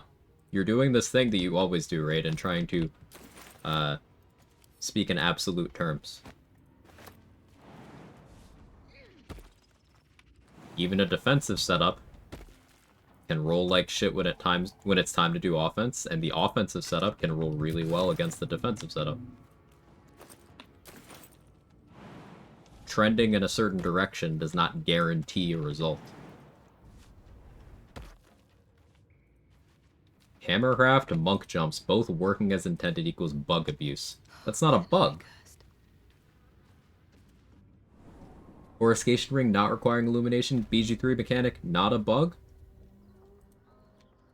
So Hammercraft doing exactly what it says it does, and Coruscation ring not doing exactly what it says it does.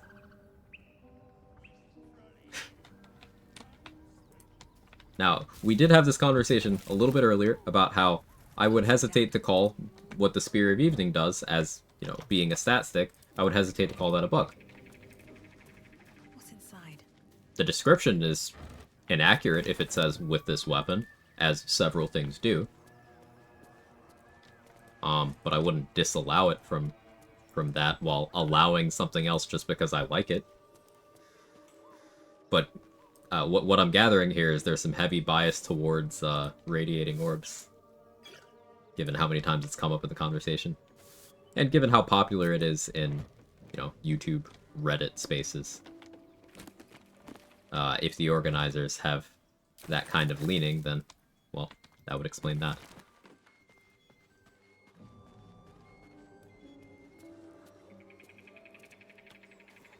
That was Coruscation mechanic a bug? So, the Coruscation ring tells you that when you deal spell damage while illuminated by a light source, you apply radiating orbs. But you don't actually need to be illuminated by a light source. It doesn't check that at all. It's just when you do spell damage. So, if anything would be the bug, it would be that. But I'm of the opinion that an inaccurate description is not a bug. Not necessarily. It can be, but it isn't automatically. Not a native English speaker, forgives me if it comes off as me talking absolutes. No, it's good to discuss these things. You're fine. A lot of us here are not native English speakers, which is something I like about the BG3 space here. People from all over the world nerding out about some very nerdy shit. It does make me smile.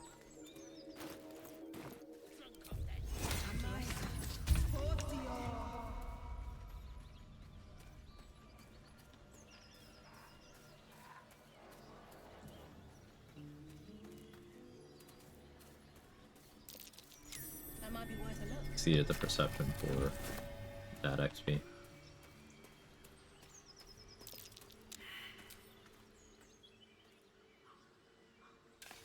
Most people that apologize for not being a native English speaker speak it better than a lot of native English speakers I've noticed. Yeah. You're speaking English because it's the language I speak.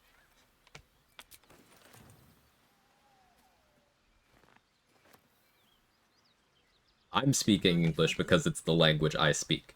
You have other options. I haven't been bilingual since I was a kid.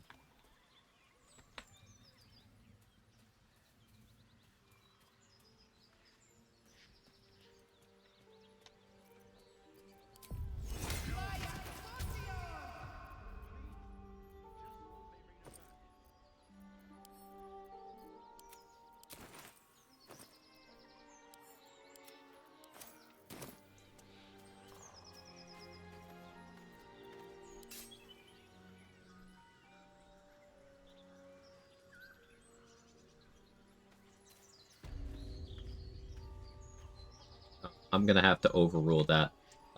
English only in the chat for both my convenience as the broadcaster and for moderation purposes. We don't want any trouble. But you're bloody getting some if you don't fess up.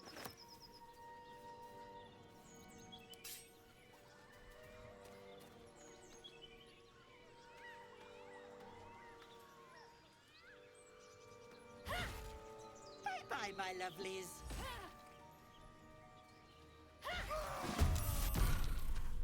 How was that not an Oathbreak? I guess it's just lying.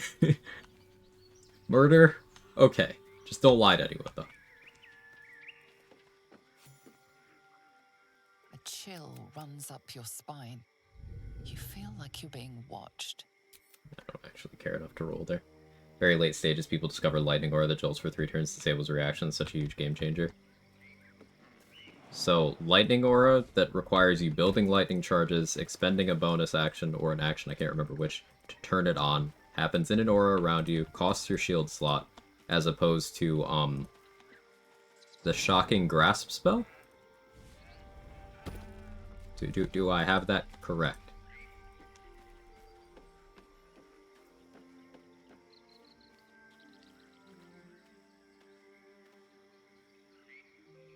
Shocking Grasp has to land. Yeah. Arms of Vidar has a save. Yeah. Like, shutting off reaction in an area without a saving throw or an attack roll makes sense, but I'm surprised that that was at all worth the action economy. Both are present as extended spell. That's what I figured. Like, Storm Sorcerer with extended spell Shocking Grasp is something I would expect to be good there. Heart of the Storm is also a lot of damage you can just cram onto that. And Tempestuous Flight is probably worth the reposition. But this is all speculative. Obviously, we're pretty much talking about an entire different game from what I'm used to.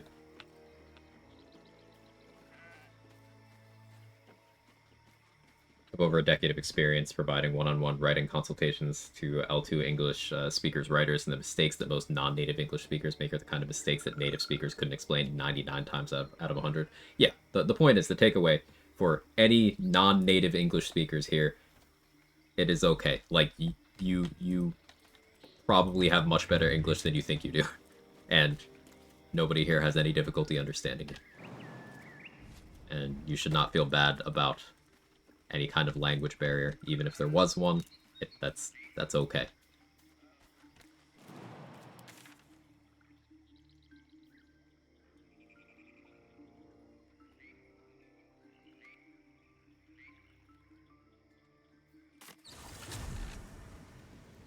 A YouTube video describing water sparkers as the worst boots. They must not have ever used them.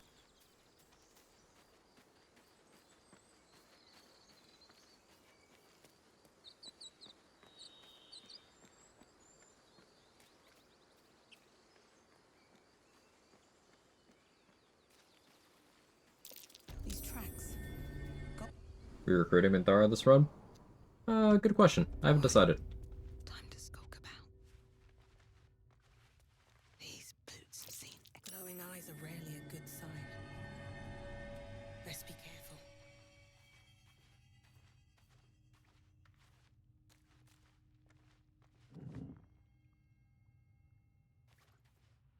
Bad. Shut it! Boss rip you for talking that way. At least we got the druid to keep us. I somehow still got the surprise there, which doesn't make any sense to me.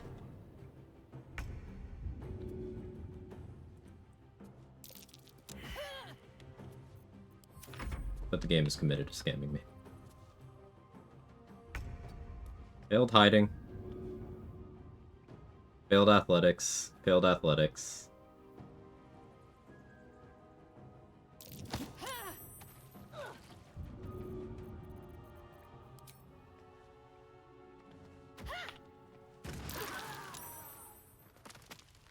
Moving in.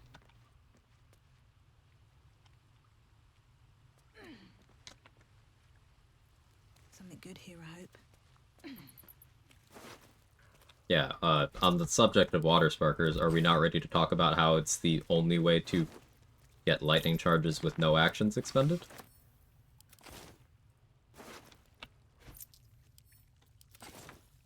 Is that not considered a good feature? Suddenly. Better find somewhere to camp soon.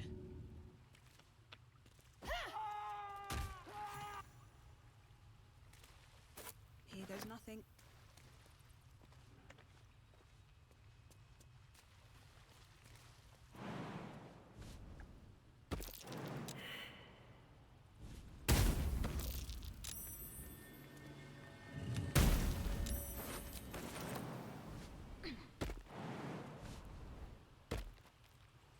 Surprised I didn't break my oath somehow. Yeah, like, it's been pretty chill so far. I haven't been talking to people too much, though. Creating a water surface before combat starts is exploiting, though, so boots are trash. Oh, sorry. Sorry. What I should have done is, use Divine Smite. Sorry, I understand now. Oh, that is a command for a very different thing. Yeah, relevant commands are in the title.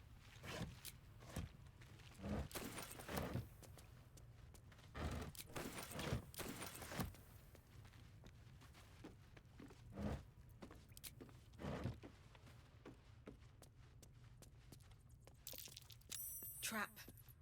Be cautious.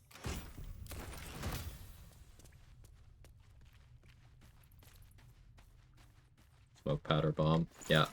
The humble smoke powder bomb, which, believe it or not, also an exploit, because you see, this smoke powder bomb saying 12 to 21, being able to make that do several hundred damage casually with no gear equipped, but that's an exploit, because I said so.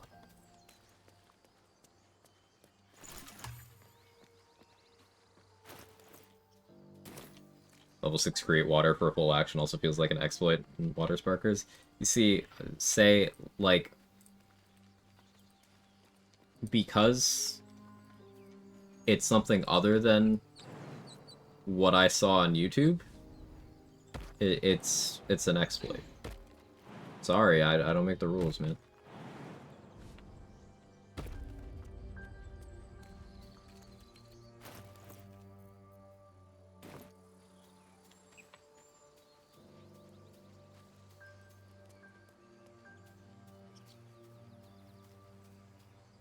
Does anyone else have any fun exploits to share? As the symbol glows, power caught.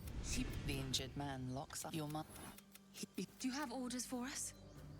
But I told Edward not to look in that cave. The key. True soul. Absolute.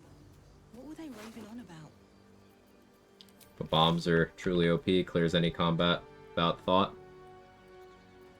Doesn't make them an exploit. You're right, bombs are OP. Does that make them an exploit, though?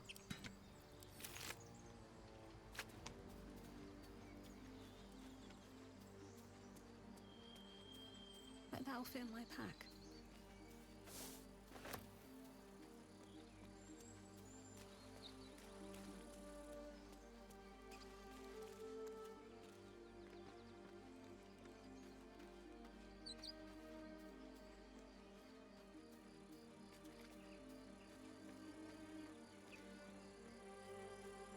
Using send to camp as an exploit. Yeah, you can use send to camp to bypass crime responses. Exploit.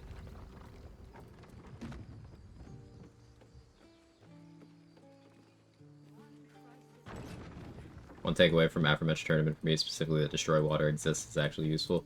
Yeah, destroy water to set up arsonist oil is very good. I've used it to prevent NPCs from getting mad at me on Tempest Cleric as well.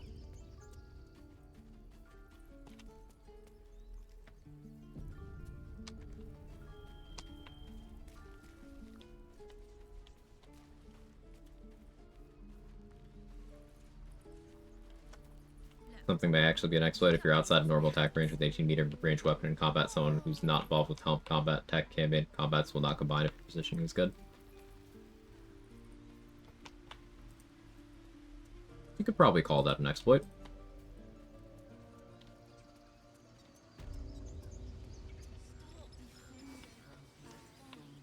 I don't care enough to, but if you do, feel free. Found the craziest exploit, a way to teleport with nothing but a bow. Tell me more.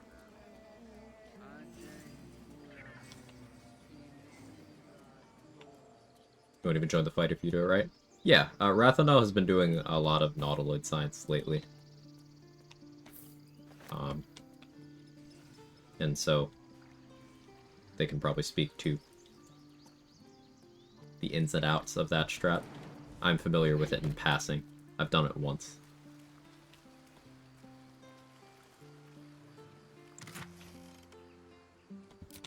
In PvP event, I would use an Arcane Archer with Seeking Arrows and ignore all those Radiant Orbs and Shield reactions. That would be pretty good. Very good. At least in my mind. Things that are not attack rolls, that cannot be blocked with shield, that are also not saving throw based, or at least are saved for half, rather than saved for none. Seem like they'd be pretty good. Seeking Arrow, Piercing Arrow, weapons that still do damage when they miss. Gargantuan Cleave from Very Heavy Great Axe is one of those. Tenacity. Like, you can play a Hunter, take Colossus Slayer, take Hex from Warlock, and use Tenacity with a Cloud Giant Elixir. You are doing 8 damage, plus 1d8 damage, plus 1d6 necrotic damage on a miss. Who says you need to hit someone?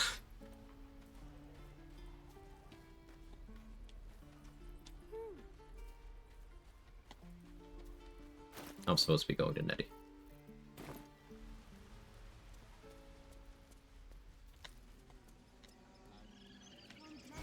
Used to consider Guts Shield of Faith an exploit. One of involved abilities or status explicitly said something along the lines of reanimate an enemy can't cast spells while Shield of Faith is listed as spell on Gut. Can't find that text anymore. Not an exploit.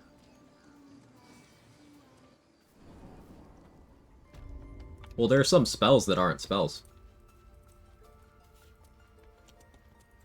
Like, Shield isn't a spell.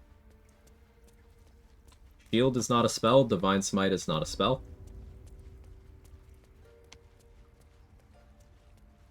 They take spell slots, but they're not spells. That vessel contains a parasite. You should take it. You can absorb its potential. You are...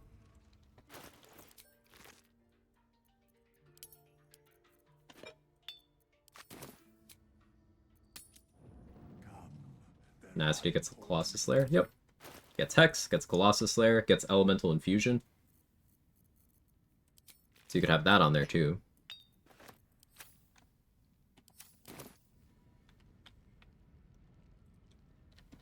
And Buds in the Brain this run? Yeah, I always use Tadpoles.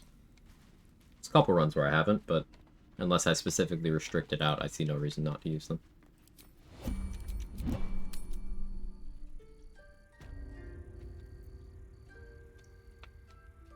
Is Arabella reanimated an exploit? Enemy won't even fight back? I would consider that one an exploit, because you are taking advantage of Arabella's a character that is never supposed to enter combat in the game, so she is incapable of entering combat, but you can still control her, give her a weapon, have her attack things.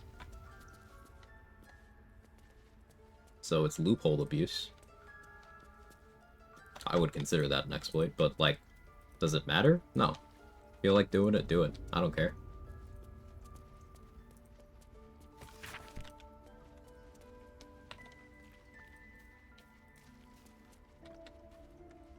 I don't need any attention right now.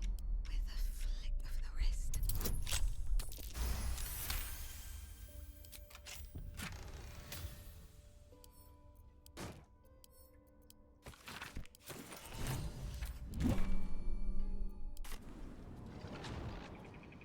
Unironically, using that on an all-nat ones like Say did would be a fascinating idea. Yeah, you can get a very juicy Tenacity hit going. Tenacity can also apply coatings, too. So you could be using that to apply Purple Worm Toxin, if you wanted. Which, that's not you rolling, that's them rolling a saving throw. Oh, and you could have Hexblade's Curse on the target, too. So... yeah.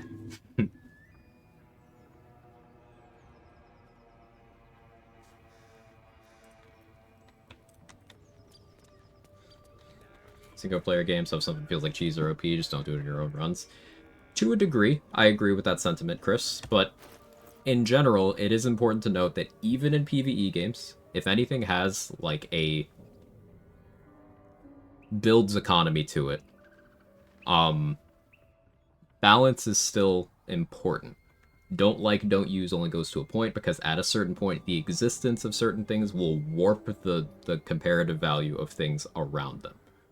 This doesn't always matter, but in extreme cases, in some games, this can create a situation where there is one centralizing thing that is so fucking boring that it turns people off the game. And whether it's a PvE game, PvP game, live service game, one and done, doesn't matter, bored players don't come back.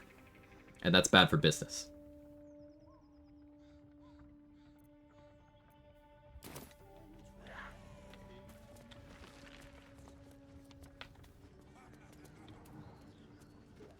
That's fair, I just don't think VG3 really is anything that bored. I don't think so either. Like, there's some very strong things that I would like to see changed, you know, in a perfect world, but I don't think there's anything near that level either.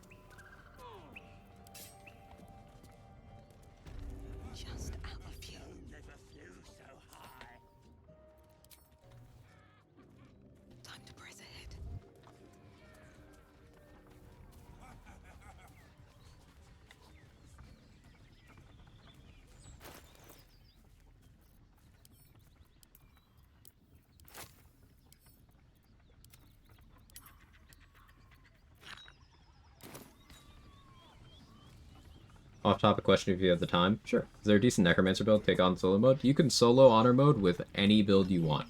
What matters is your strategies. I did a Necromancy Wizard run on Lae'zel. I called it Decay Zel because I thought it was a cool name. But yeah, I used Animate Dead Skeletons and I buffed them up a lot.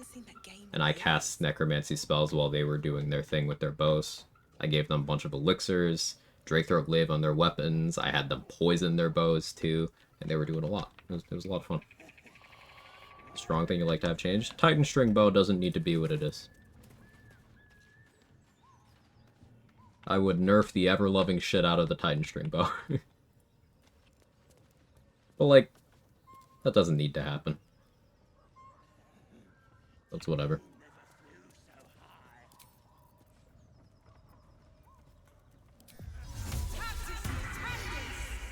I want them to fix dexterity throwing so I can run that kind of build. You can do it on Monk. It's a Monk exclusive thing, but you can do it on Monk. It's a shame you can't do it on others. Being able to choose between strength or dex. That might be technical limitation territory. Because, like, how would they fix that? Have an interrupt come up every time you do the throw action?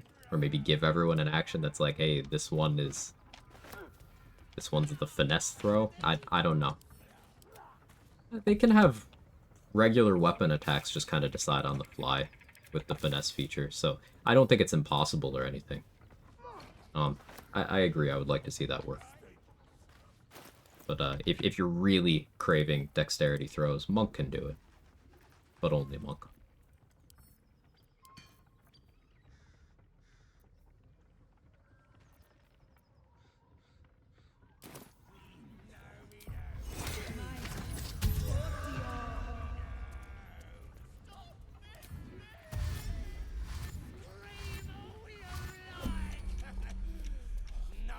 Would Titan String behaving like Baldur's toothpick be fine in your eye? Yeah.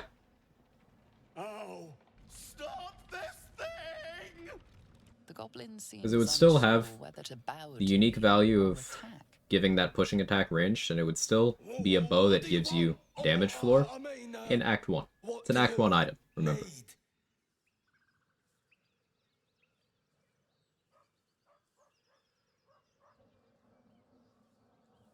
Make Deadshot comparatively much better? No, it wouldn't. How much bonus damage does a Deadshot give you? As the symbol glows, power courses through you. Authority. I am the law. The goblins slink backward.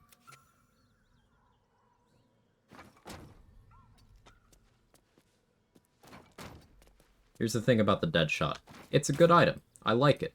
The Deadshot's purpose is not damage. The Deadshot's purpose is accuracy or stat sticking.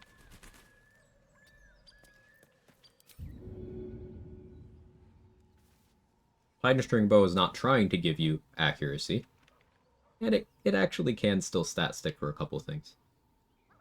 So they're for different situations. How do you call one better than the other?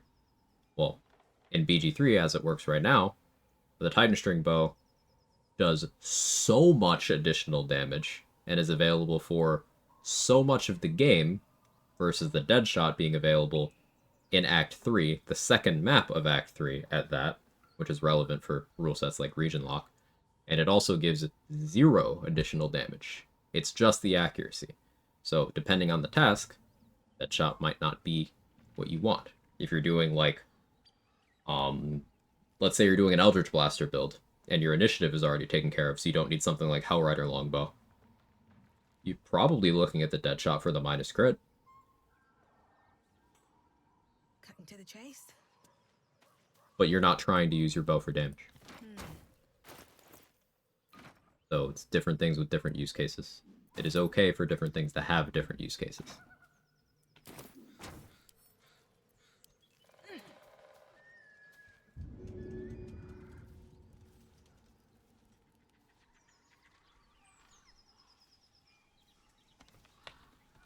The tree in the way of my bomb. Anyway.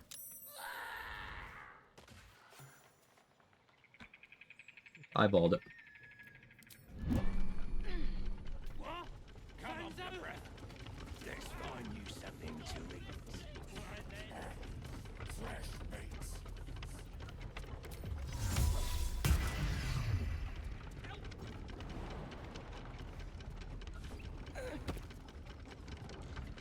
But yeah, the reason I consider Titan String too broken is because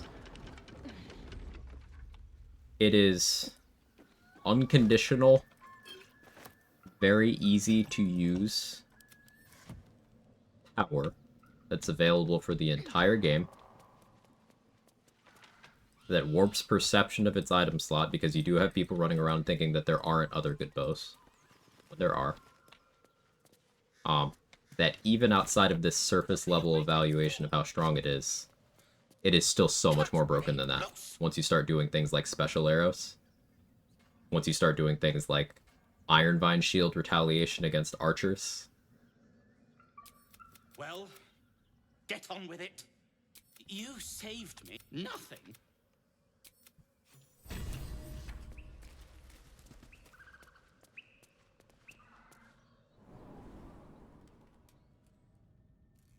No traps, please.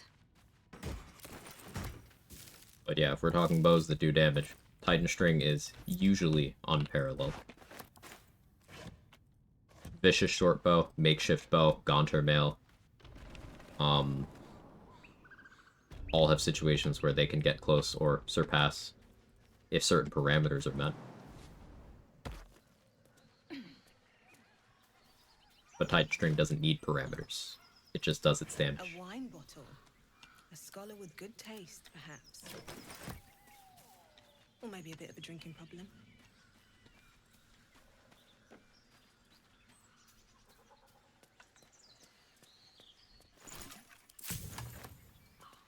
Titan String bow is the equivalent of a common piece of non-magical equipment in all versions of D&D prior to 5e. Is that just how bows worked in previous editions, Rathano?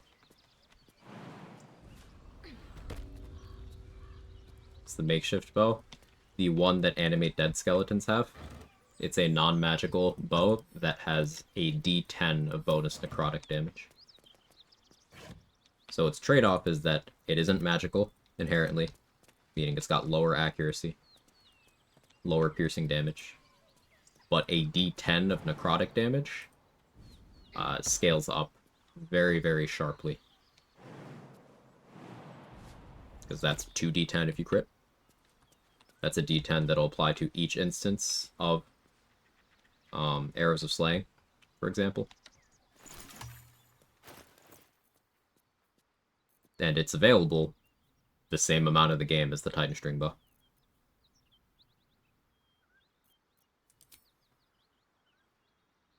Composite longbow allowed you to add your strength modifier to your bow's damage. Now, I'm not certain that that would work the way BG3 Titan String works because of the DRS system, damage riders as damage source. You know, if you shoot a fire arrow from a Titan String and you crit with Crater Flesh Gloves, you're getting the strength mod on the piercing part that hit the first target, on the fire that hit the first target, on the fire that hit everyone in the AoE, on the force that hit everyone in the AoE. So you're getting 5 times your strength mod for damage, and then, you know, more than that per target that's in the AoE. I'm not sure it worked that way in previous editions, but that's what Titan String does in this. Summon weapons, couldn't get them to drop it. Get it to their inventory for some reason. You have to know how to manipulate the UI, or you have to get the summon arrested.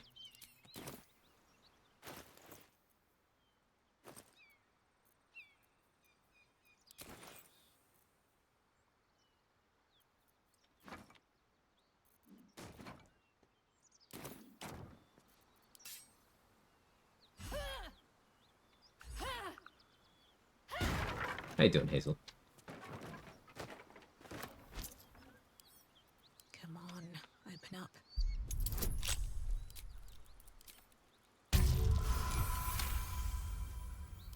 Bunch of empty boxes and spider webs.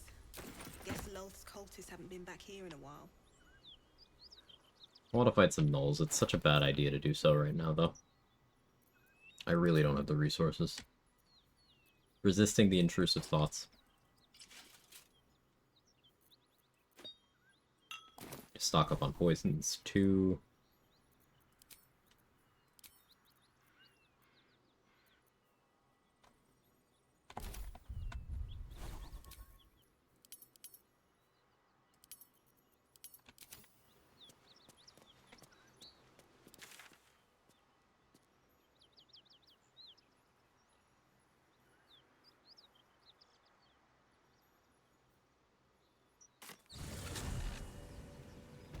that chest already.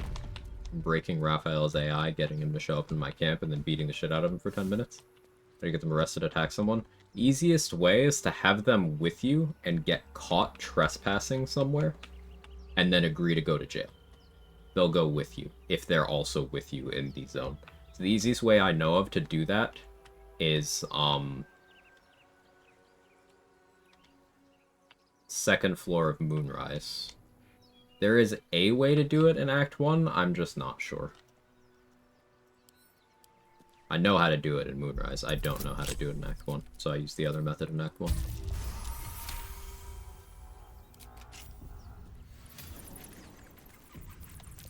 Step carefully. There's a trap. This place wasn't built for the living. Be wary. This place is trapped. Strange coin. Wonder what it's worth.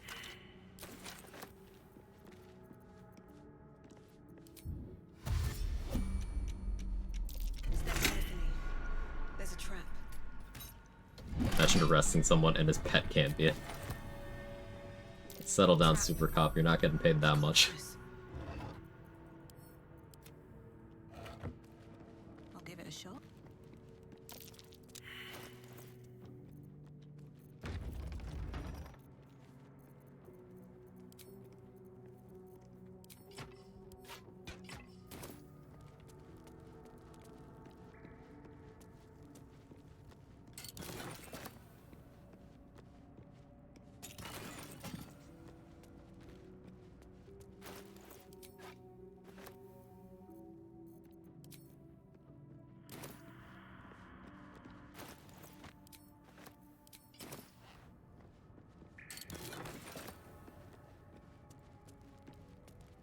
Sorry, sir, no pets allowed. That's my wife. My wife. What's hiding here? Armed scribes. I should take weapons from them all. That statue. But I've decided I'm going to be lazy. Scholar? Alright. Time to scholar.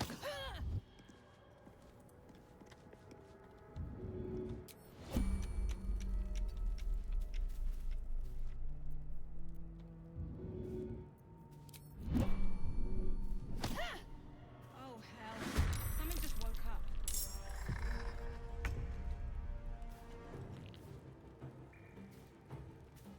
I'll strike you down. So, let's talk about Divine Smite. 3d8, and I rolled 12 damage.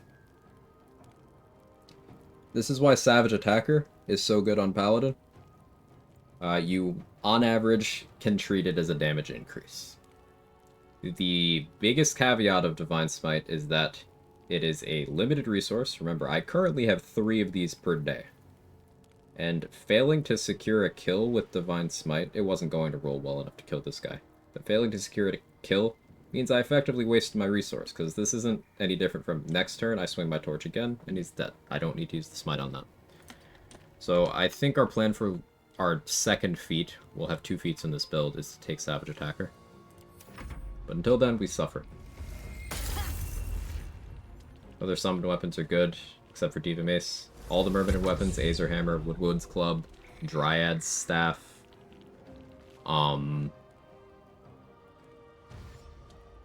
Ginny Scimitar.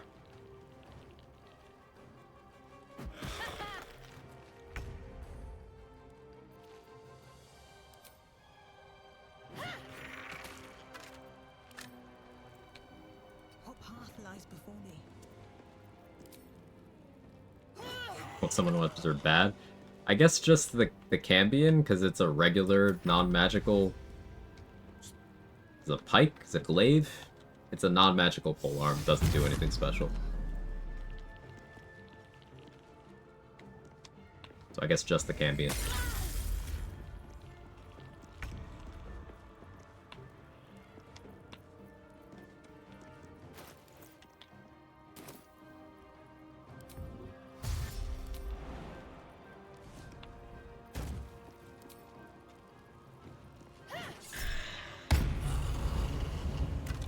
Smite there to snipe the kill.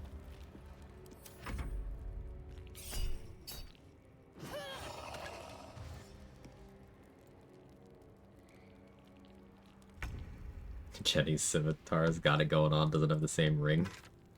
You're not wrong.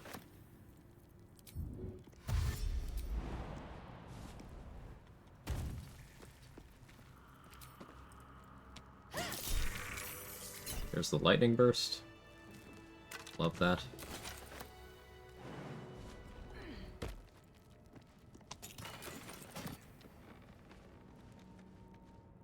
It's a shame that Paladin doesn't get 2-weapon fighting, because, it'd actually be pretty good.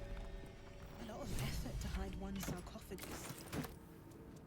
Here lies the guardian of tombs. Through knowledge comes atonement. I can read that later.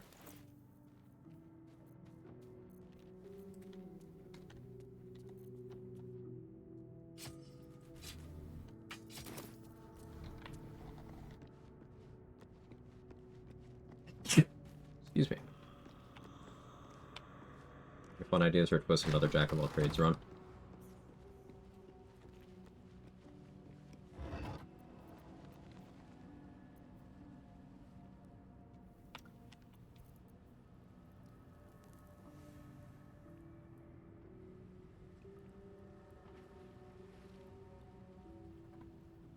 I gotta think about that.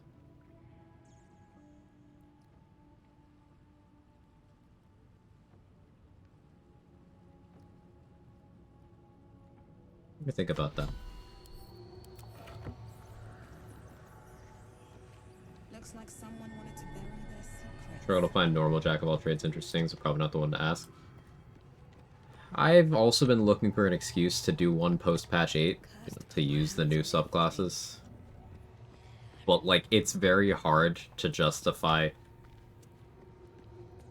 Or, I should say, it's very hard to avoid being like, well, monk level for bonus action attack and dexterous weapons override, hexblade level for hexblade's curse, hex, armor of Agathis, and bound weapon. Play Karlak and use a soul coin. You win. Something good here, I hope. When I did it, I did an Eldritch Blaster. I took a Great Old One. This was back during patch, was this patch 6? No, I think this was patch 7. It's either late patch 6 or it was patch 7. I don't remember.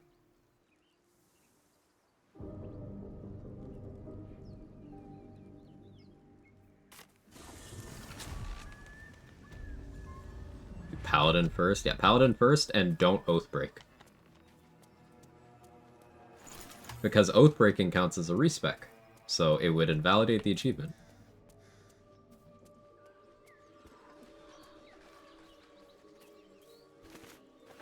Half of all trades? Yeah, Say did that exact run. Even called it that. Like, word for word. Please.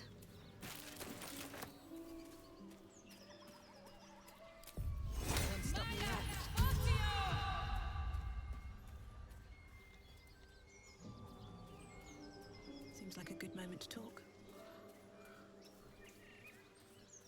You tried adding rat bat. Keep moving, stranger. I told you to go.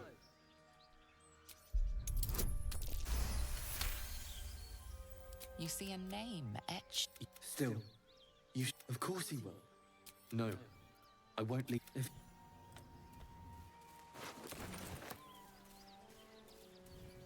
I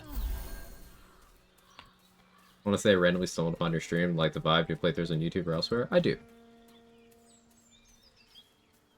The VODs channel there has every stream organized by playlist, or every run organized by playlist. Every stream I've done for the last 3.5 years is there.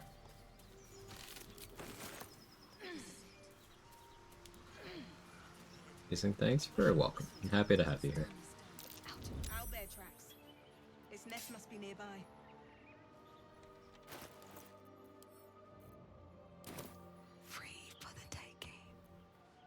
What do we do?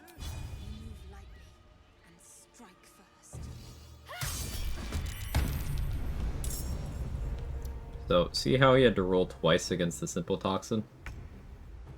The Smite tried to apply it again. That's behavior we're going to be using our Smites for throughout the run. But in Honor Mode, Reaction Smite is not a DRS, contrary to what some people run around saying. If it was, it would have benefited from Gaping Wounds. It is an extra on-hit effect. It is not a DRS. There's a distinction. But being an extra on-hit is still good.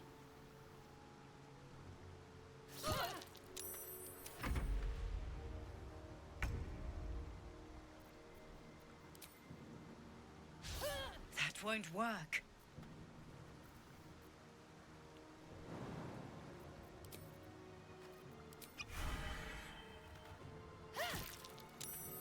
Very well. Just an unfortunate series of rolls. Applying no poisons there was very unlucky.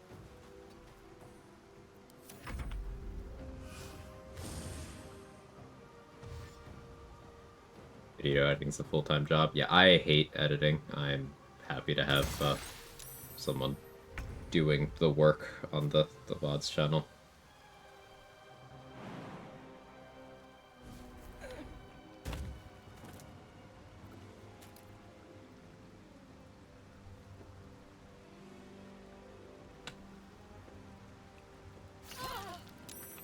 Plan to do any Borderlands 4 when it comes out?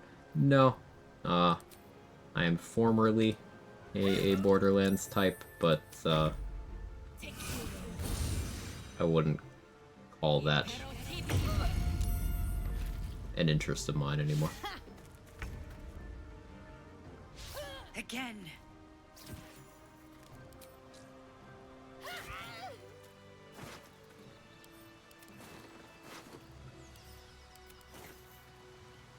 Should DRS be a thing? Tabletop, what I heard, there's nothing like DRS. Well, good thing this isn't tabletop. This is a video game.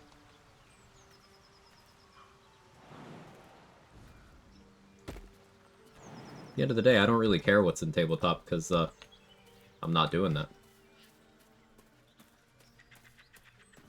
I don't agree with you, Mojo Cosmica. And people who knee-jerk and say exactly what you just did are part of why I don't like interacting with that fandom.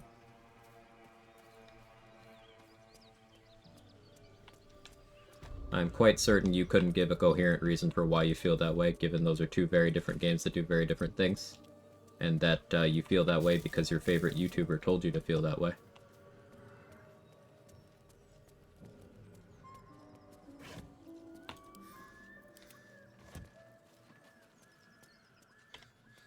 No? You have the floor. Explain. That's a friendly looking shadow.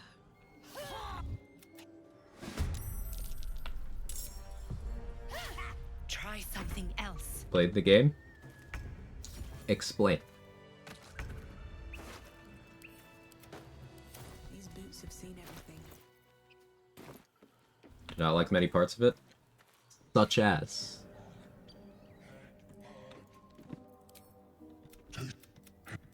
Stranger. And not food. No talk. Make me an offer. Tempt me.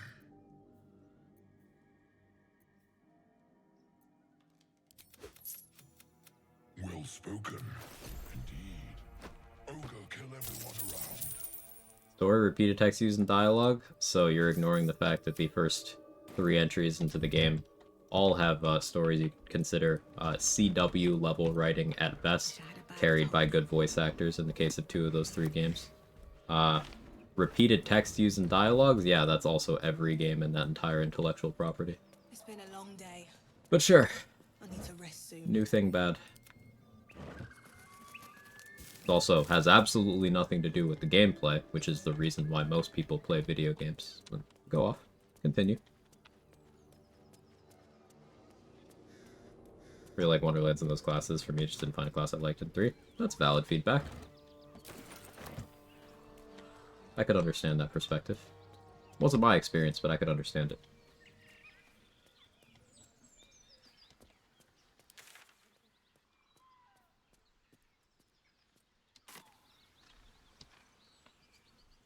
I've played any Borderlands games except Tales from Borderlands. Good, would you recommend? I would say go in expecting mindless fun and builds tinkering, and you'll have a good time. Do not interact with the fandom in any capacity. It is a shithole where, unfortunately, like, you have to put up with intellectually dishonest grifters. Because you need friends in a space where there's also entirely too many literal fucking Nazis. So, like, it's just kind of a shithole. Don't interact with the fandom. The games are fun.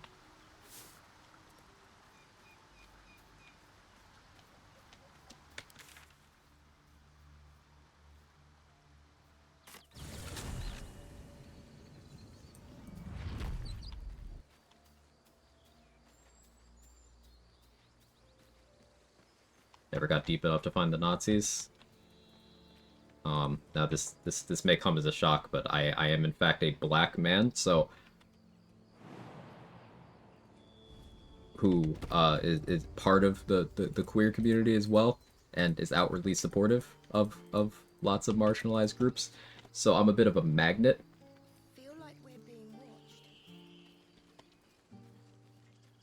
Found a lot of them.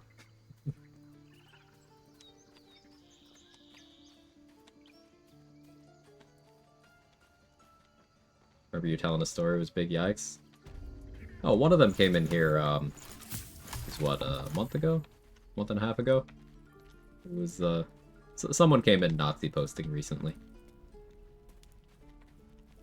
Like, it's the kind of, okay, you didn't look at your screen when you sent this. Like, bro was mad about the concept of theoretical black people in the upcoming game. It's like,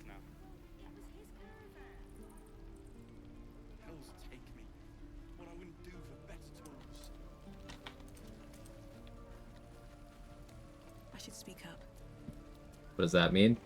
Bro was angry about the idea of the upcoming game having specifically black and trans people. And he said this in my chat. This is someone who followed the channel for 4 years. Would pop in like once a year, just say, you know, standard pleasantries and stuff. Just out of nowhere, one day, Nazi posting.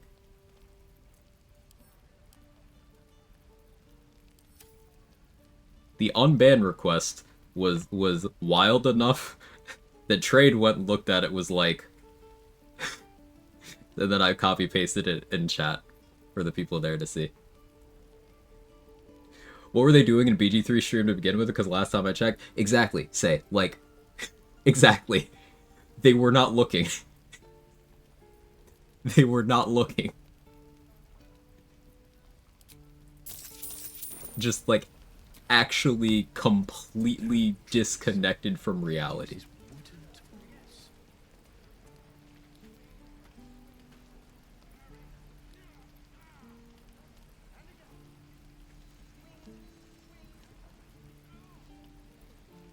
The reactions to Assassin's Creed and Yote have been gross as fuck. Yep. Because, some people, they don't want to engage the Skull Sponge, they just want a category of people to shit on. And that's how they pass their days. And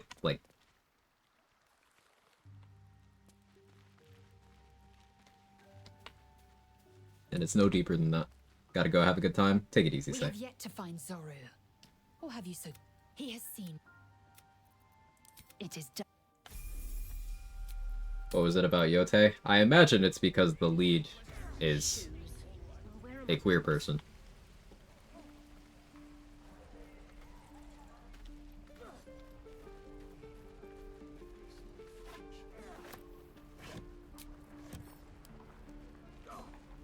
Erika Ishii being a femme-presenting person who uses any pronouns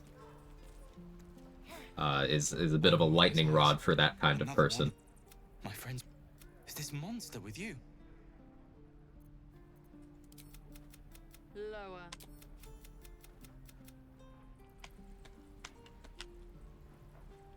Just play a game to enjoy a game, simple person. You play games for entertainment, and you don't spend all of your time trying to find people to hate? Are you sure you're a gamer?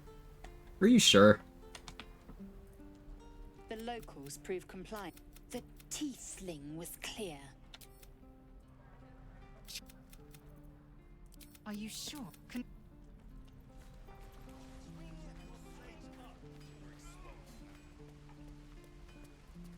Play games for fun. Ew.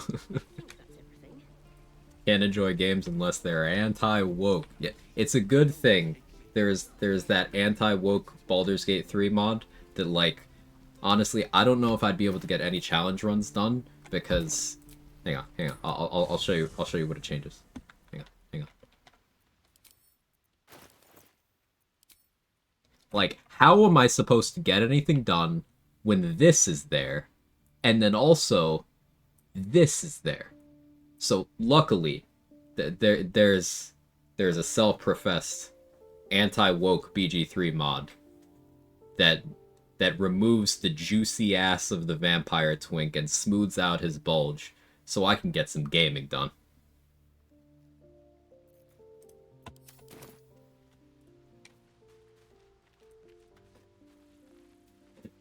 Hey Napstar, welcome in. We weren't having a cursed conversation at all. How was your stream? Incredible timing.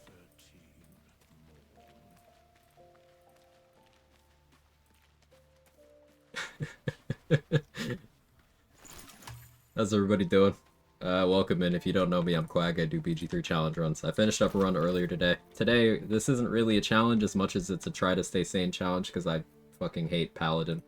But we're playing Paladin and tracking my Oathbreaks. I've been good so far. And I hope your stream is good. Always appreciate you bringing people over. This position's really good for the glutes. I'm out of spell slots. Y'all live like this?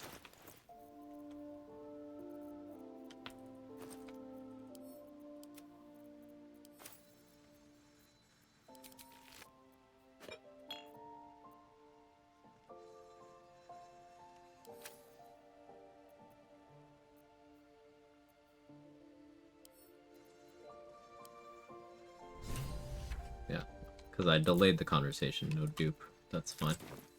I don't need him. I want accuracy.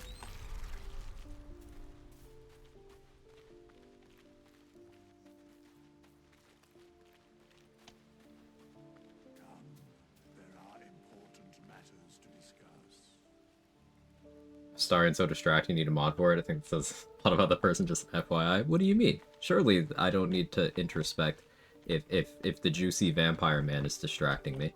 Surely that's not something I need to talk about myself with, rather than making it everyone else's problem.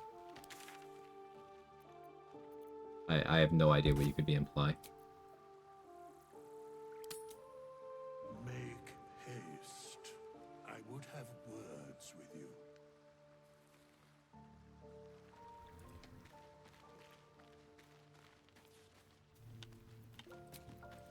Withers, I don't want to talk to you, man.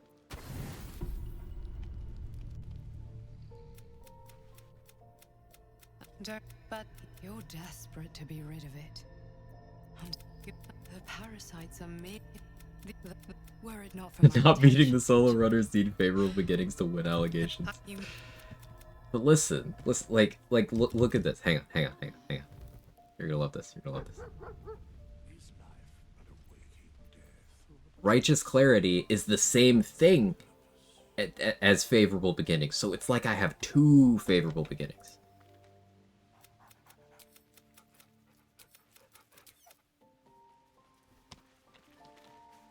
Therefore,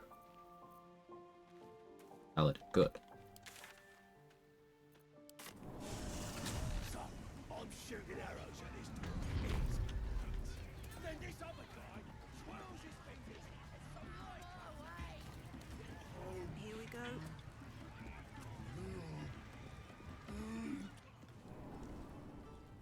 Meet up playing games for fun. Recently arranged alliance rating in Final Fantasy XIV. Blue mages only. Blue mages live at a job, learn spells by fighting enemies. They have a log to fill by doing content with just blue mages. Insanely fun seeing 24 blue mages together. I barely understand any of that, but it certainly sounds like it took some effort to organize and was very least thematic. So that sounds cool. That already turned quite the profit today, so I'm feeling generous. Oh, did I get attitude with Roa while I was disguised as Minthara too? Fuck. How many vendors did I do that with? It's fine.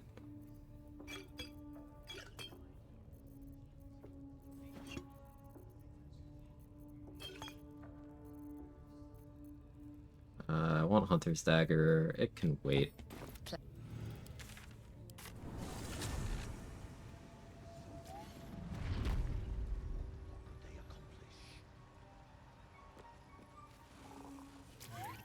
Yeah, Rathanal, the right-wing co-opting of the word woke is unsurprising to any black person here in America. Can tell you that much, because black culture gets co-opted by people all across the political spectrum. It's just most frequently right-wingers use it because it is a safe way for them to do colonizer shit. Safe because it doesn't hurt their social credit score.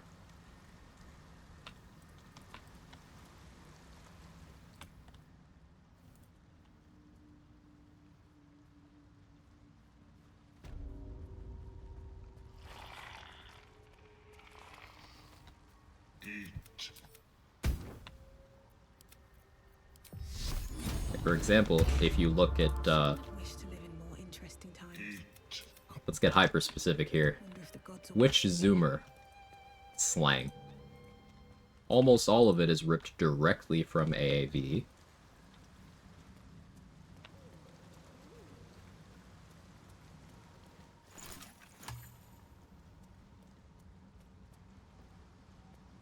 Now, is that the same as hijacking woke, a word that's originally meant as an affirmation of people who are looking out for each other and doing a good thing, monitoring, guarding against injustice? It's not the same thing, but it's worth bringing up in that conversation.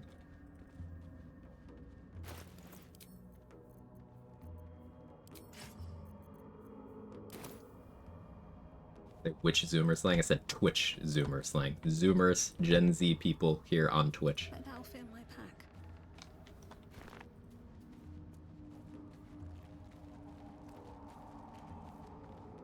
Can't imagine living a life so full of hate, so bitter that people having people different than you being happy can make them so mad at the point physically makes you sick. Breath heavy, face all red, and the woke people are the ones that easily triggered. Yeah, it's always projection. Always has been. Always will be.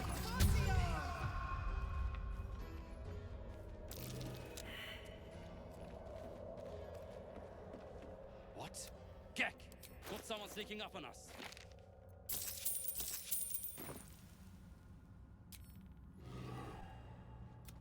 His fist grips an axe. But spoil my hunt. Kill the slave and fetch back the leather. Alright, this should break my oath, right? I'll wait here. She'll make a run for it eventually. Good, but that comes later. Surely that breaks my oath. Okay, you know, I'm okay with that. Maybe Crown's a little more ironclad than I thought. When we get to main plot stuff, it's gonna get real dumb. But until then, I'm cruising.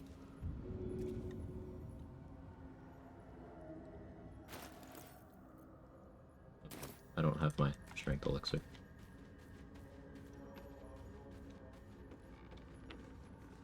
Someone's sneaking up. What are you two doing up there? Trading? Commerce.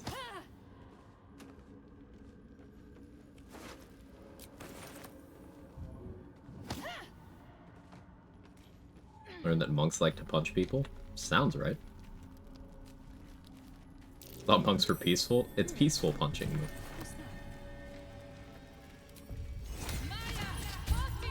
To make a reference here, monks love peace and they'll kill anyone they have to get it.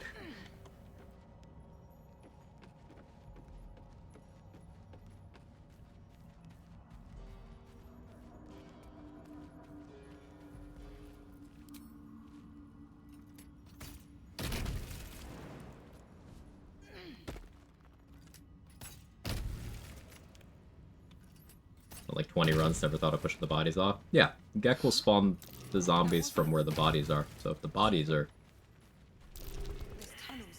down there, and then I destroy all the ladders before I fight him, zombies can't get up.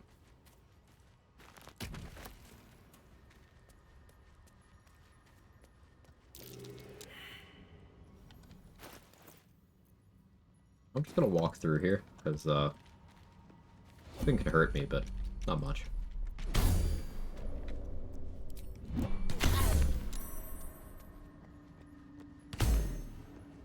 And you can outpace it if you walk in a straight line.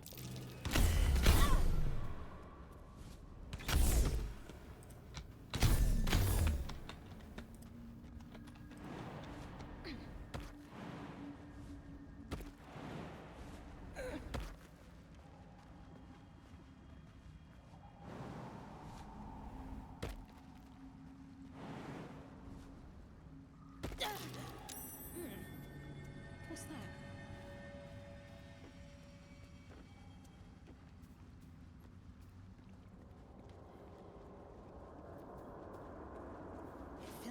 And take advantage of that good DPR by being peaceful. There's an amusing monk feature that, like, I gotta figure out a shitpost to use for. Is this an open hand thing? Open hand at level 11, you start every day with Sanctuary. So like, oh yeah, you're so peaceful. But it never lasts. Nothing.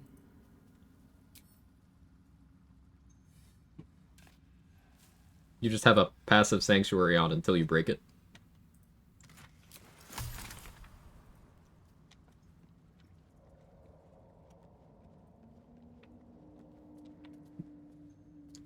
Z-Sand and Typhoon Eyeballs will be reset to 0 when the game's out of early access. Ugh, gross. I don't want to have to grind that. Gross. Great first time chat, Nitro. Welcome in.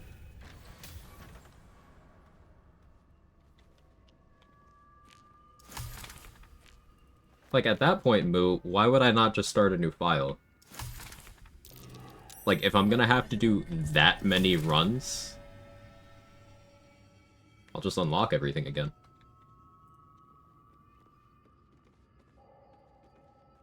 It's not like I use most of the aspects anyway, so I won't care about nightmare grinding that much.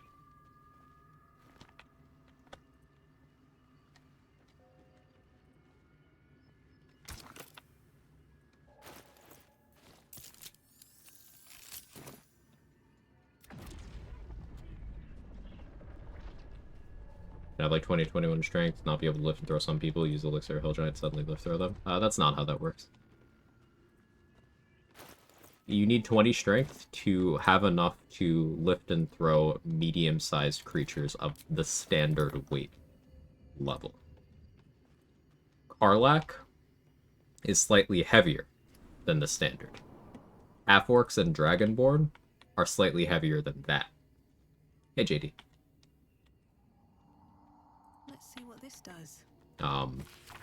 Seems like the owner was quite the literary type. Bugbears are also in the category with Half-Orcs and Dragonborn.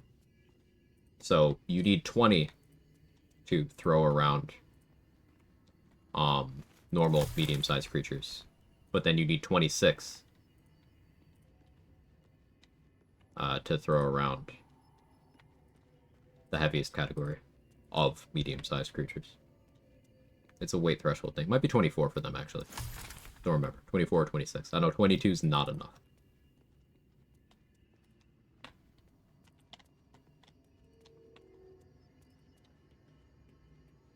But big lady Tavs, they weigh the same as standard. Unless they're half-orc or dragonborn, then they're heavier.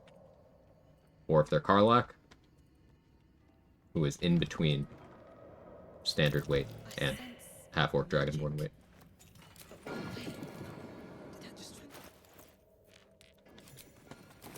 chest of transformation.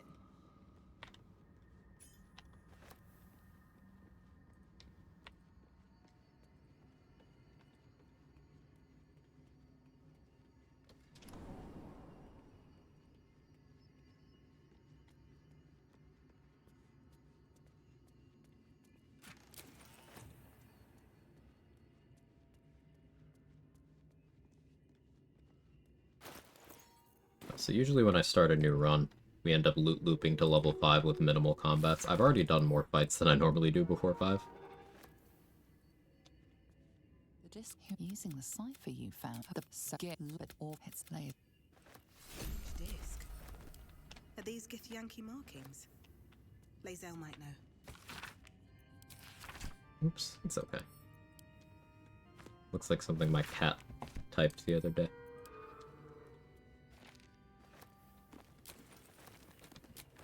Sometimes I'll leave my cursor like in the window for Discord when I go to bed, and then wake up to see what my cat typed.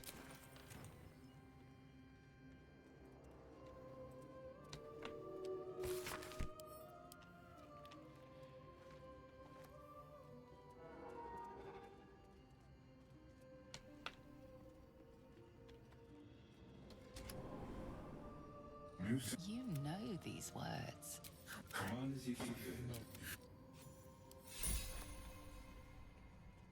Does the sky self change your weight? Yes. It changes your size category. Pretty sure it actually changes your weight, but let's see. 75 kilos right now. Can test that. Let's do... No. 35 kilos. Half orc, 100 kilos.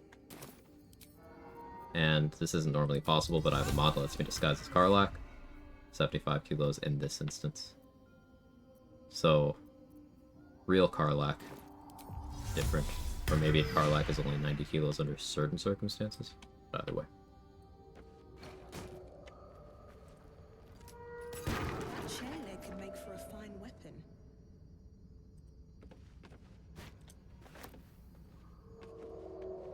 It was the best of times, it was the blurst of times. He's 90 usually. Yeah. I could go check the real Karlach real quick. Yeah, the real Karlach is 90 here. See?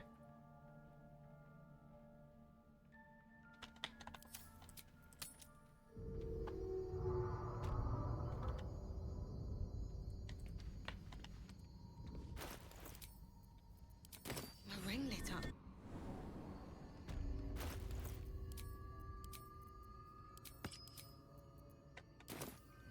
It's a challenge of this run, to not reset the run and play something else.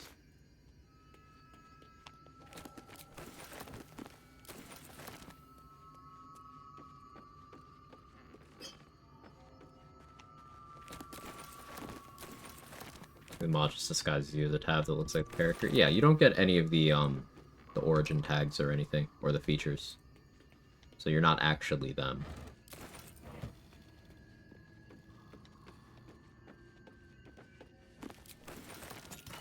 It's okay, this will get less miserable once I am able to start taking levels outside of this class.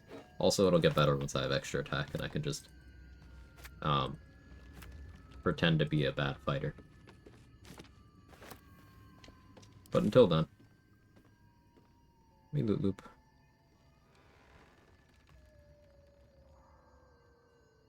Go to Grimforge early. It'd be a waste. Just do it anyway. I'm not sweating my XP too much.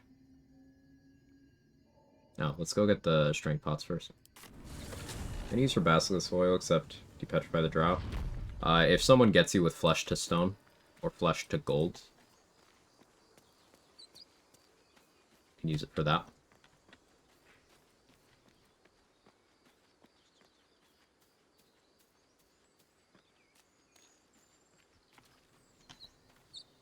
Two sorcerer levels, that means Savage Attack has to wait till level 10? Yeah. But that does mean we'll have it in time for, Act 2 finale at least, where it'll be on full display. We'll be throwing a lot of fistfuls of Radiant dye at Merkle. So, it'll earn its keep.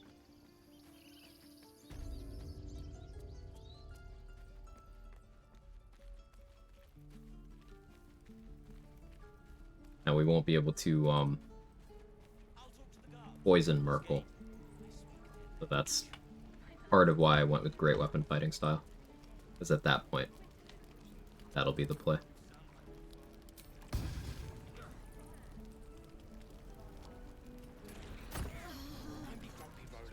I am not grumpy. Scowl on your face and fight a troll. You're an idiot.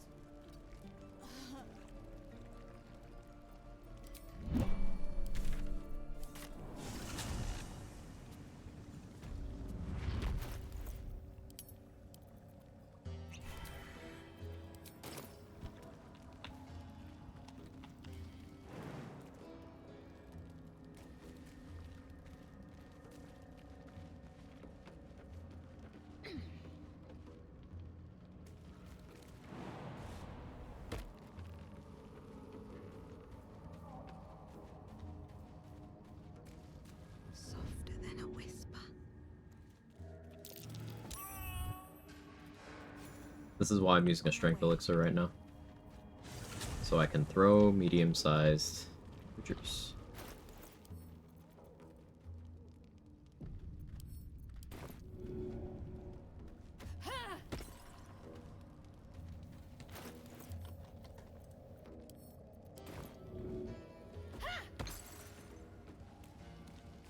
This calls for careful footwork.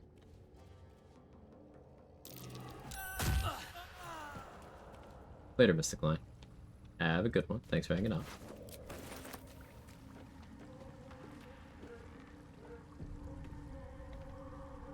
A vessel wobbles on the lake's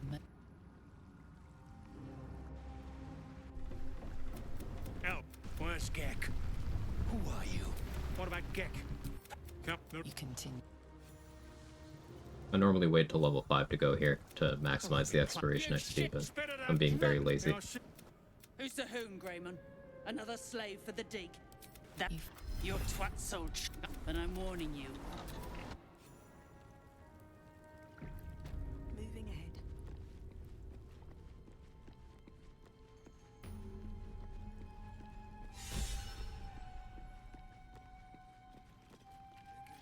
Dead drow publicly displayed.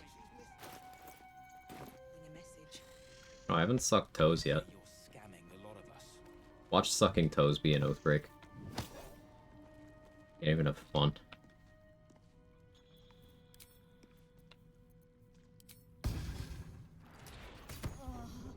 If everyone else minds their business, you got me. I'll be fine. Better be cautious. These boots have seen everything. What's a fort like this doing in the Underdark?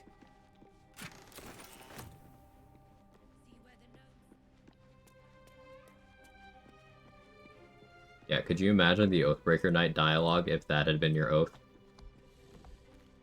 Like, he gives a reason. Like, he'll talk about what your oath was. What's hiding here? You imagine.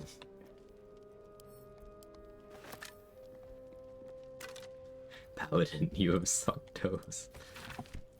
You've allowed the stinky digits to enter your maw. As you look at the skeletons, you...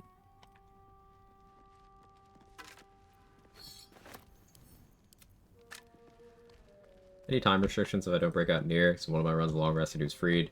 Keep near to the end of Act 1. Am I doing something wrong? Yeah, if you get the quest that says free true soul near in your log, it's on a 2 long rest timer. The second long rest will kill him. But I'm not talking to certain NPCs, so I'm not getting the quest. Quiet. I'm thinking. Probably inhabited by whoever these skeletons were the others found.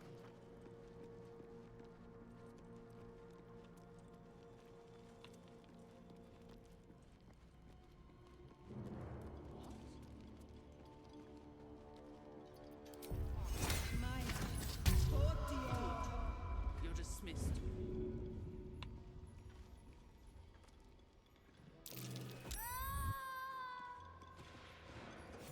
Moving in. Circle of Spores, Druid get advantage in sucking toes then? Oh, because of the fungus? I'm not an expert, I'll defer.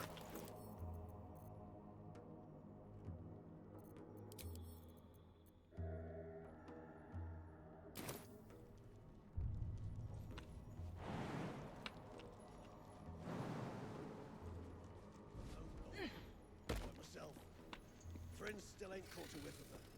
Slaves are paying the price. Those pricks are getting nowhere with just axes. Something's gone touched in their head.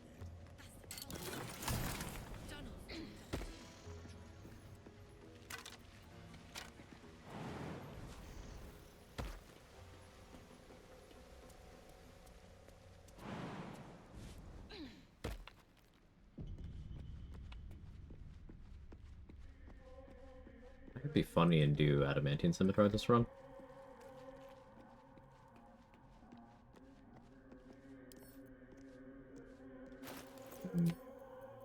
Maybe. Try to make the face of a proud dad. Moo, you're being down bad for Karlak in my chat. How could I not be proud of you?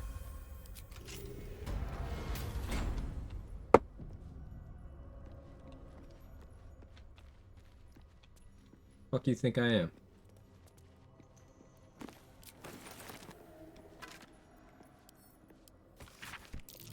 What's that watchword? Lux Splendor. What does it mean?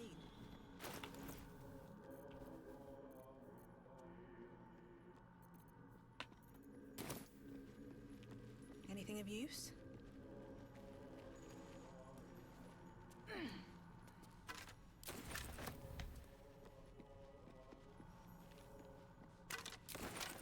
Still.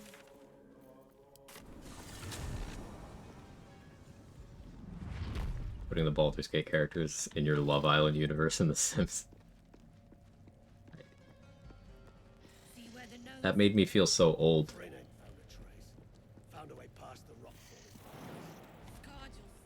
I know what all of those things are, but it still made me feel old.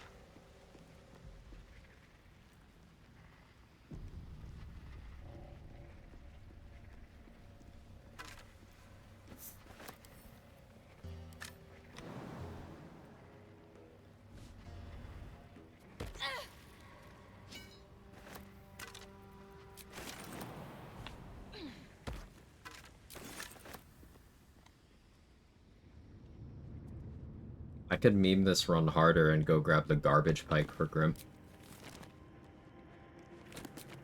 Why am I punishing myself? Am I okay? Should get started.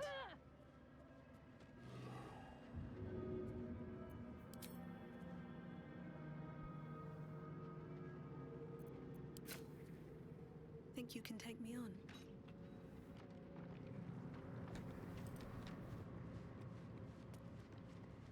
I also don't have enough hammers. This is a run where you turn your brain off and do Loretta strats, but I already took alert. The run is already invalid.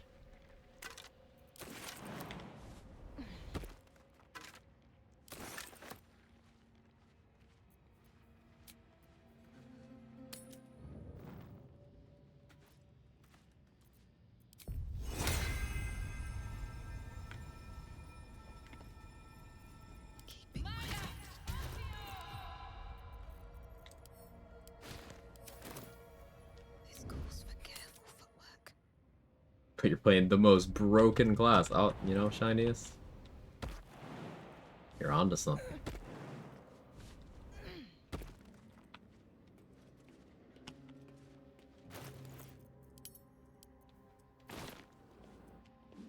Don't waste a step.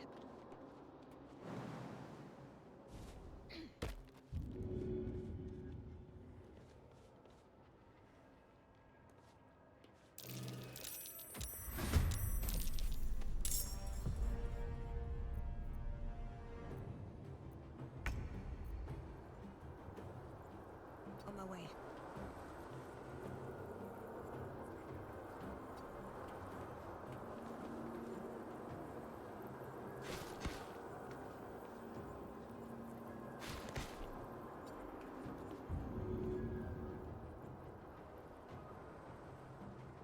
It looks like that goes into the lava.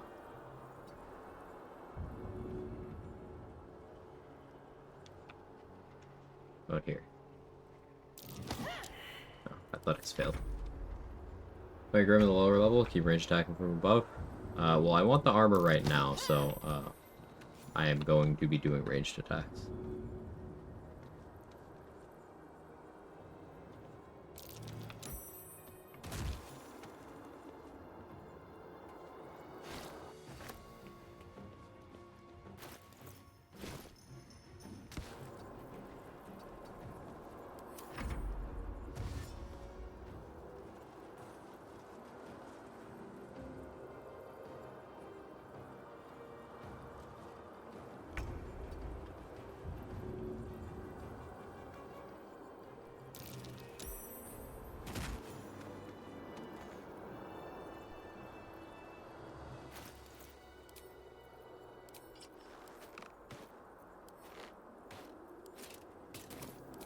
Yeah.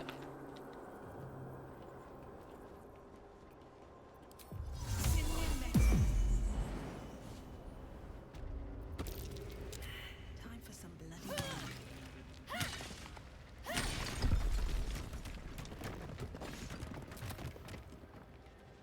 He's having so much fun. He's hollering while he goes to his favorite spot.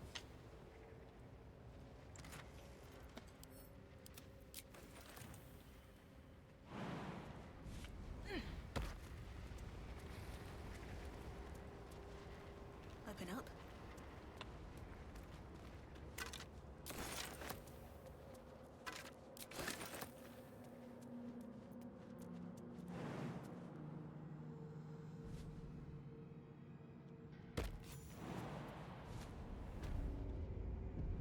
This must be the forge.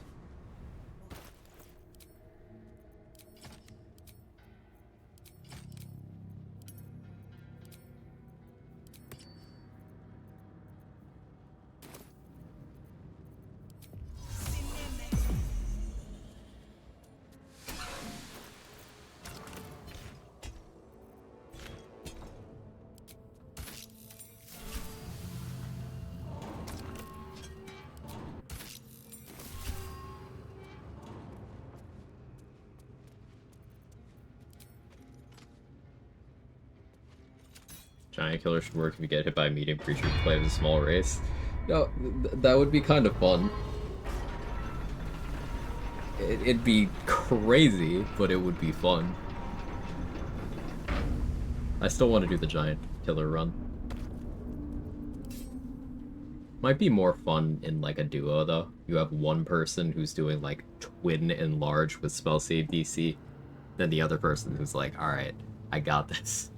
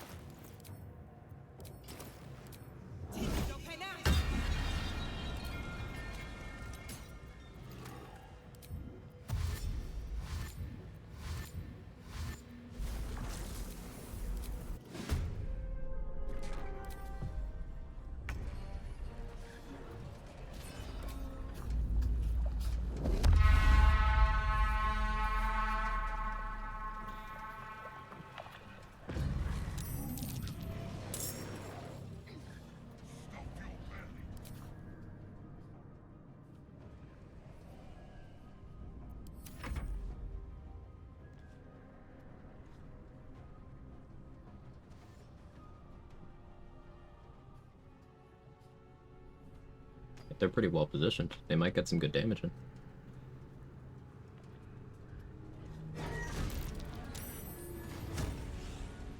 They didn't spawn in lava? Yeah, I'm kind of surprised. Good for them. Get armor from Raphael and a solo armor playing as Dirge? You can. Amygdala. You can. This could have been Giant Killer Hunter. It could have been. Could have been. Here, real quick.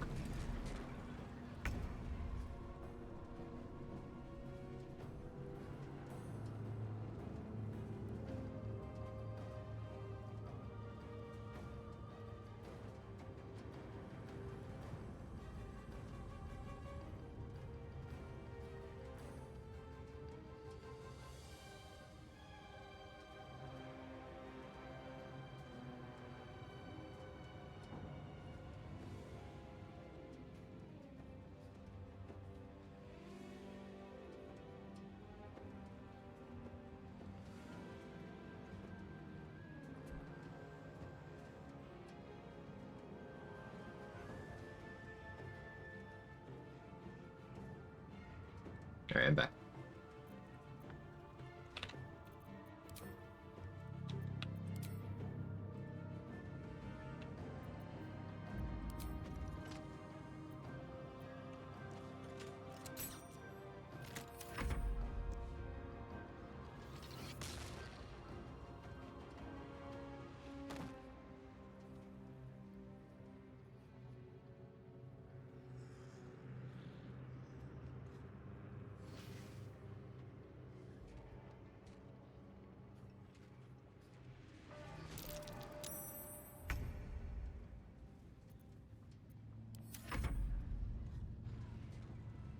They're doing pretty good damage.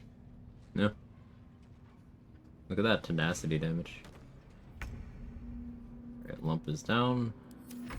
That's what's most important. I can speak. Ooh, nice 40 damage there.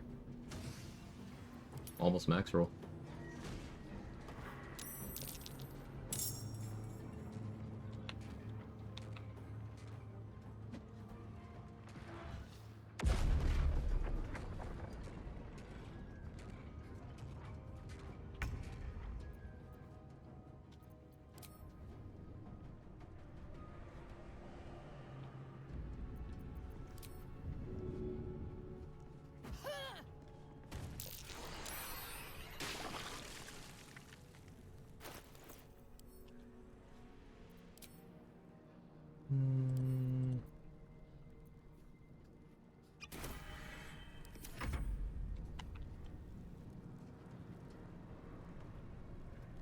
I would have got XP for the ogres with 3 yellow. I already got their XP when I hired them.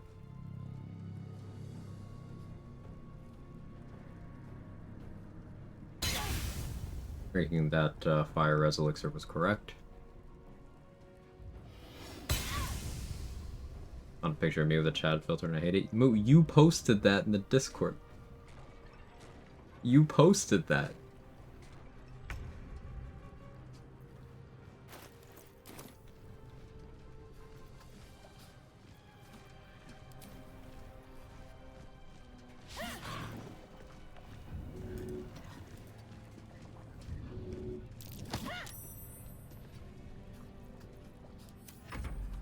This was during movie night.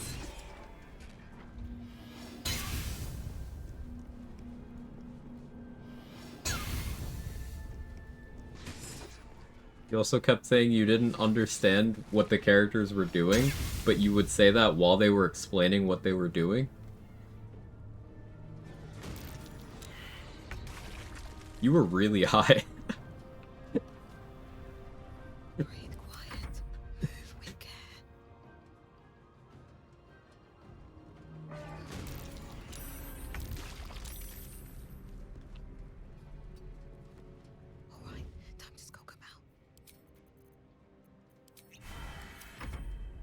Don't remember shit.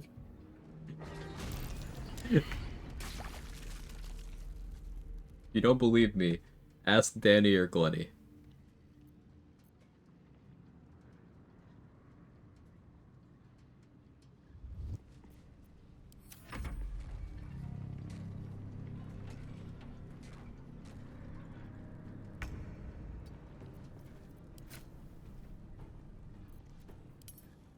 Try me.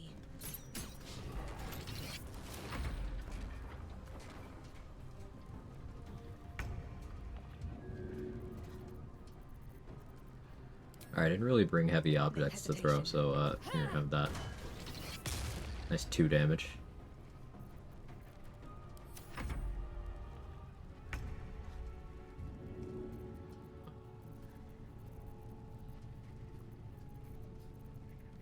Oh, I got short sword, sick.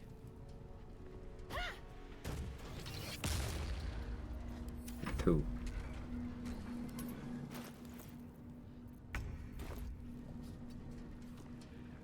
How are you not superheated?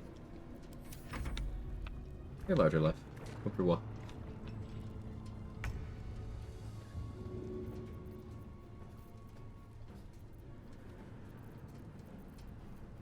I didn't buy Ring of Fling or Kushigo. Forget Kushigo gloves.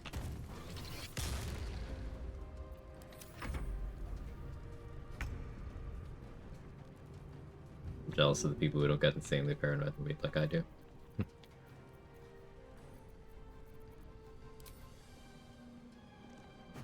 I don't partake often, but I'm just kind of one of those people who I'm very unproductive. But I'm okay with that, because it's also one of very few things that actually functions as pain relief for my chronic health stuff. So. It's the only thing I can think of that is actually effective. The only questions I've never done the strat, you run out of items to throw, you just cook. No, I can use hand crossbows, it'll just be really slow. Like, I'm going for that 20 bludgeoning right there. If I run out, I can do the hand crossbows. It's just slow.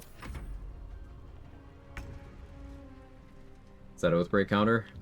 Counting the number of times I break my oath. Surprisingly, I haven't broken it yet, but I've been trying really hard not to.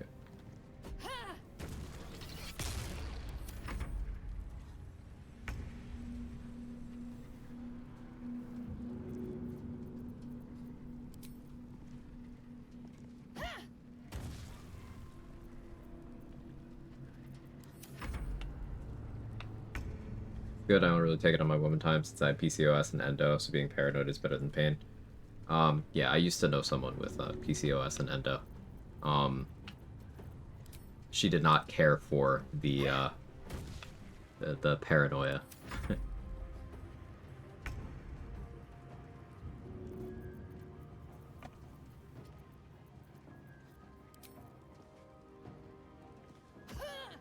Not familiar with Oathbreaker as an action or spell or a deed. So, paladin subclasses each has their own oath they have to adhere to. If you fail to adhere to the oath, then your oath breaks.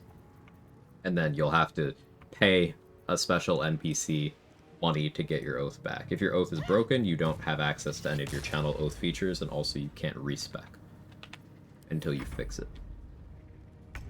Lighthammer the best thing to throw. For this, probably. But I just didn't stock up on enough of them, so I'm throwing whatever I have. Torches and short swords work out nicely. Just make sure you don't get a killing blow with crush damage, because then you lose the 875 XP.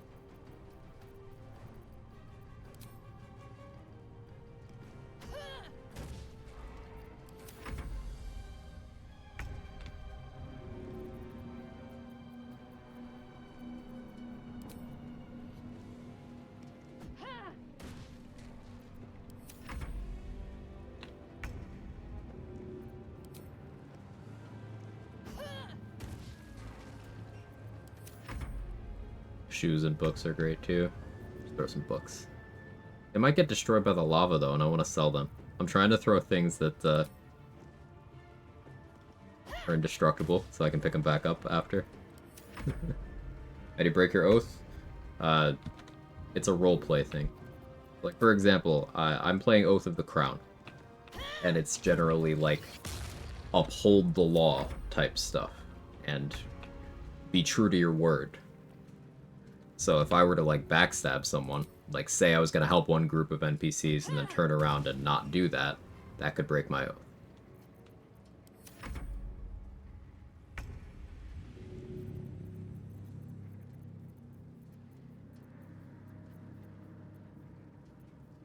How's a scimitar? Is that heavy enough?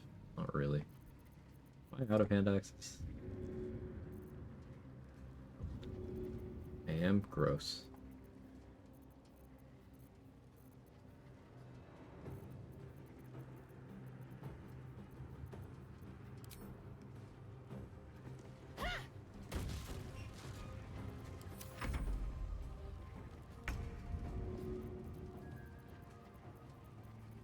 Getting there.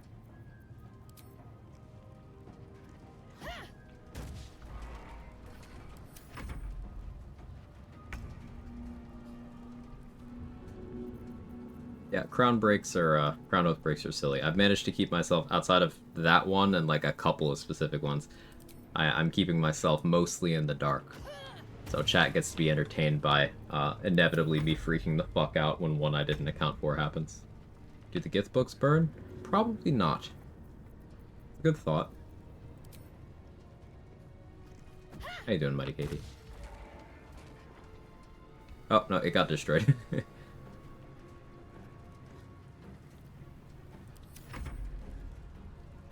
Find a test here, though. I didn't need it for anything. Oopsie.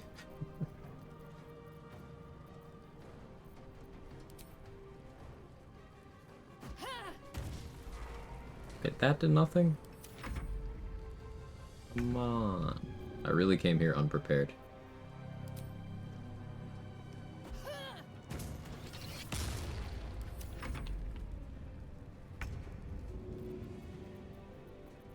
What else I got?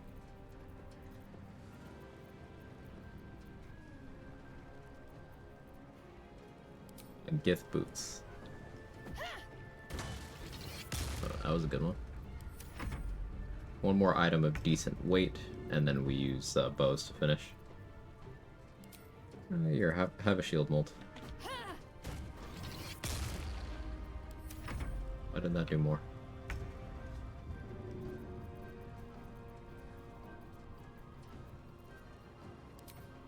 Have a quarter stuff.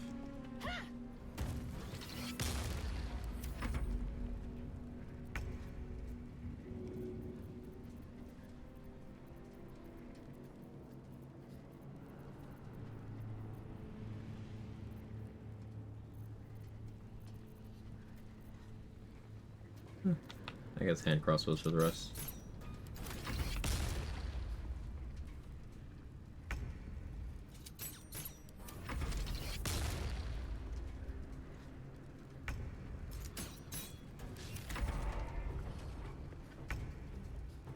Dealing the good crush damage to Grimm's been really finicky since patch 7. I don't like that. Me either. Like, I'm surprised that a lot of those things I threw didn't cause any crush damage. And, I don't like it. I'm just gonna be careful and stop well outside the crush damage range and just do this. There we go. 875, that also gets us to level 5.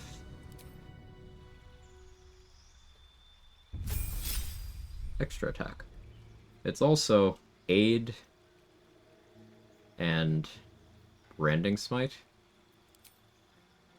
I do like branding smite. It's a shame it's on this class, but I like the spell.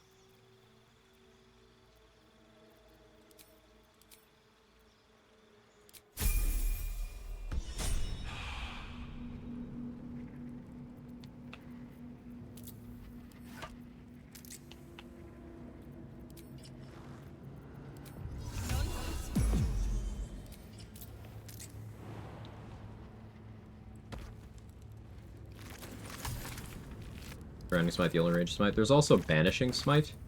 It's available to Hexblades at level 7, and Bards can take it with Magical Secrets at level 10. Paladins don't actually get enough spell progression to take it themselves.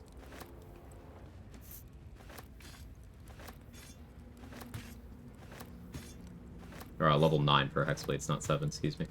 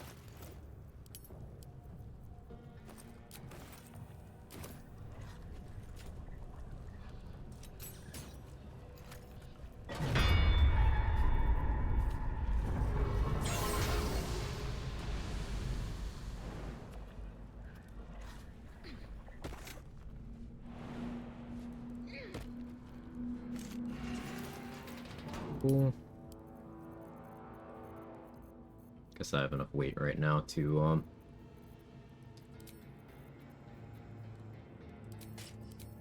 carry around both suits of armor.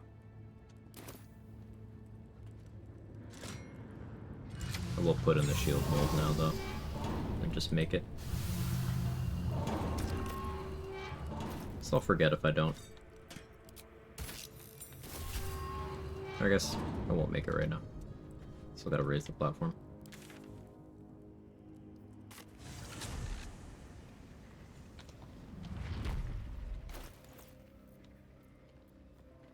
Uh, 9.5 hours in. We'll go a little bit longer. Just a little bit.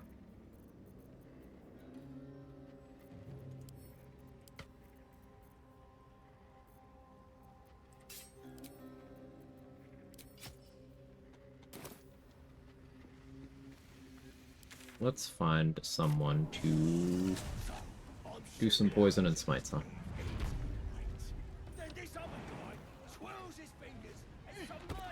What, fire arrows? I have one, perfect.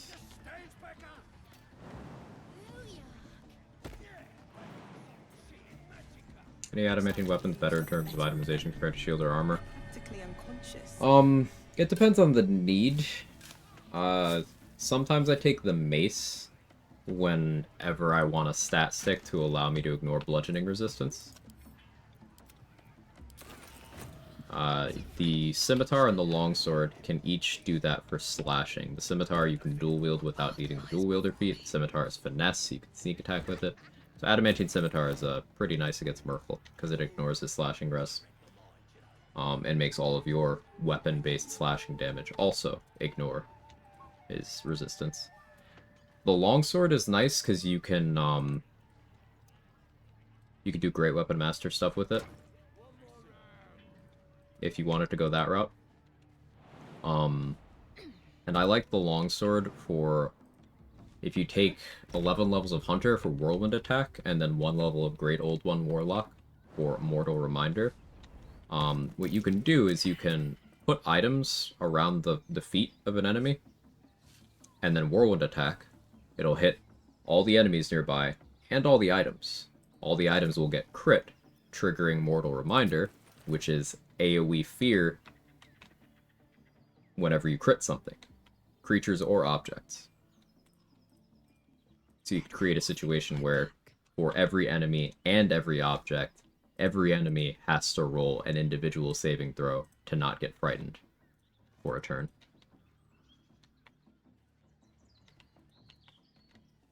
And it's funny.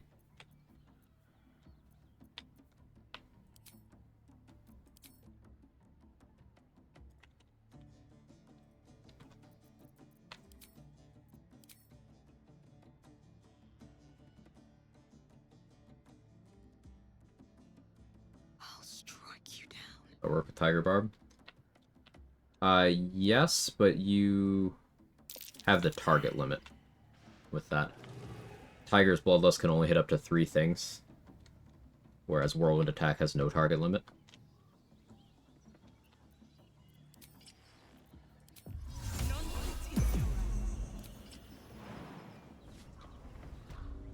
It's working for any object that gets hit crits. Yeah, adamantine weapons automatically crit inanimate objects.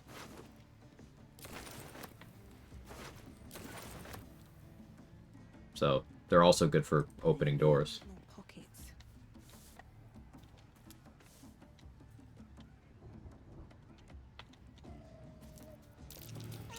Breathe quiet. Move with care. Best be on my way.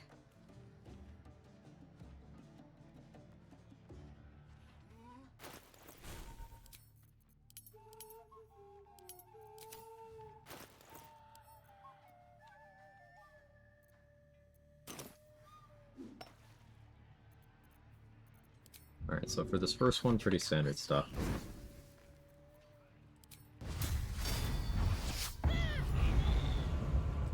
Smite, you know, on a crit, infamous. But this was a terrible roll. I don't need any attention right now. How many first level spell slots do I have left? 3.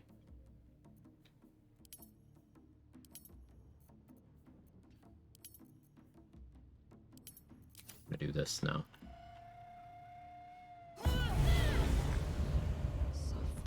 Wasted one smiting a dead body. But...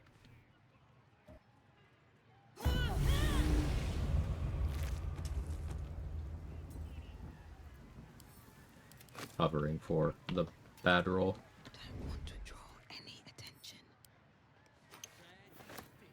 An advantage of smites is you can care a little less about how much damage your weapon hit does. So it's nice for dual wielding. But as you can see, I'm almost out of resources for the day. And that's an issue.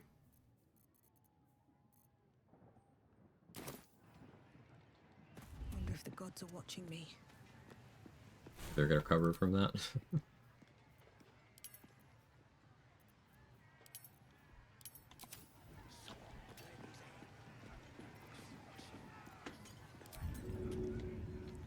I want Quag Piddle too. Figure I can long rest soon.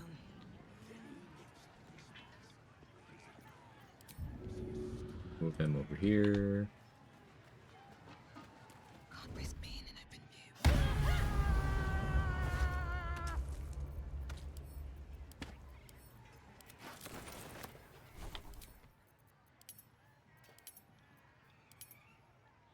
Alright, out of smites. Light on my feet. I used all of them on just that many enemies. Inefficient on a couple of them, but that's okay. What if there's any Wolverine's Hammer attack to proc AoE force damage? It seems to be smart in how it applies it only wants to do it to inanimate objects. Might be worth messing around with, though.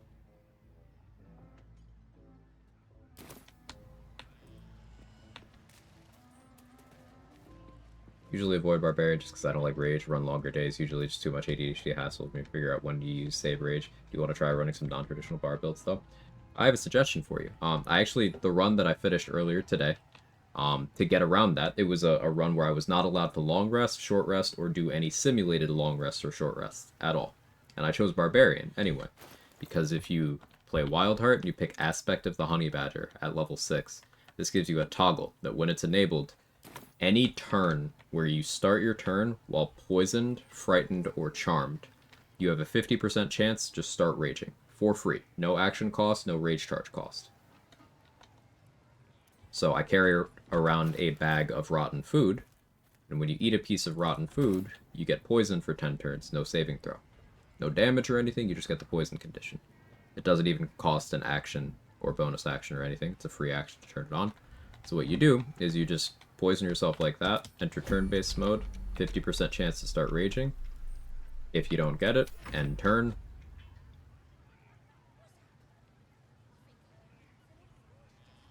%50 chance to start raging. And that's also the only way in the game to start a combat while already raging. I'll take that. So that eliminates your need to deal with rage charges as a resource.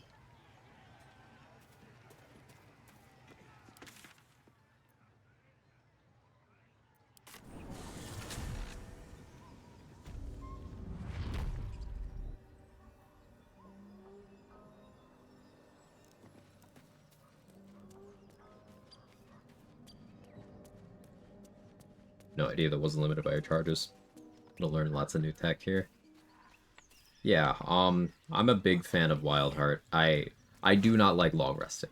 You'll find that several of us here in the challenge running section of the BG3 Twitch community don't really love long rests.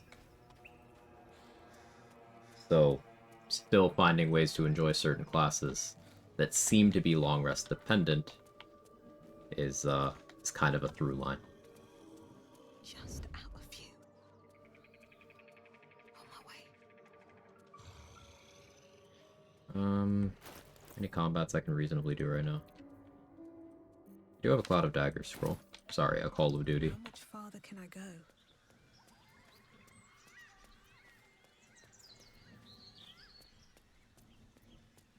I don't heal all nearby non-enemy creatures. That's like almost good.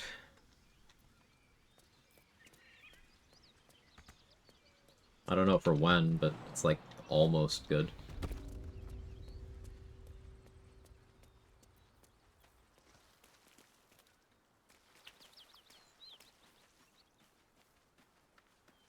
Out of sight, out of mind.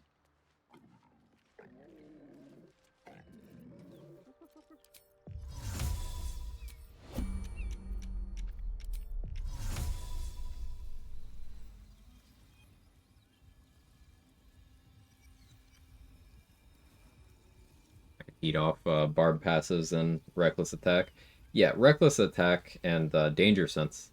Just passively having advantage on dex saves as long as you're not blinded or incapacitated. The game implies that it's only certain dex saves, but no, it's all of them. You get fast movement at level 5 too. Level 8 you get surprise immunity plus 3 initiative. Level 9 brutal critical. Like Barbarian has a lot of stuff.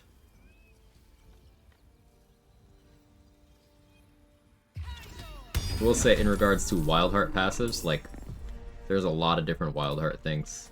I could understand glossing over some of them.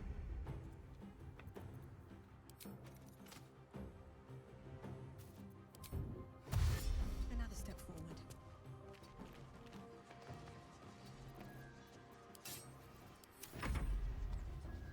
This is not an ideal lineup, but...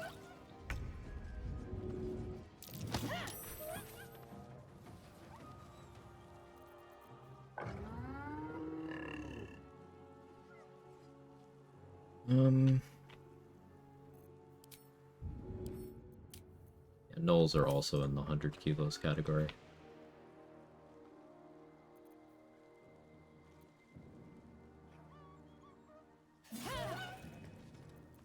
I do have extra attack. I already forgore.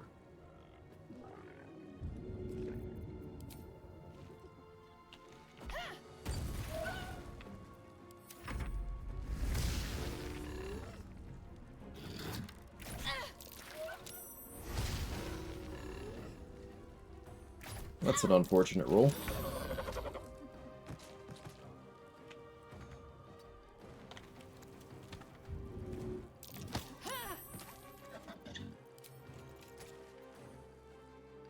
No roaring thunder.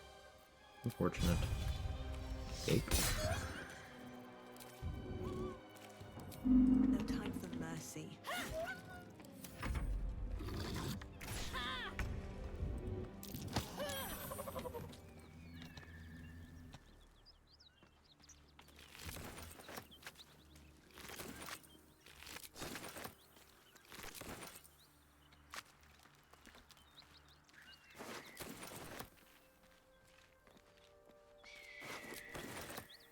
Don't want to pick that fight yet.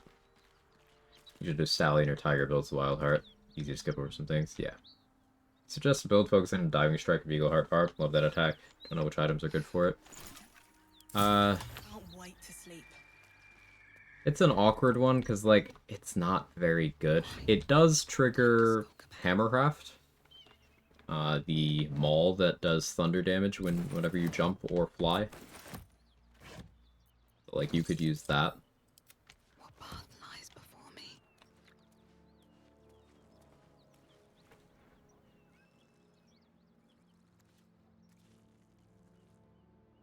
Cloud of Dagger spot treatment just dropped. Great for exfoliation.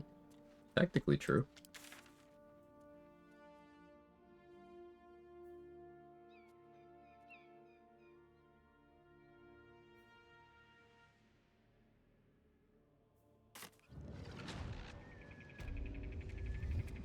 Swift as my feet can carry me.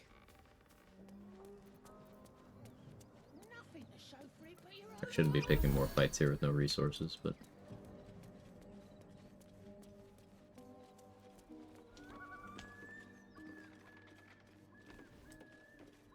Yeah, for me, the real positive of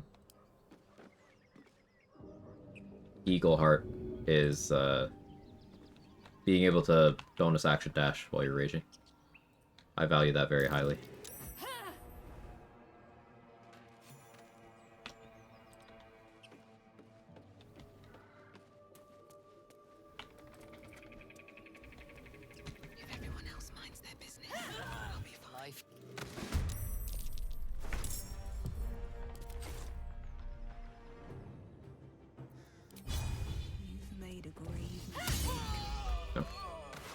That rolled good. Should mind my step.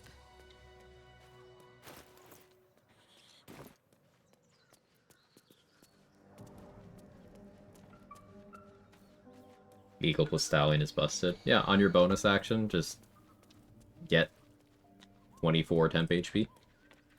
Whenever you feel like it. Right, because it's 2 times your barb level? Let's see.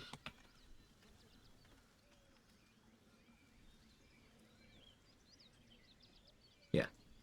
So if you're pure class, 24.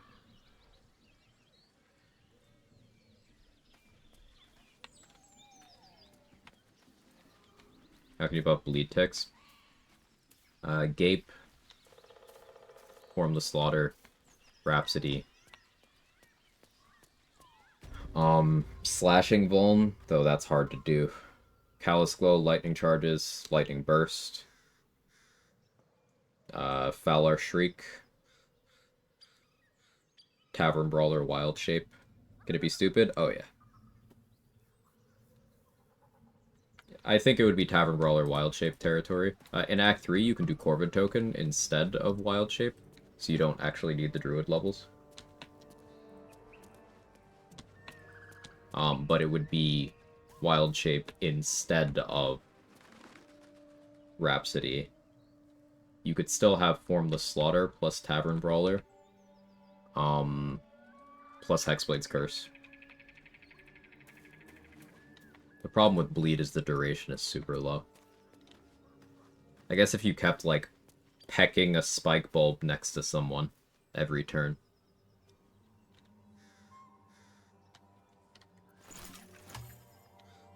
Hey, we Bleed with Elk. It's not much to build around there.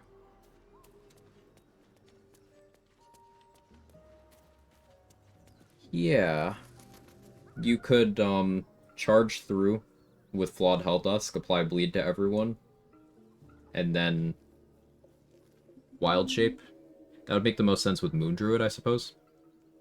Because then you could charge on your action, charge on your other action, or charge on your extra attack, rather, and then Wild Shape on your bonus action. And then end your turn. Bleed happens, start of their turn. That could be cool.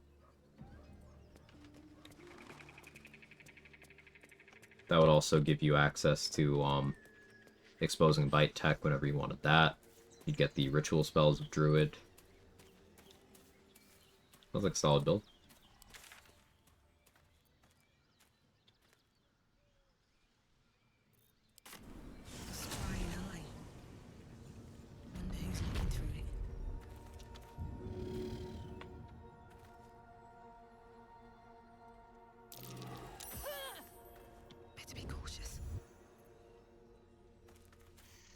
Yeah, that Scrying Eye was not 75 XP for me last time, and I was like, that's not right. It was 20. Don't waste a step. So I know of 3 different things in Grimforge that are sometimes 20 XP instead of 75. Skick Pit, Scrying Eye, and what was the other one? Philomene.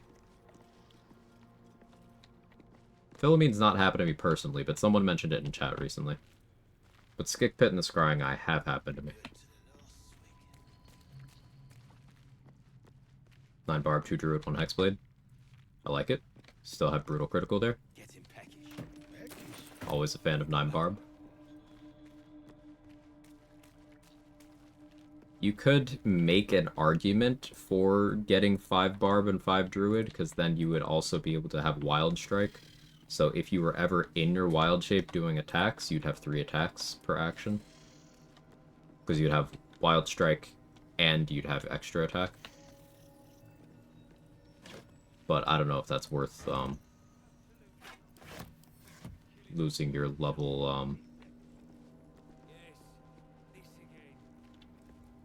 6 or your level 7 stuff. Because you could do like 6, 5, 1. I guess. Still keep level 6 stuff. I guess that would mean you could Honey Badger for resource sustain. Or you could go Wolverine main. Yeah. That would be a 651 or a 921. 831 is also okay there. If you wanted second level druid spells for whatever reason. A sun dweller in these parts. Look here, my topside friend. Bro has a light scroll? I'm glad I checked. Holy fuck.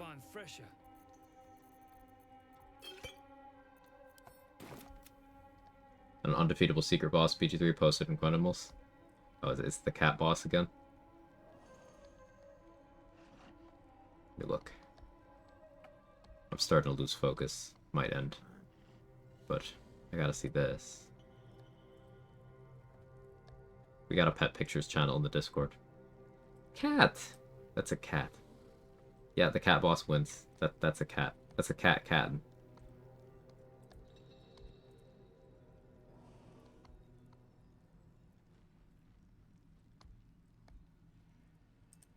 Love cats. They're the best. Thanks for sharing, Rathano.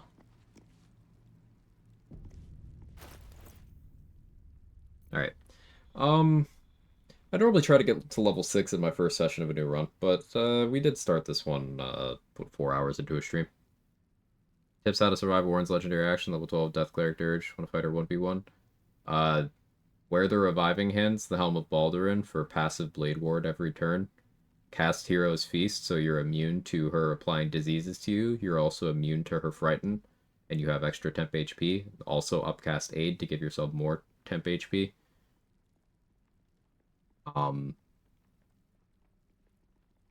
And you can cast Calm Emotions on her, so that she can't use Deathbringer's Legacy, because it's classified as a rage. So you can turn that off too. Cleric has an insane matchup into Orin. You could just shut down everything she does.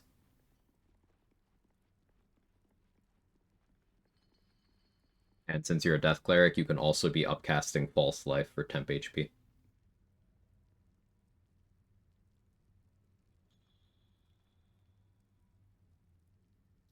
But yeah, that's gonna be it for today. Thank you everyone for hanging out. I had a lot of fun. Fun discussions. Tomorrow, more of this. Tomorrow's Thursday. Friday's co-op day with Danny.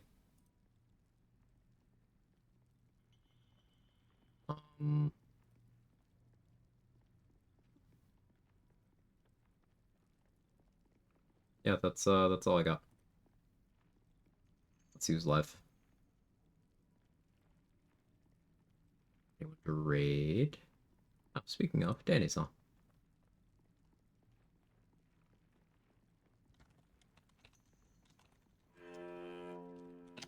Got my emos, feel free to jiggle. What's she even doing? I should have looked. Oh yeah, she's doing the 4 elements monk with Spores Druid and Barbarian. Bangs the Fire Snake with Barbarian and Druid flavor. Oh yeah, Chris's tip about Paralytic Poisons for Orin is also a good one. But thank you everybody. Yeah, I don't think I have anything else to add. I'll see you next time. Have a wonderful rest of your day. Bye forever.